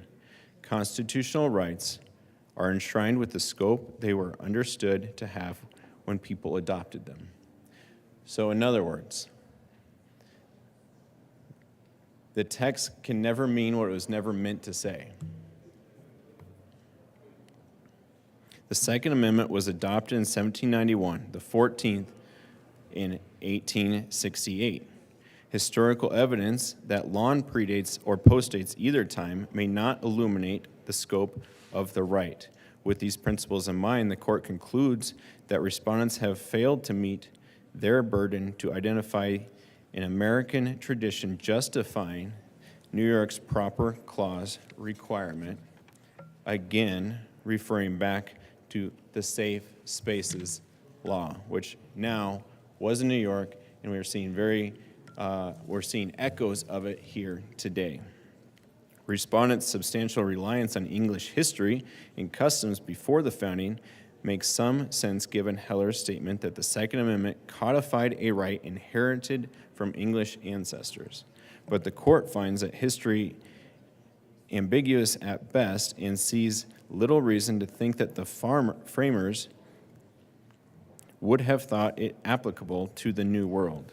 The court cannot conclude from the historical record that by the time of the founding, English law would have justified restricting the right to publicly bear arms suited for self-defense only to those who demonstrate a special need for self-protection. Continuing, respondents next direct the court to the history of the colonies in the early republic, but they identify only 3 restrictions on public carry from that time. While the court doubts that these 3 regulations even looked at these laws in their own terms, the court is not convinced that they regulate public carry akin to the New York law at issue. The statutes essentially prohibited bearing arms in a way that spread fear or terror among the people, including by carrying, quote, dangerous or unusual weapons. Whatever the likelihood that handguns were considered dangerous or unusual during the colonial periods, they are today, quote, the quintessential self-defense weapon. Handguns are today, quote, the quintessential self-defense weapon. Hence why the passage of this bill, if this body chooses to do so, will leave those on our college campuses, and the girl referenced earlier, the 5'3" girl, scared of stalking, scared of rape, defenseless with only her fists, as she put it. Back to Bruin. Thus, these colonial laws provide no justification for laws restricting the public carry of weapons that are unquestionably in common use today. Only after the ratification of the Second Amendment in 1791 did public carry restrictions proliferate. Respondents rely heavily on these restrictions, which they generally fell into 3 categories: common law offenses, statutory prohibitions, and surety statutes, bonds, essentially. None of these restrictions imposed a substantial burden on public carry analogous to that imposed by New York restrictive licensing regime. Common law offenses.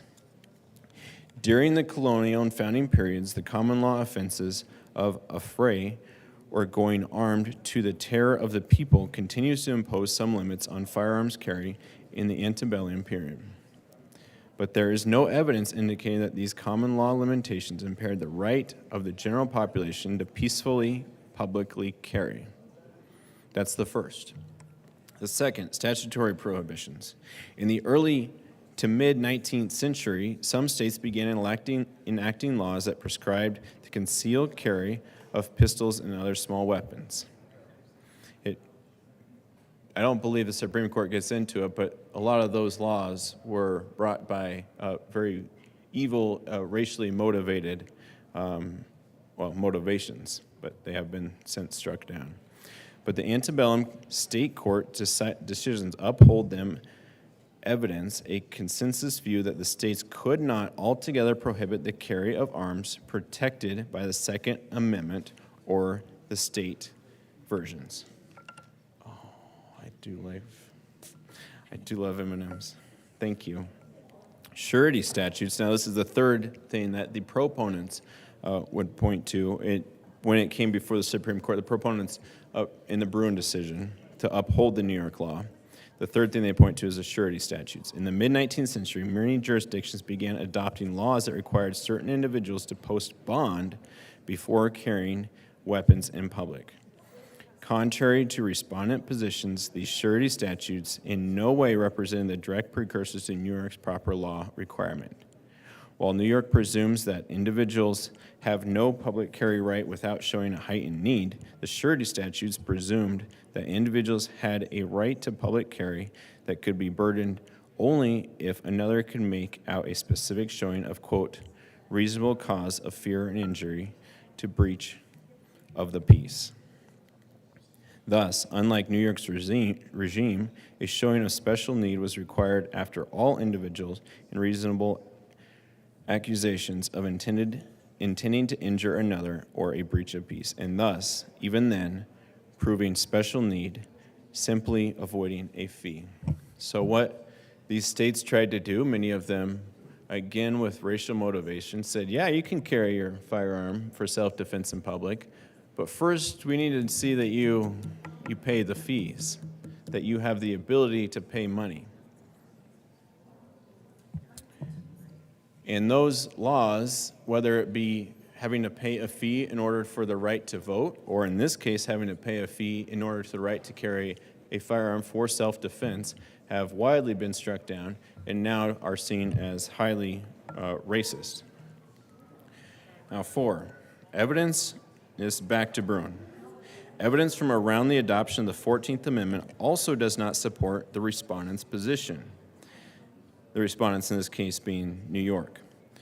The decision of the right to keep and bear arms in Congress and in public discourse, as well as debate of whether and how to secure constitutional rights for newly freed slaves. That's from Heller. Generally demonstrates that during Reconstruction, the right to keep and bear arms had limits that were consistent with the right of the public to peacefully carry a handgun for self-defense. The court acknowledges 2 Texas cases, English v. State and State v. Duke, that approve a statutory reasonable ground standard for public carry analogous to New York's proper clause requirement. But, and here's a big but, these decisions were outliers and therefore provided little insight into how post-bellum courts viewed the right to carry protected arms in public.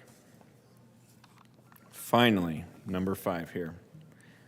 Respondents point to the slight uptick in gun regulations during the late 19th century, as the court suggests in Heller. However, late 19th century evidence cannot provide much insight into the meaning of the Second Amendment when it contradicts earlier evidence. In addition, the vast majority of the statutes that respondents invoke come from the Western territories. The bare existence, Western Territory being a state like Colorado, the bare existence of these localized restrictions cannot overcome the overwhelming evidence of an otherwise enduring American tradition permitting public carry. An enduring American tradition permitting public carry. Moreover, these territorial laws were rarely subject to judicial scrutiny, and absent any evidence explaining why these unprecedented prohibitions on all public carries were understood to comport with the Second Amendment. They do little to inform the, quote, origins and continuing significance of the amendment. The Federalist, number 37, finally, or see the Federalist, number 37, which that is a very well worth read. Finally, these territorial restrictions deserve little weight because they were consistent with the transitory nature of territorial government. In other words, short-lived. Some were held unconstitutionally short after passage, and others did not survive the territory's admission to the United States, to the Union as a state.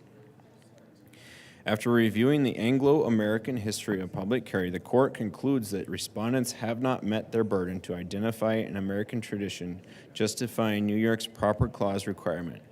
Apart from a few late 19th century outlier jurisdictions, American governments simply have not broadly prohibited the public carry of commonly used firearms for self-defense. Nor have they generally required law-abiding responsible citizens to, quote, demonstrate a special need for self-protection distinguishable from that of the general community to carry firearms in public. Now, this might be the most important reading of all of this, and I believe it is the last paragraph.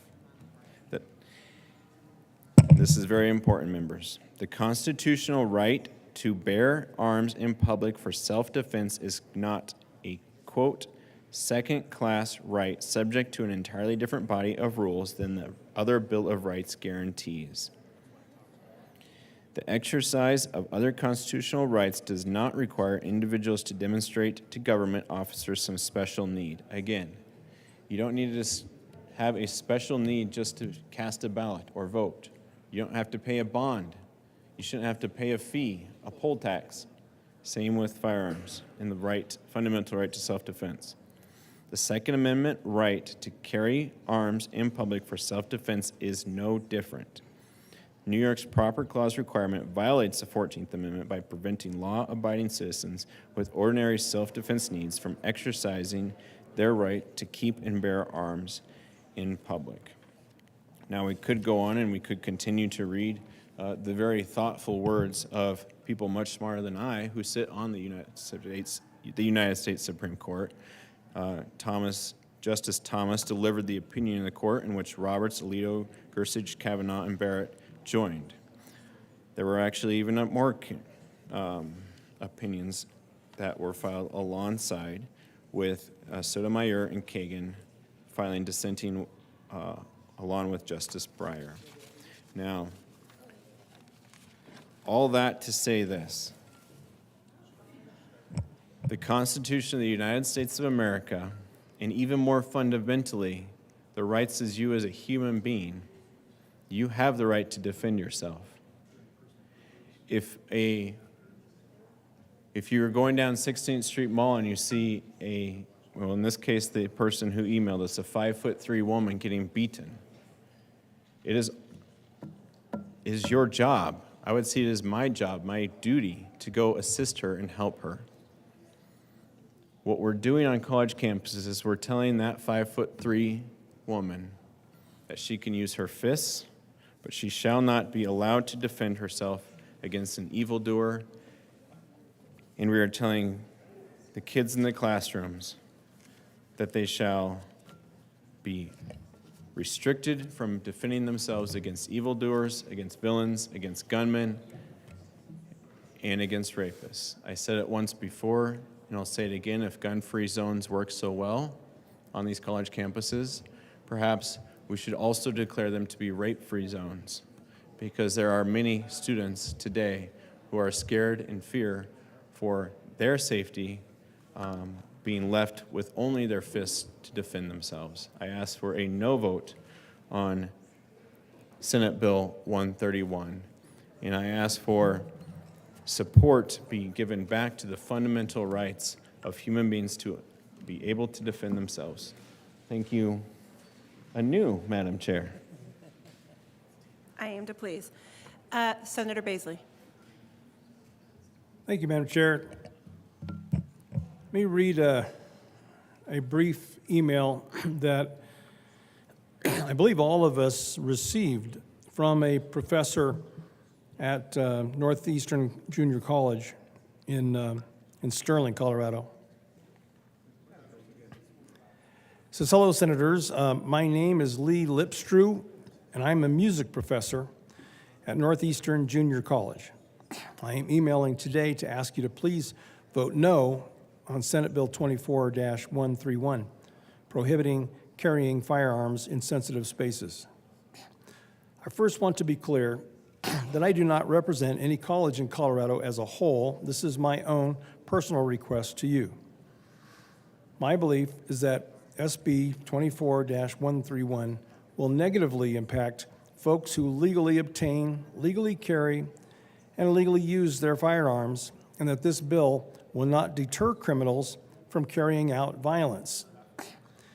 In higher education, mass shootings are a real threat to the safety of students and staff. And I believe that we should have the opportunity to protect ourselves and others. We are forever grateful to our law enforcement for all of the training that they do to prepare for such situations. But unfortunately, in the amount of time that it takes police to arrive on the scene of an active shooter, incredible amounts of damage can already be inflicted. Unfortunately, a criminal who wants to hurt people is not going to abide by legislation. They are going to carry out their acts anyway. This particular legislation is only going to hurt law-abiding citizens and prevent them from protecting themselves and others from this danger. Please vote no on SB 24-131. We would really appreciate your support of us in being able to protect ourselves in schools. Sincerely, Lee Lipstrew, Associate Professor of Music and Recording, Northeastern Junior College in Sterling, Colorado. Members, this is the kind of bill that gives me the greatest pause, because we are each elected by the 168,000 or so folks that we represent, given the authority to create bills that would have a positive effect on their existence, but that doesn't stretch just everywhere. We're allowed to certainly create laws regarding bridges, laws that would control our behavior in traffic and whether we can drive under the influence. Those things that we can all agree on, and not only we might agree on, should be appropriate areas of law, but that are not restricted by a higher authority. Now, that higher authority, of course, is the state constitution and the United States Constitution. We simply are not to go there. We're given massive amounts of authority. The Colorado Revised Statute now extends beyond a single shelf on a bookshelf. I'm looking at it across the room now, and it's a lot of volumes, and it's a lot of laws going down to a lot of micro level. We are simply asked in our allocation of 5 bills, plus the other bills that come through other directions, to simply not step over the bounds of constitutional privilege when we are creating the laws that govern the state of Colorado. When we do so in a bill such as Senate Bill 131, we are reaching beyond our constitutional authority. We're reaching beyond our oath of office. My biggest concern is what happens when we get into these territories is that we will have chaos.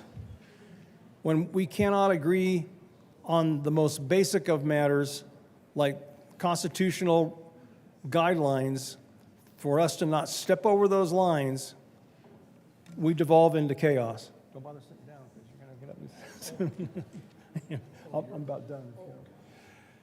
So fellow members, let's please stop introducing bills that challenge, even nip around the edges of the people's constitutional protections. We are not to go there. This becomes chaos. This becomes a violation of our oath of office to vote for bills such as this. So for the sake of all that's great, I ask a no vote on this unconstitutional Senate Bill 131. I will remind members to refrain from speculating on the motives of other members or speaking to character of other members. So thank you for your comments. Is there any further discussion on Senate Bill 131? Senator Liston.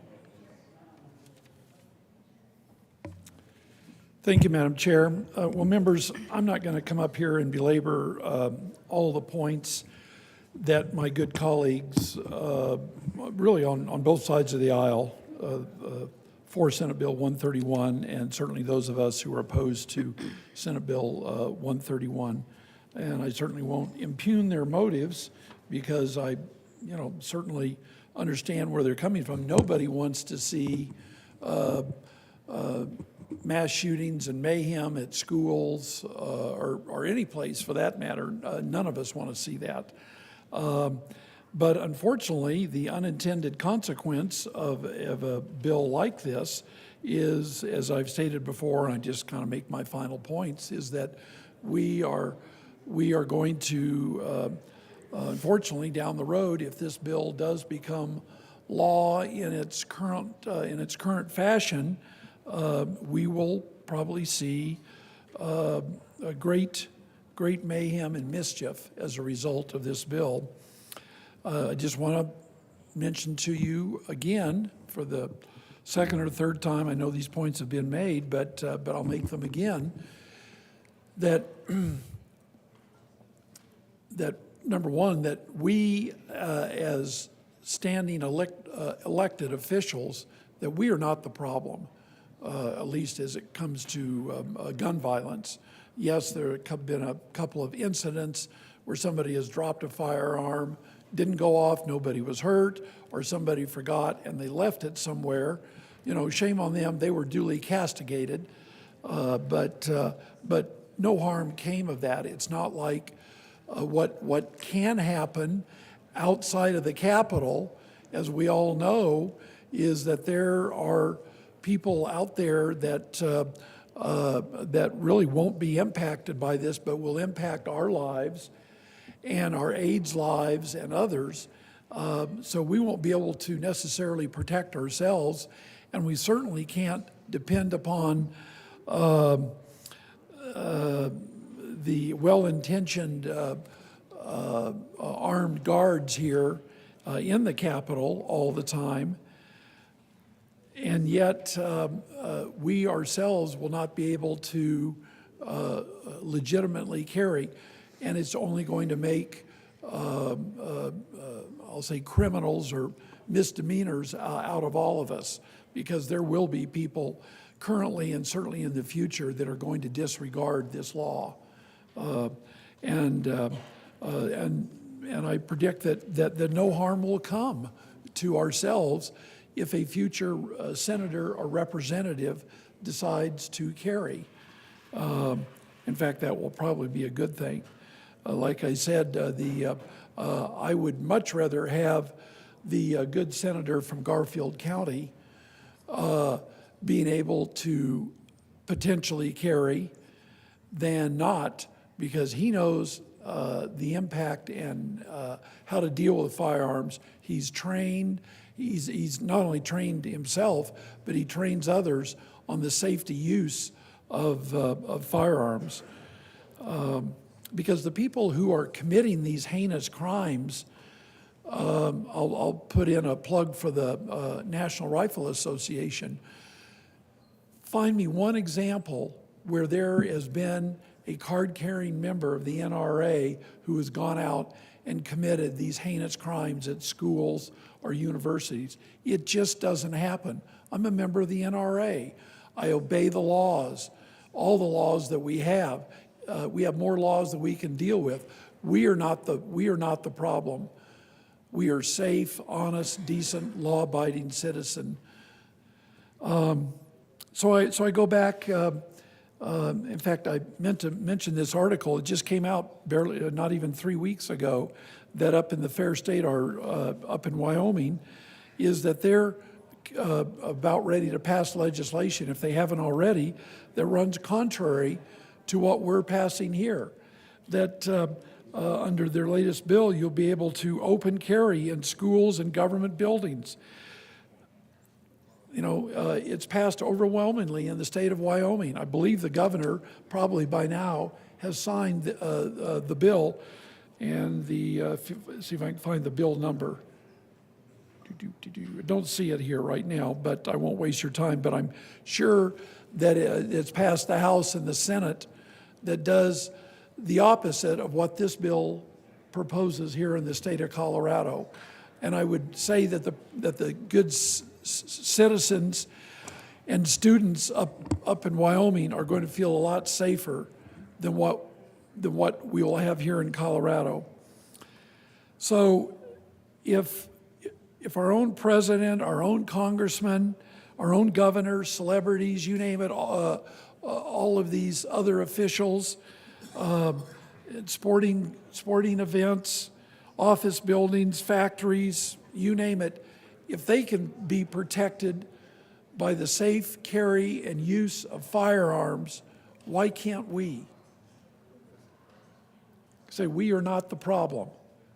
So I understand and appreciate what the senators are trying to do with Senate Bill 131, but unfortunately it isn't going to solve the problem. It's going to create more problems, and we will rue the day down the road, a year or 3 or 5 at some point in time, when bad actors from somewhere come and do horrendous, heinous deeds. Unfortunately, as a result of this bill, I urge a no vote on Senate Bill 131. Thank you. Senator Peltonar. Thank you, Madam President. I rise in opposition to this bill.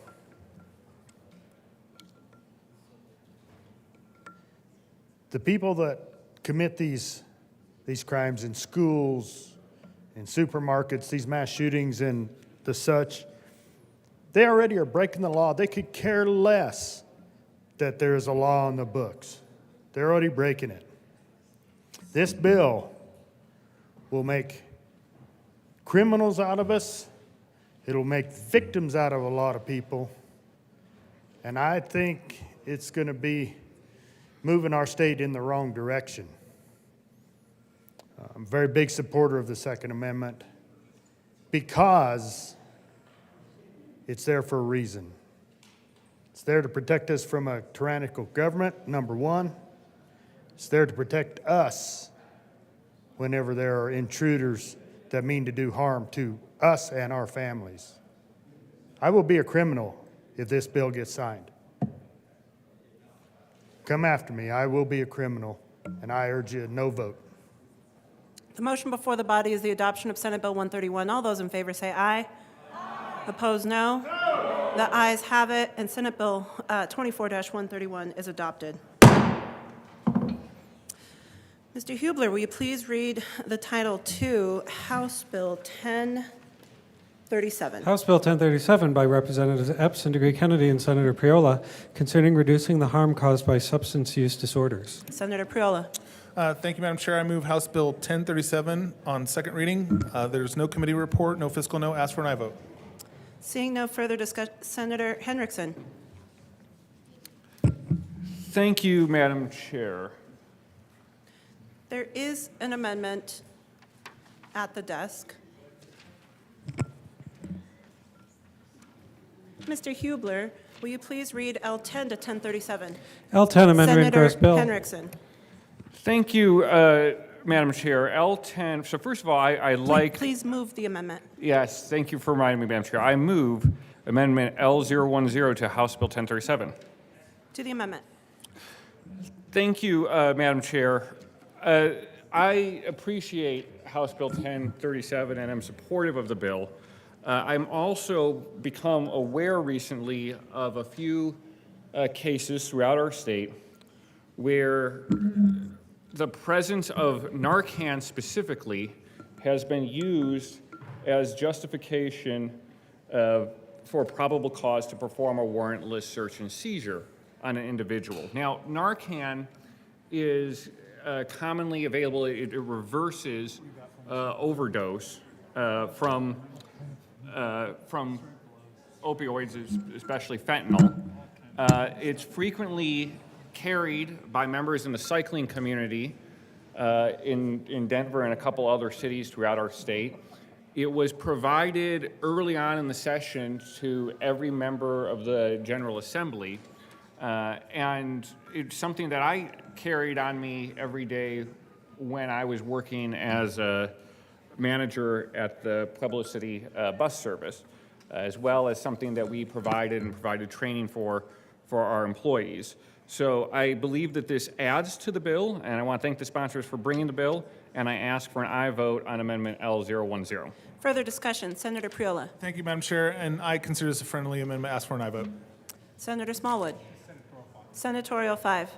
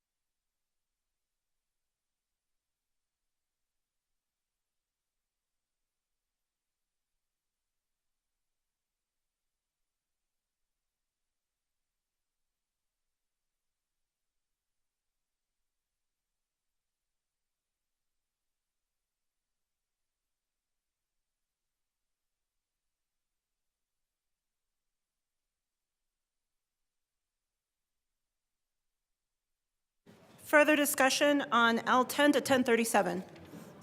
Leader Lundin. Thank you very much, Madam Chair. I rise in opposition simply because I have to start with opposition when I'm confused and think that the amendment might present a problem.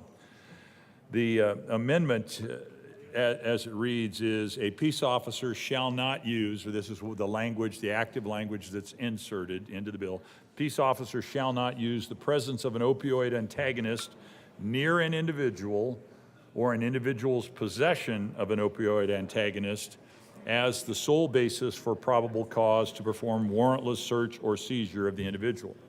Now, the argument can be made that sole basis, sole is, I would argue, a very light thread.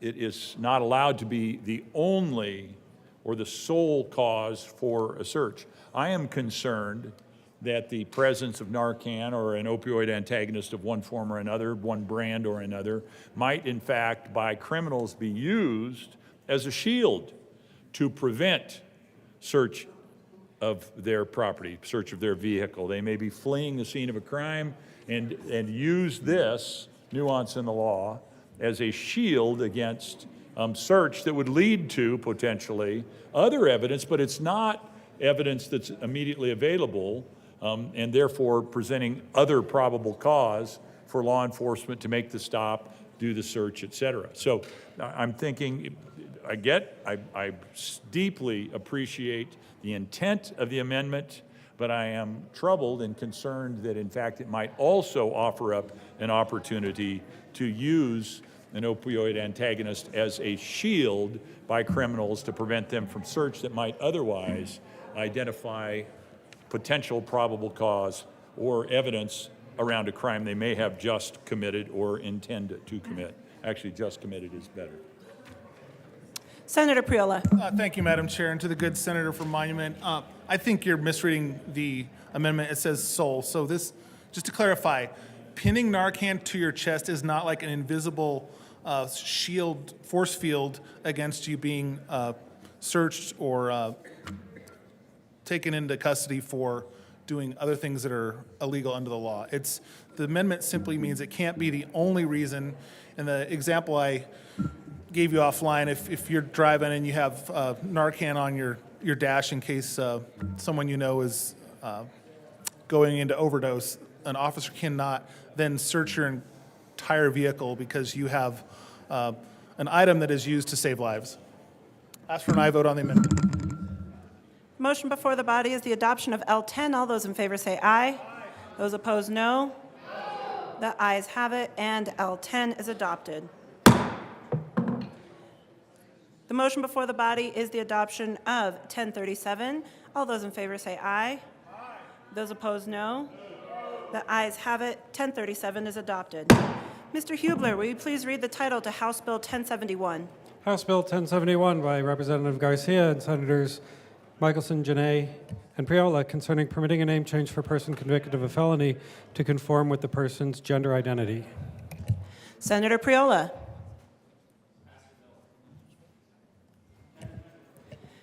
House Bill 1071.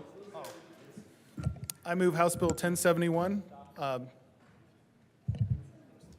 There are no amendments, no fiscal note. Ask for an aye vote. Thank you. Any further discussion? Senator Van Winkle.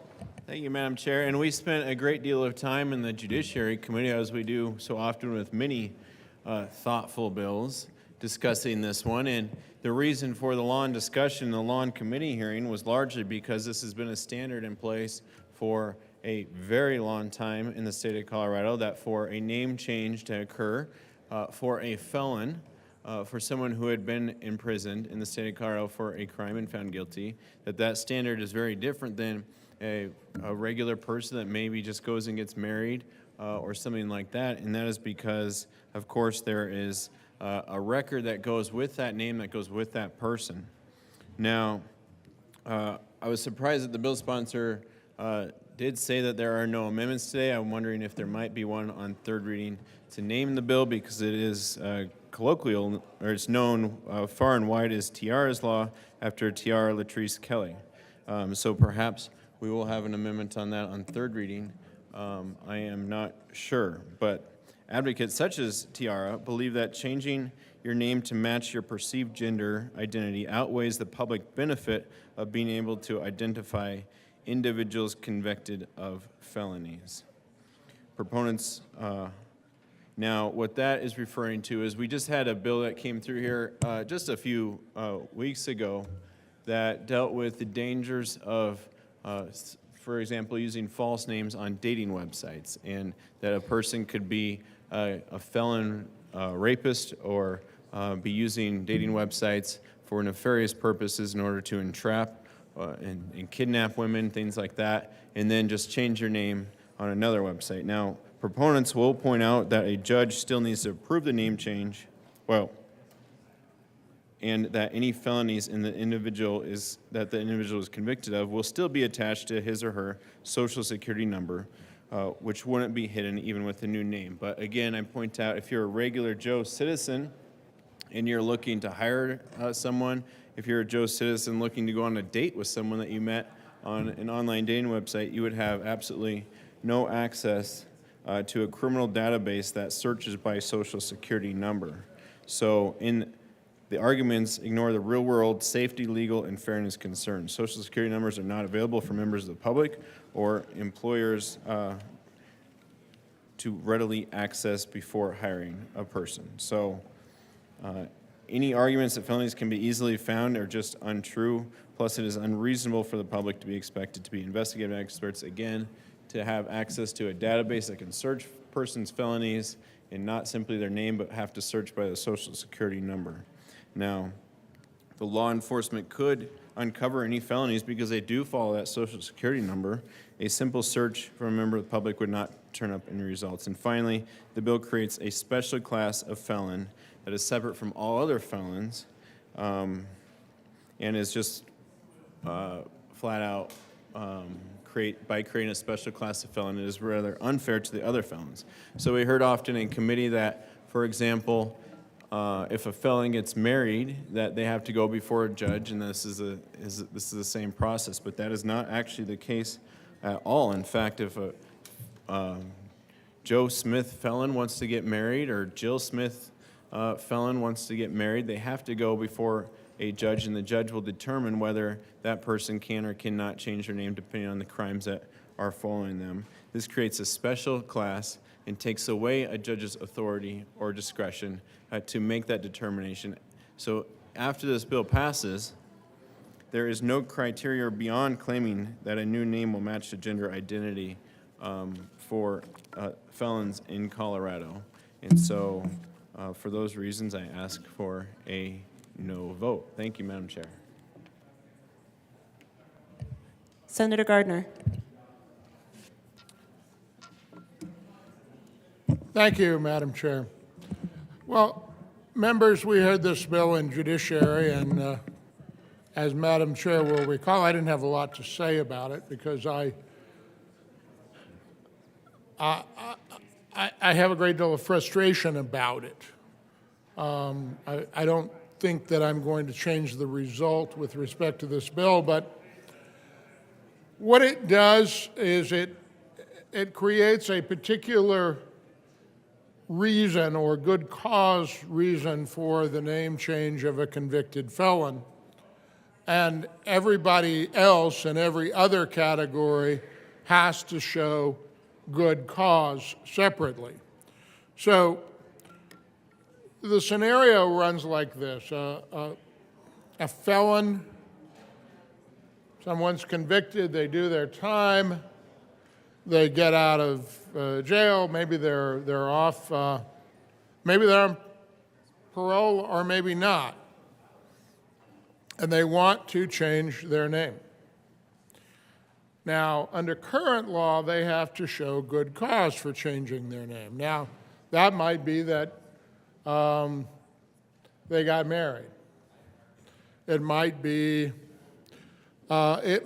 just because I've paid my debt to society and I want to get a fresh start, and as long as there are assurances that they can't just sort of conceal themselves or change something, that's fine. But What this bill does is it makes it dispositive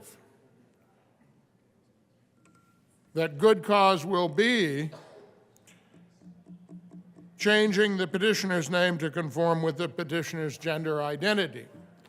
Now, I'm not suggesting to you that that might not very well be good cause. That's why I find the bill frustrating. That's not the suggestion. It is that if we're going to revamp the whole name change regime and create good cause that's dispositive, that the judge necessarily has to grant, then we ought to take some time and think about it and list the things. A marriage that would traditionally result in a name change. I've had people over the years who changed their name out of the blue, and you would ask them, you had to be very, very careful about it, but you'd go to work one day and they'd have a different nameplate on their desk, and they'd say, my name is now thus and so. It used to be Brown, and now it's Smith. And their first name was still John or Mary or whatever it was, but their last name got changed. And when you finally, maybe they volunteered and they said, I was raised by this person, but my biological father was this person with this name. A deeply emotional thing for them. Every one of those cases I know of, and when you have been in the work world as long as I have, you will have encountered some of these. And it's like, well, that's fine with me. They're still the same person, and if they want to be called by a different last name and the court says that's fine, then it's all okay. But again, my problem with this is that now a judge can't look at this and say, well, maybe you want to do that, but that change in that way, at that place and that time is not in the public interest. That was the reason I was a no vote. That's the reason I will continue to be a no vote, is because this creates a separate ground for a separate category of people, without regard for the fact that there may be several others that have equally good reasons that it should be called out and spelled out as good cause. I ask for a no vote. The motion before the body is the adoption of House Bill 1071. All those in favor say aye. Aye. Opposed, no. The ayes have it. 1071 is adopted.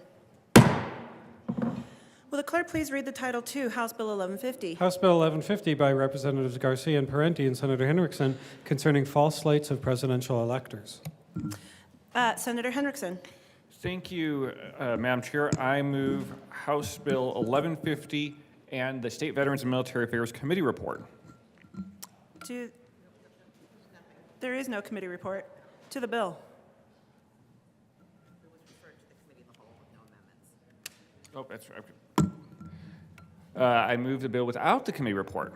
To the bill. Because there is no committee report. Thank you, Madam Chair. This bill is in response to the 7 states that we saw in the aftermath of the 2020 election that submitted false slates of electors to the U.S. Congress and to the archivist of the U.S. Congress, where the documentation for the certification of electors was printed off and then filled out by those who were not authorized to do so in a manner that misrepresented the facts of the election results in those states, and then sent off as the actual documentation.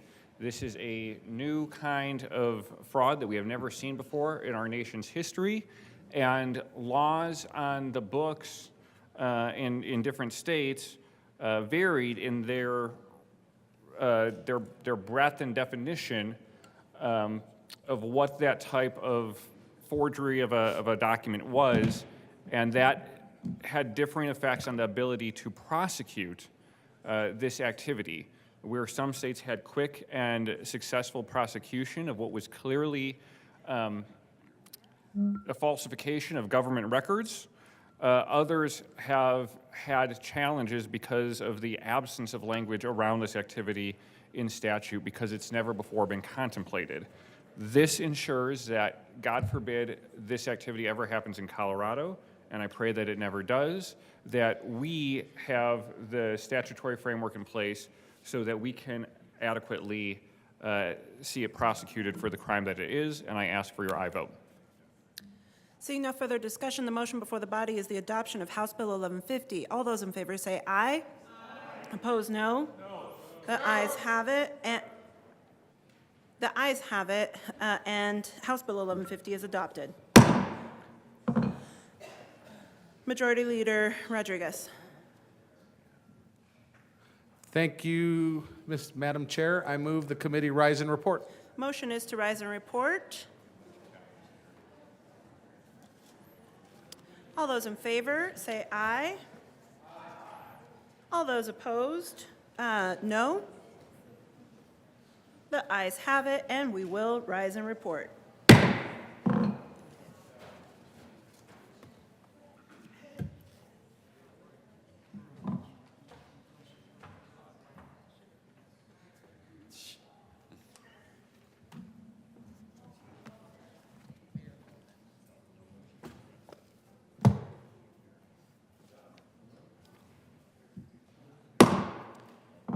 The Senate will come to order. Senator Gonzalez.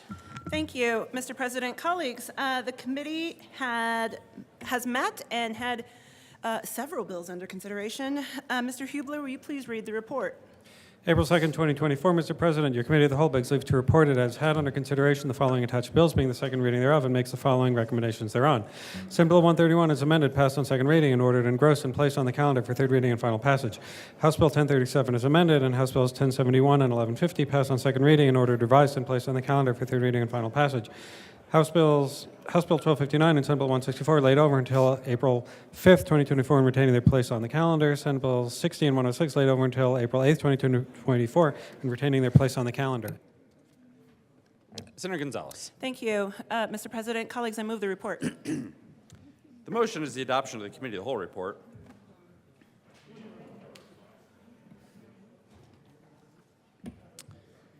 There is an amendment at the desk. Will the clerk please read amendment? S01, Senator Van Winkle moved to amend the report of the Committee of the Whole to show that the following Van Winkle floor amendment, L14 to SB 131, did pass amend the Judiciary Committee dated March 27, 24, page 3, line 17, strike preschool and substitute preschool, or page 3, lines 18. Thank you, Mr. President. I move S001. To the amendment. Thank you, Mr. President. What this amendment would do, members, we discussed this at great length during the second reading debate on the bill. It would remove the mandate to create gun-free zones on every public, private, college, university, or seminary.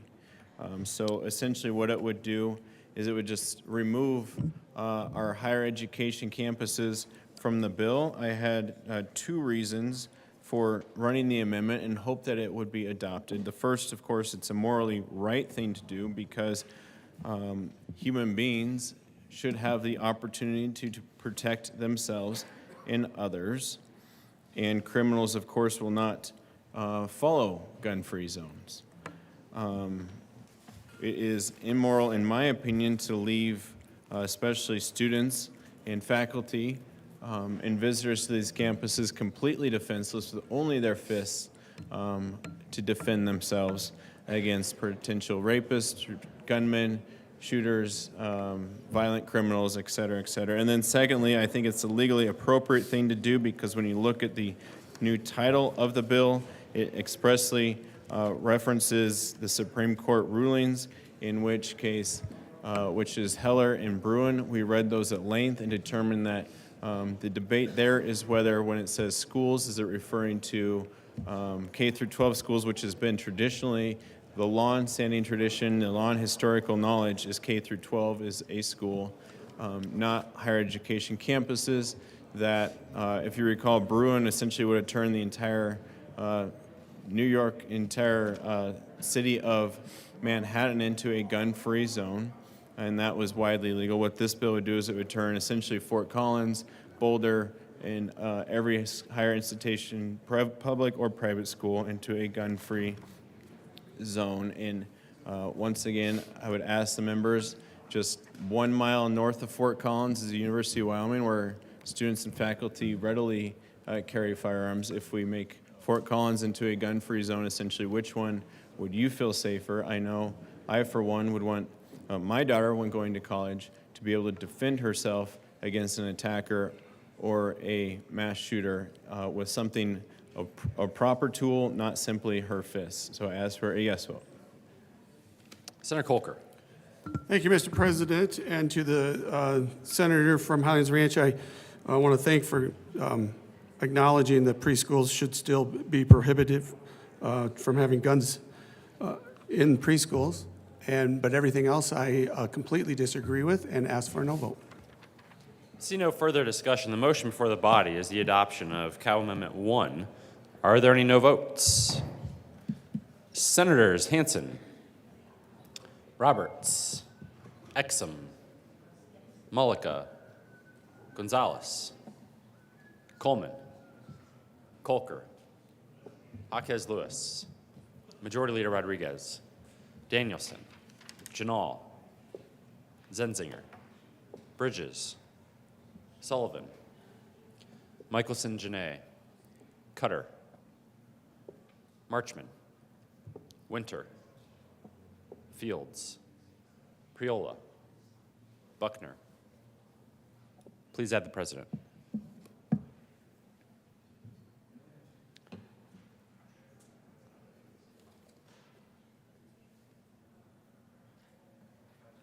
With a vote of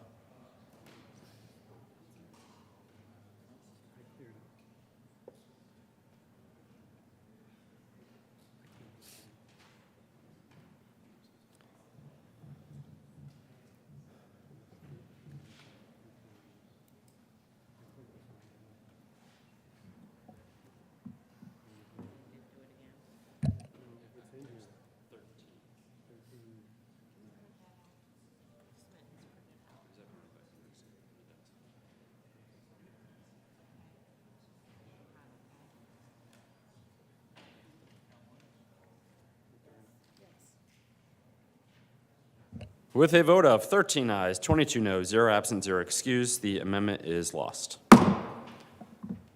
There's an amendment at the desk. Will the clerk please read Cal Amendment 2?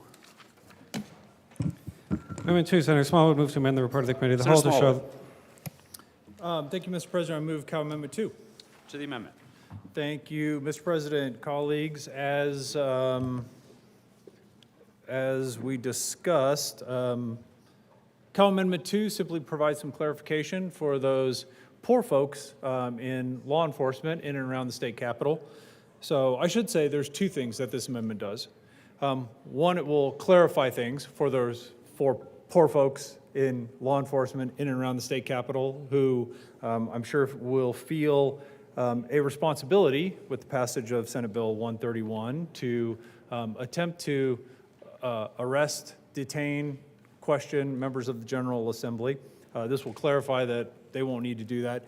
Second, more importantly, remember if Senate Bill 131 passes without these amendments, in my opinion, what you are telling folks who carry firearms, particularly those with a valid concealed carry permit, carry them to the Capitol. In my opinion, what you are saying with the rejection of this amendment is that we need to leave those weapons in the car, either in the parking garage here or in the loop, because you're providing no alternatives for folks, particularly those that travel large distances, bring their firearms here, and now will be prohibited from bringing them into the building. And I think that's an ill-advised move, and would ask for an aye vote on Cal Amendment 2. Senator Jaquez Lewis. Thank you, Mr. President. Colleagues, we had a long discussion about firearms in legislative assemblies.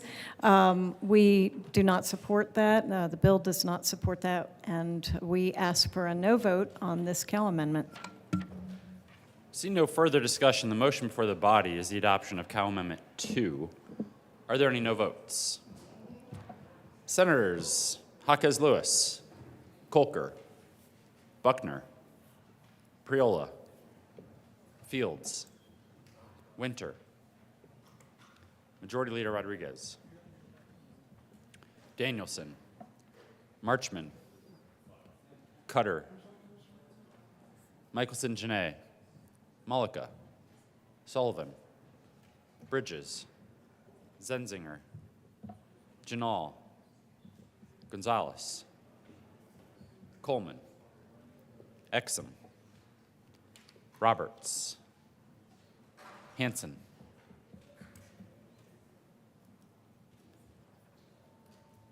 with a vote of, please add the president. With a vote of 13 ayes, 22 noes, 0 absent, 0 excused, the amendment is lost. There's an amendment at the desk. Will the clerk please read Cal Amendment 3? Amendment 3, Senator Smallwood moves to amend the report of the Committee of the Whole. Thank you, Mr. President. I move Cal Amendment 3. To the amendment. Amendment 3, colleagues, for the handful of you that were in the room when we discussed this, this would be adding homeless facilities, those providing services to persons experiencing homelessness, making sure that we are adding those as facilities where you are not to carry a firearm. Thank you for the valuable conversation. This provided me a ton of information, and I very much appreciate it. I would very much encourage a no vote on Amendment 3 and asking for a no vote on Cal Amendment 3.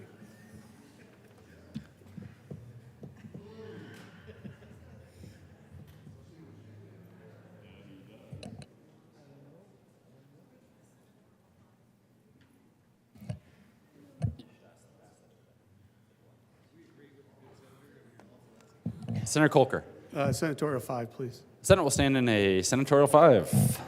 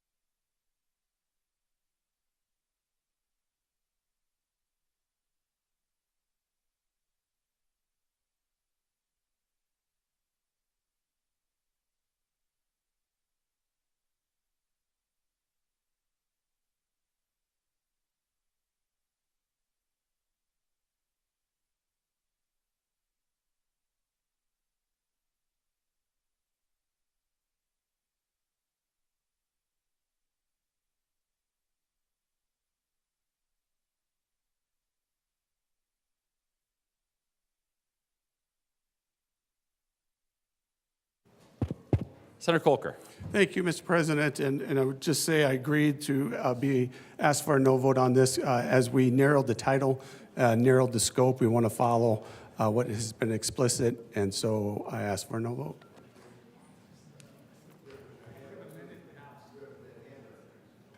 The motion for the body is the adoption of Cal Amendment 3. Are there any no votes?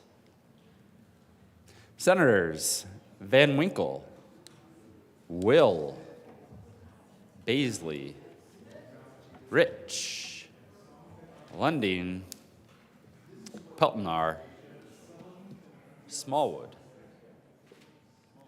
Kirkmeyer, Liston, Pelton B, Simpson, Hanson, Roberts, Henriksen, Mullica, Exum,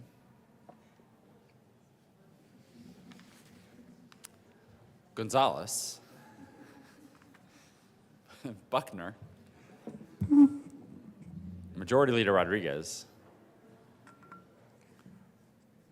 Janal, Danielson, Zenzinger, Winter, Marchman, Sullivan, Cutter, Gardner, Michelson Janae, Kolker, Jaquez Lewis, Priola,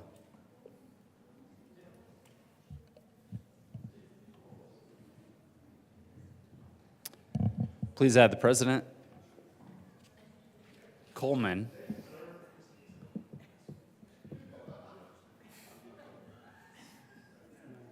Coleman,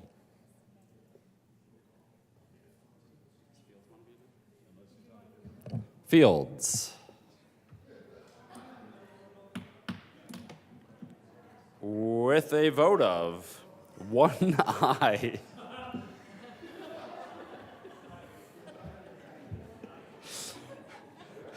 "34 noes, 0 absent, 0 excused. The amendment barely loses.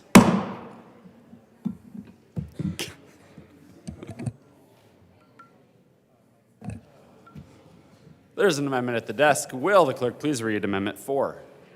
Amendment 4, Senator Peltonar, move to amend the report of the Committee of the Whole. Thank you, Mr. President. I move Cow Amendment S004. To the amendment. Thank you. During the discussion, I ran an amendment that if you were a teacher or staff in a small rural school of 500 students or less, and this pertained to public and private schools, elementary, middle, junior high, high school, and vocational schools, as long as they were on school property, they were exempt from this. So without this amendment, we immediately make a bunch of victims in our small rural schools that are 30, 45 minutes to an hour away from law enforcement. By the time law enforcement gets there, everyone could be dead. So with that, I urge yes vote on this amendment for rural schools. Senator Jaquez Lewis. Thank you, Mr. President. As we discussed earlier, the current law is unchanged by Senate Bill 131, so there's really no need for this amendment. So we ask for a no vote on Cal Amendment 4. Senator Van Winkle. Thank you, Mr. President. I once again thank the good senator from Cheyenne Wells for bringing this amendment, because especially in rural schools, in fact, in any school in the state of Colorado, if there is an active shooter situation, it is the staff, it is the teachers who are the first responder in that terrible circumstance. And I thank the good senator from Cheyenne Wells for bringing the amendment, because those first responders, in this case it will be a teacher, most likely, should not be left completely defenseless. And members, it is wrong to legislate people into legislating people into becoming victims. And with this amendment, it would at least allow in our very rural schools, those first responders, which in this case will be a teacher, to allow them to defend themselves and their students. Seeing no further discussion, the motion before the body is the adoption of Cal Amendment 4. Are there any no votes? Senators Henriksen, Hansen, Roberts, Malika, Exum, Coleman, Gonzalez, Janal, Zenzinger, Bridges, Sullivan, Michelson Janae, Cutter, Marchman, Danielson, Majority Leader Rodriguez, Winter, Jaquez Lewis, Fields, Priola, Buckner, Kolker. Please add the president. With a vote of 12 ayes, 23 noes, 0 absent, 0 excused, the amendment is lost. There's an amendment at the desk. Will the clerk please read Amendment 5? Amendment 5, Senator Lundin, move to amend the report of the Committee of the Whole to show the following Lundin floor amendment, L19 to Senate Bill 131, did pass amendment Judiciary Committee report dated March 27, 2024, page 2, line 42, strike and 3J and substitute 3J Thank and you very 3K. much, Thank you, Mr. President. I move Amendment 5 to the COW To the regarding Senate Bill 131.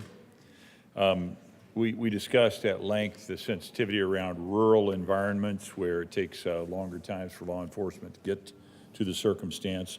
This particular amendment would allow for a person to carry a firearm on the real estate of a community college governed by the State Board for Community Colleges and Occupational Education, or a local district college that is located in a rural county as defined by sections 3020, 603, 1 prin G. And the person is a teacher or an employed staff at the college, or the person is a student at the college, the firearm is a handgun, and the student holds a valid permit to carry a concealed handgun or a temporary emergency permit issued pursuant to Part 2 of Article 12. So this is the metaphor that I would offer up. This is for my granddaughter, who will be trained to safely handle a firearm and will, very likely, earn her concealed carry permit and will have the ability to protect herself. Unless 131 passes and she's at a community college and loses the right to protect herself. I urge you to support this amendment.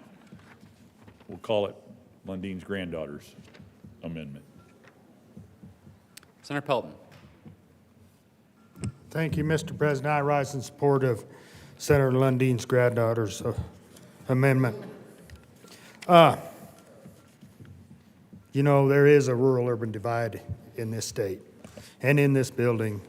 The last vote kind of proved that. So let's work on healing that and vote for this amendment. It's a good amendment.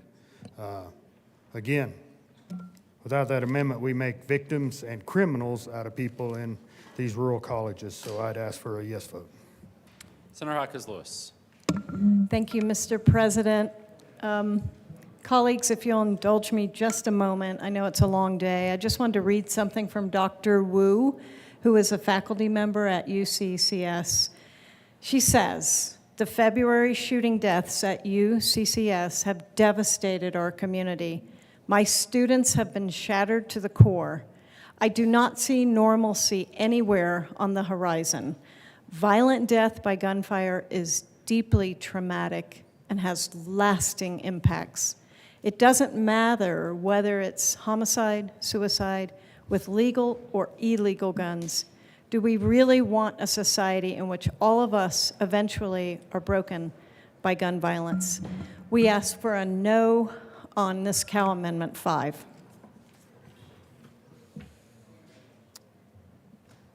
Mr. Minority Leader.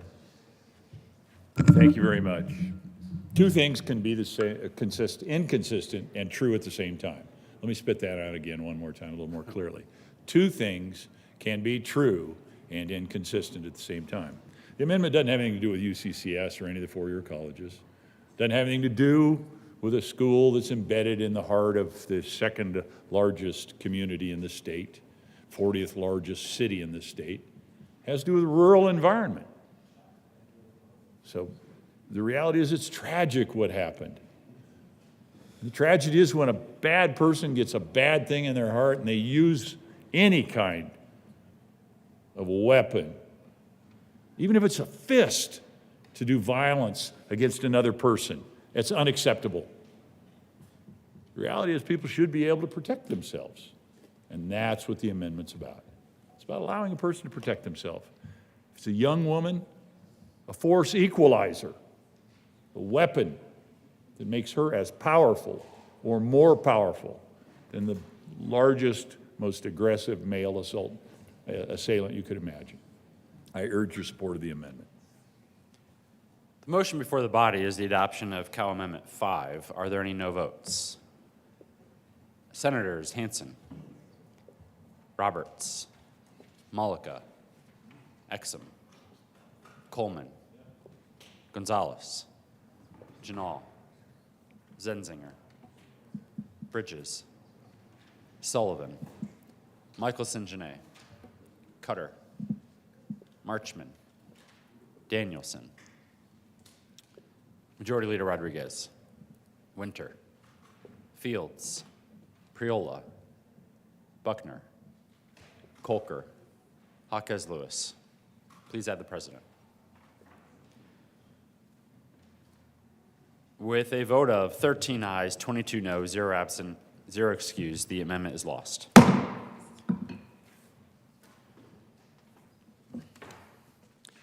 The motion is the adoption of the Committee of the Whole report. Are there any no votes?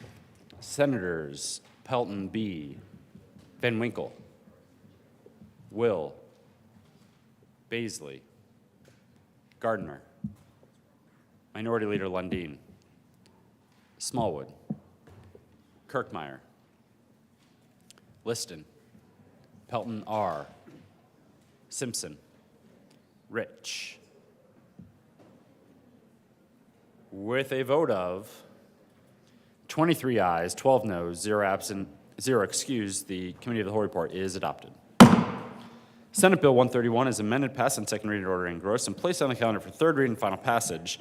House Bill 1037 is amended, House Bill 1071 and 1150, passed on second reading, order revised, and placed on the calendar for third reading and final passage. House Bill 1259, Senate Bill 164, laid over until April 5th and retained their place on the calendar. Senate Bill 60, Senate Bill 106, laid over until April 8th and retaining their place on the calendar. Introduction of bills. Senate Bill 184 by Senators Roberts and Will and Representatives McLaughlin and Armagost concerning special districts that provide emergency services and in connection therewith, authorizing a district to impose an impact fee on certain new construction and to levy a sales tax to generate additional revenue for district services. Local government and housing. Senate Bill 195 by Senators Winterhoff and Cutter and Representatives Lindsay and Lindstedt concerning protection of vulnerable road users. Transportation and energy. House Bill 1148 by Representatives Weissman and Mabry and Senator Gonzalez concerning more inclusive calculation of the finance charge applicable to certain consumer lending transactions and in connection therewith requiring a more accurate disclosure of the cost of credit for certain loans. Finance.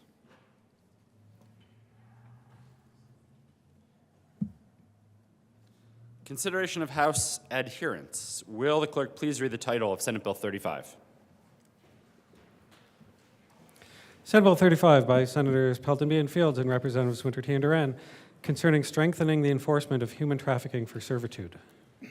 Senator Pelton. Thank you, Mr. President. I move to the Senate recede from its position on Senate Bill 35 and concur with the House on the House position on the bill.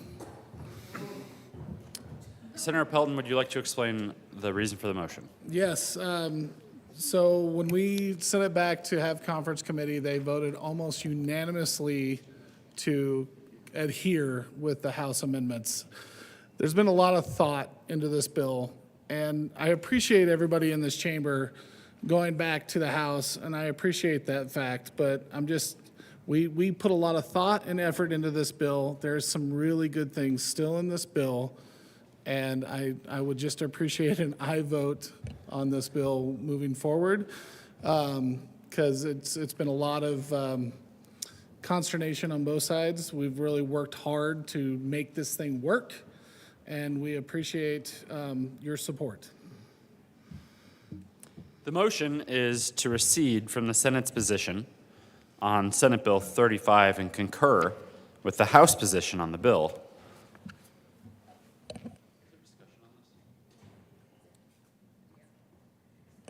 Senator Roberts. Thank you, Mr. President. Colleagues, I wanted to come up and say that I'm going to urge an aye vote on the good senators from Sterling's request to recede from our position, reluctantly. I know I came up here last week and spoke about why I thought a conference committee would be appropriate. I am very disappointed that the House felt it wasn't the right decision to go to a conference committee. I think we could have worked out our differences. If you recall last week, I was upset with the House amendments because it severely weakened the bill. It made it less victim-friendly. It made it more defendant-friendly. And we're talking about a very serious crime of human trafficking. However, there are some positive things in the bill that the House sent back to us, most notably extending the statute of limitations for prosecuting crimes of human trafficking, which is very important. We are at the bottom of the country right now with our statute of limitations. This would bring us well into the median range. So that is important, and we should not lose the bill over that. But I am putting a marker down that this Senate has sent many criminal justice bills, pro-victim bills, over to the House that continue to get weakened by the House Judiciary Committee. Not because there's an overwhelming number of people coming to this building and say, please do these amendments, please. This is not good for Colorado. In fact, it's the opposite. Of course, we have testimony after testimony after testimony about how we need to protect victims of human trafficking or protect people who are victims of crime.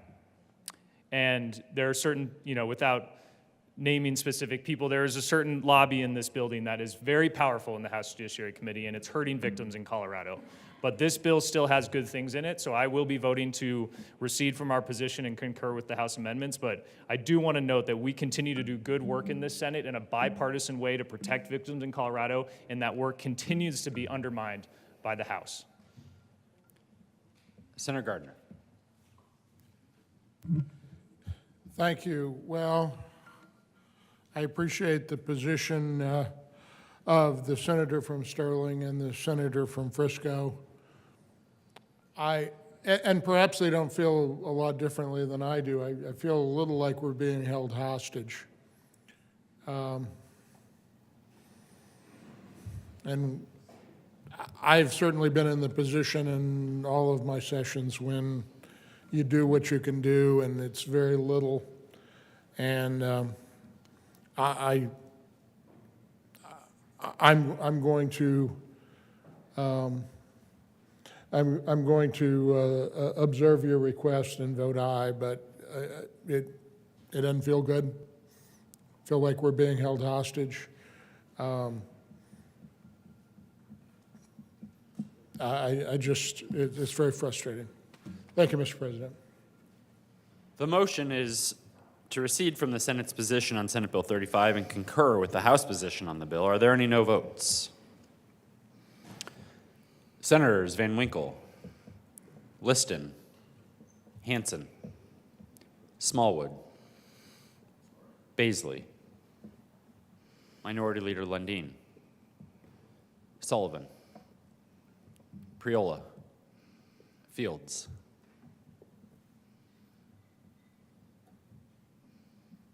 With a vote of 26 ayes, 9 no, 0 absent, 0 excused, the motion is adopted. Senator Pelton. Thank you, Mr. President. I move for the repassage of Senate Bill 35. The motion is the repassage of Senate Bill 35. Are there any no votes? With a vote of 35 ayes, 0 no, 0 absent, 0 excused, Senate Bill 35 is repassed. Co-sponsors. Senators Gonzalez,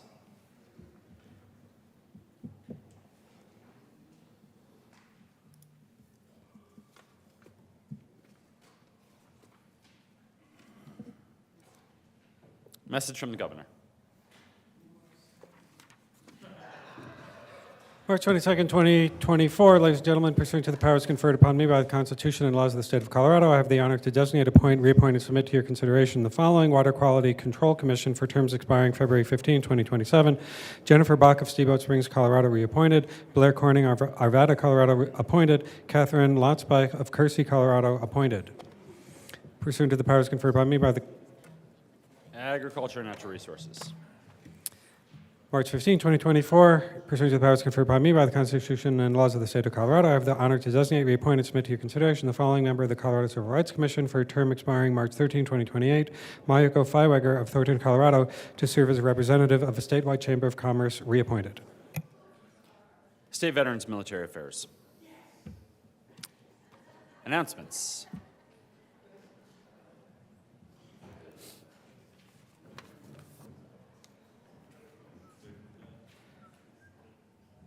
Senator Mullica. Thank you, Mr. President. Members, Senate Finance Committee will be meeting 10 minutes after adjournment here. We are moving the calendar. Members, he is new around here. Please don't gang up on the freshman senator. Thank you, Mr. President. I do believe you have a gavel, if you don't mind using that, so that I can finish my Senator Mullica will be fined $5 for directing me to use my gavel. Look, I'm just trying to say, we're moving around the calendar a little bit. Senate Bill 173 is moving up the calendar. It cost me $5.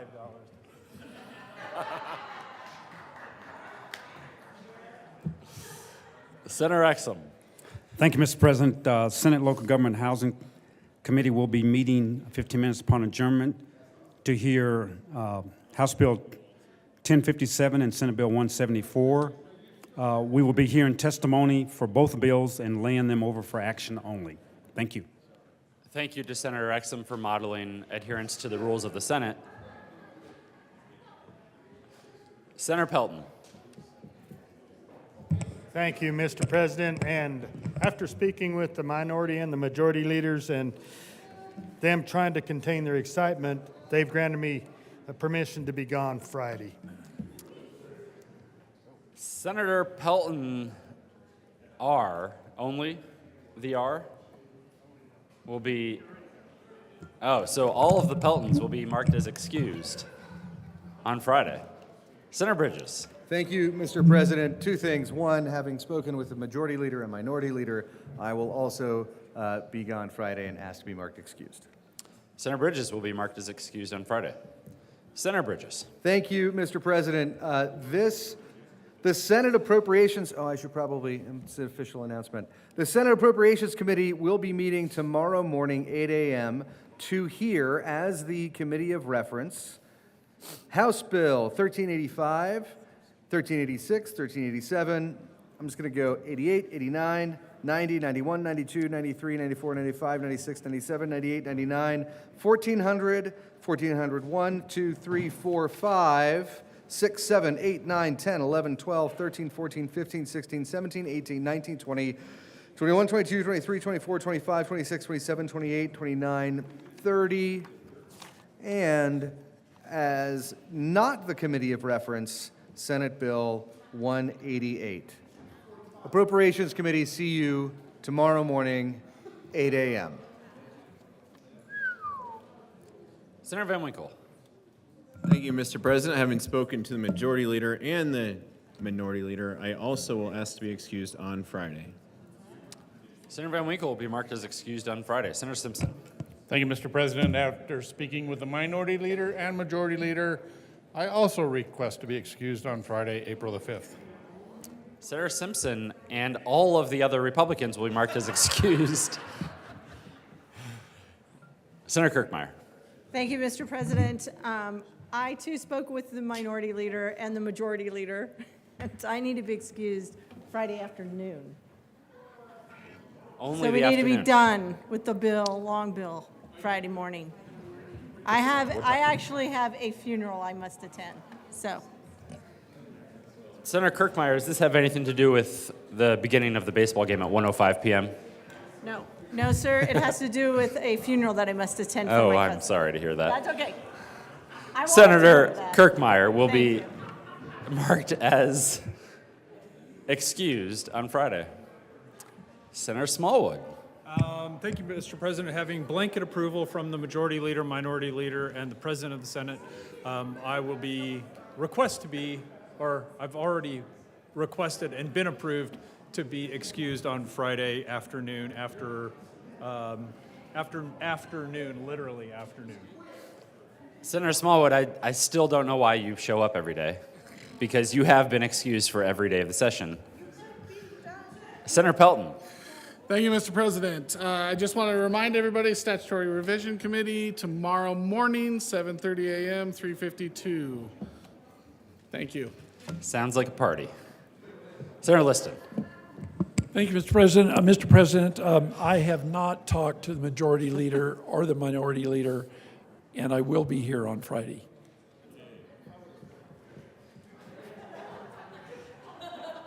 We will see you Friday. Senator Fields. Thank you, Mr. President. I have spoken with the majority leader. I too would like to request to be excused on Friday. Senator Fields will be marked as excused on Friday. Senator Will.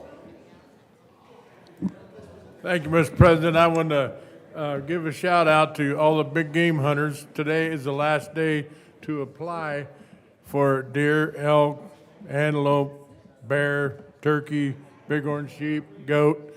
So 8 p.m. today, your applications have to be in by 8 p.m. tonight. So please apply if you're going to be big game hunting. Thank you. Senator Winter. Thank you, Mr. President. On Thursday, it's Denim Day, so we encourage all of you, yes, so Longbill Day, Denim Day, there's going to be a cookout too, and so donate. This goes to Sea Casa, and it's called Denim Day because it came from a case in Italy where a judge ruled that a woman was not raped because her pants were so tight that she must have helped take them off, and so it was consensual. And so we're reminding everyone about the sexual violence we face in society and raising money for those that support the victims. Senator Danielson. Thank you, Mr. President, and thank you, colleagues, for your attention. I am bringing my money tomorrow. Please remember to donate. The Colorado Coalition Against Sexual Assault is an integral part of our community to stand up for the rights of victims, but also provide direct services and prevention work. So thank them for their service to this Colorado community, and put a few bucks in the bin and wear jeans on Thursday. Thank you, everybody. Mr. Minority Leader, does that count for all the Fridays that you've been wearing jeans as well? Senator Winter. Thank you, Mr. President. And I just wanted to remind everyone that Denim Day is open to everyone in the building. So aides, interns, partisan staff, nonpartisan staff, lobbyists, please help participate in Denim Day. Thank you.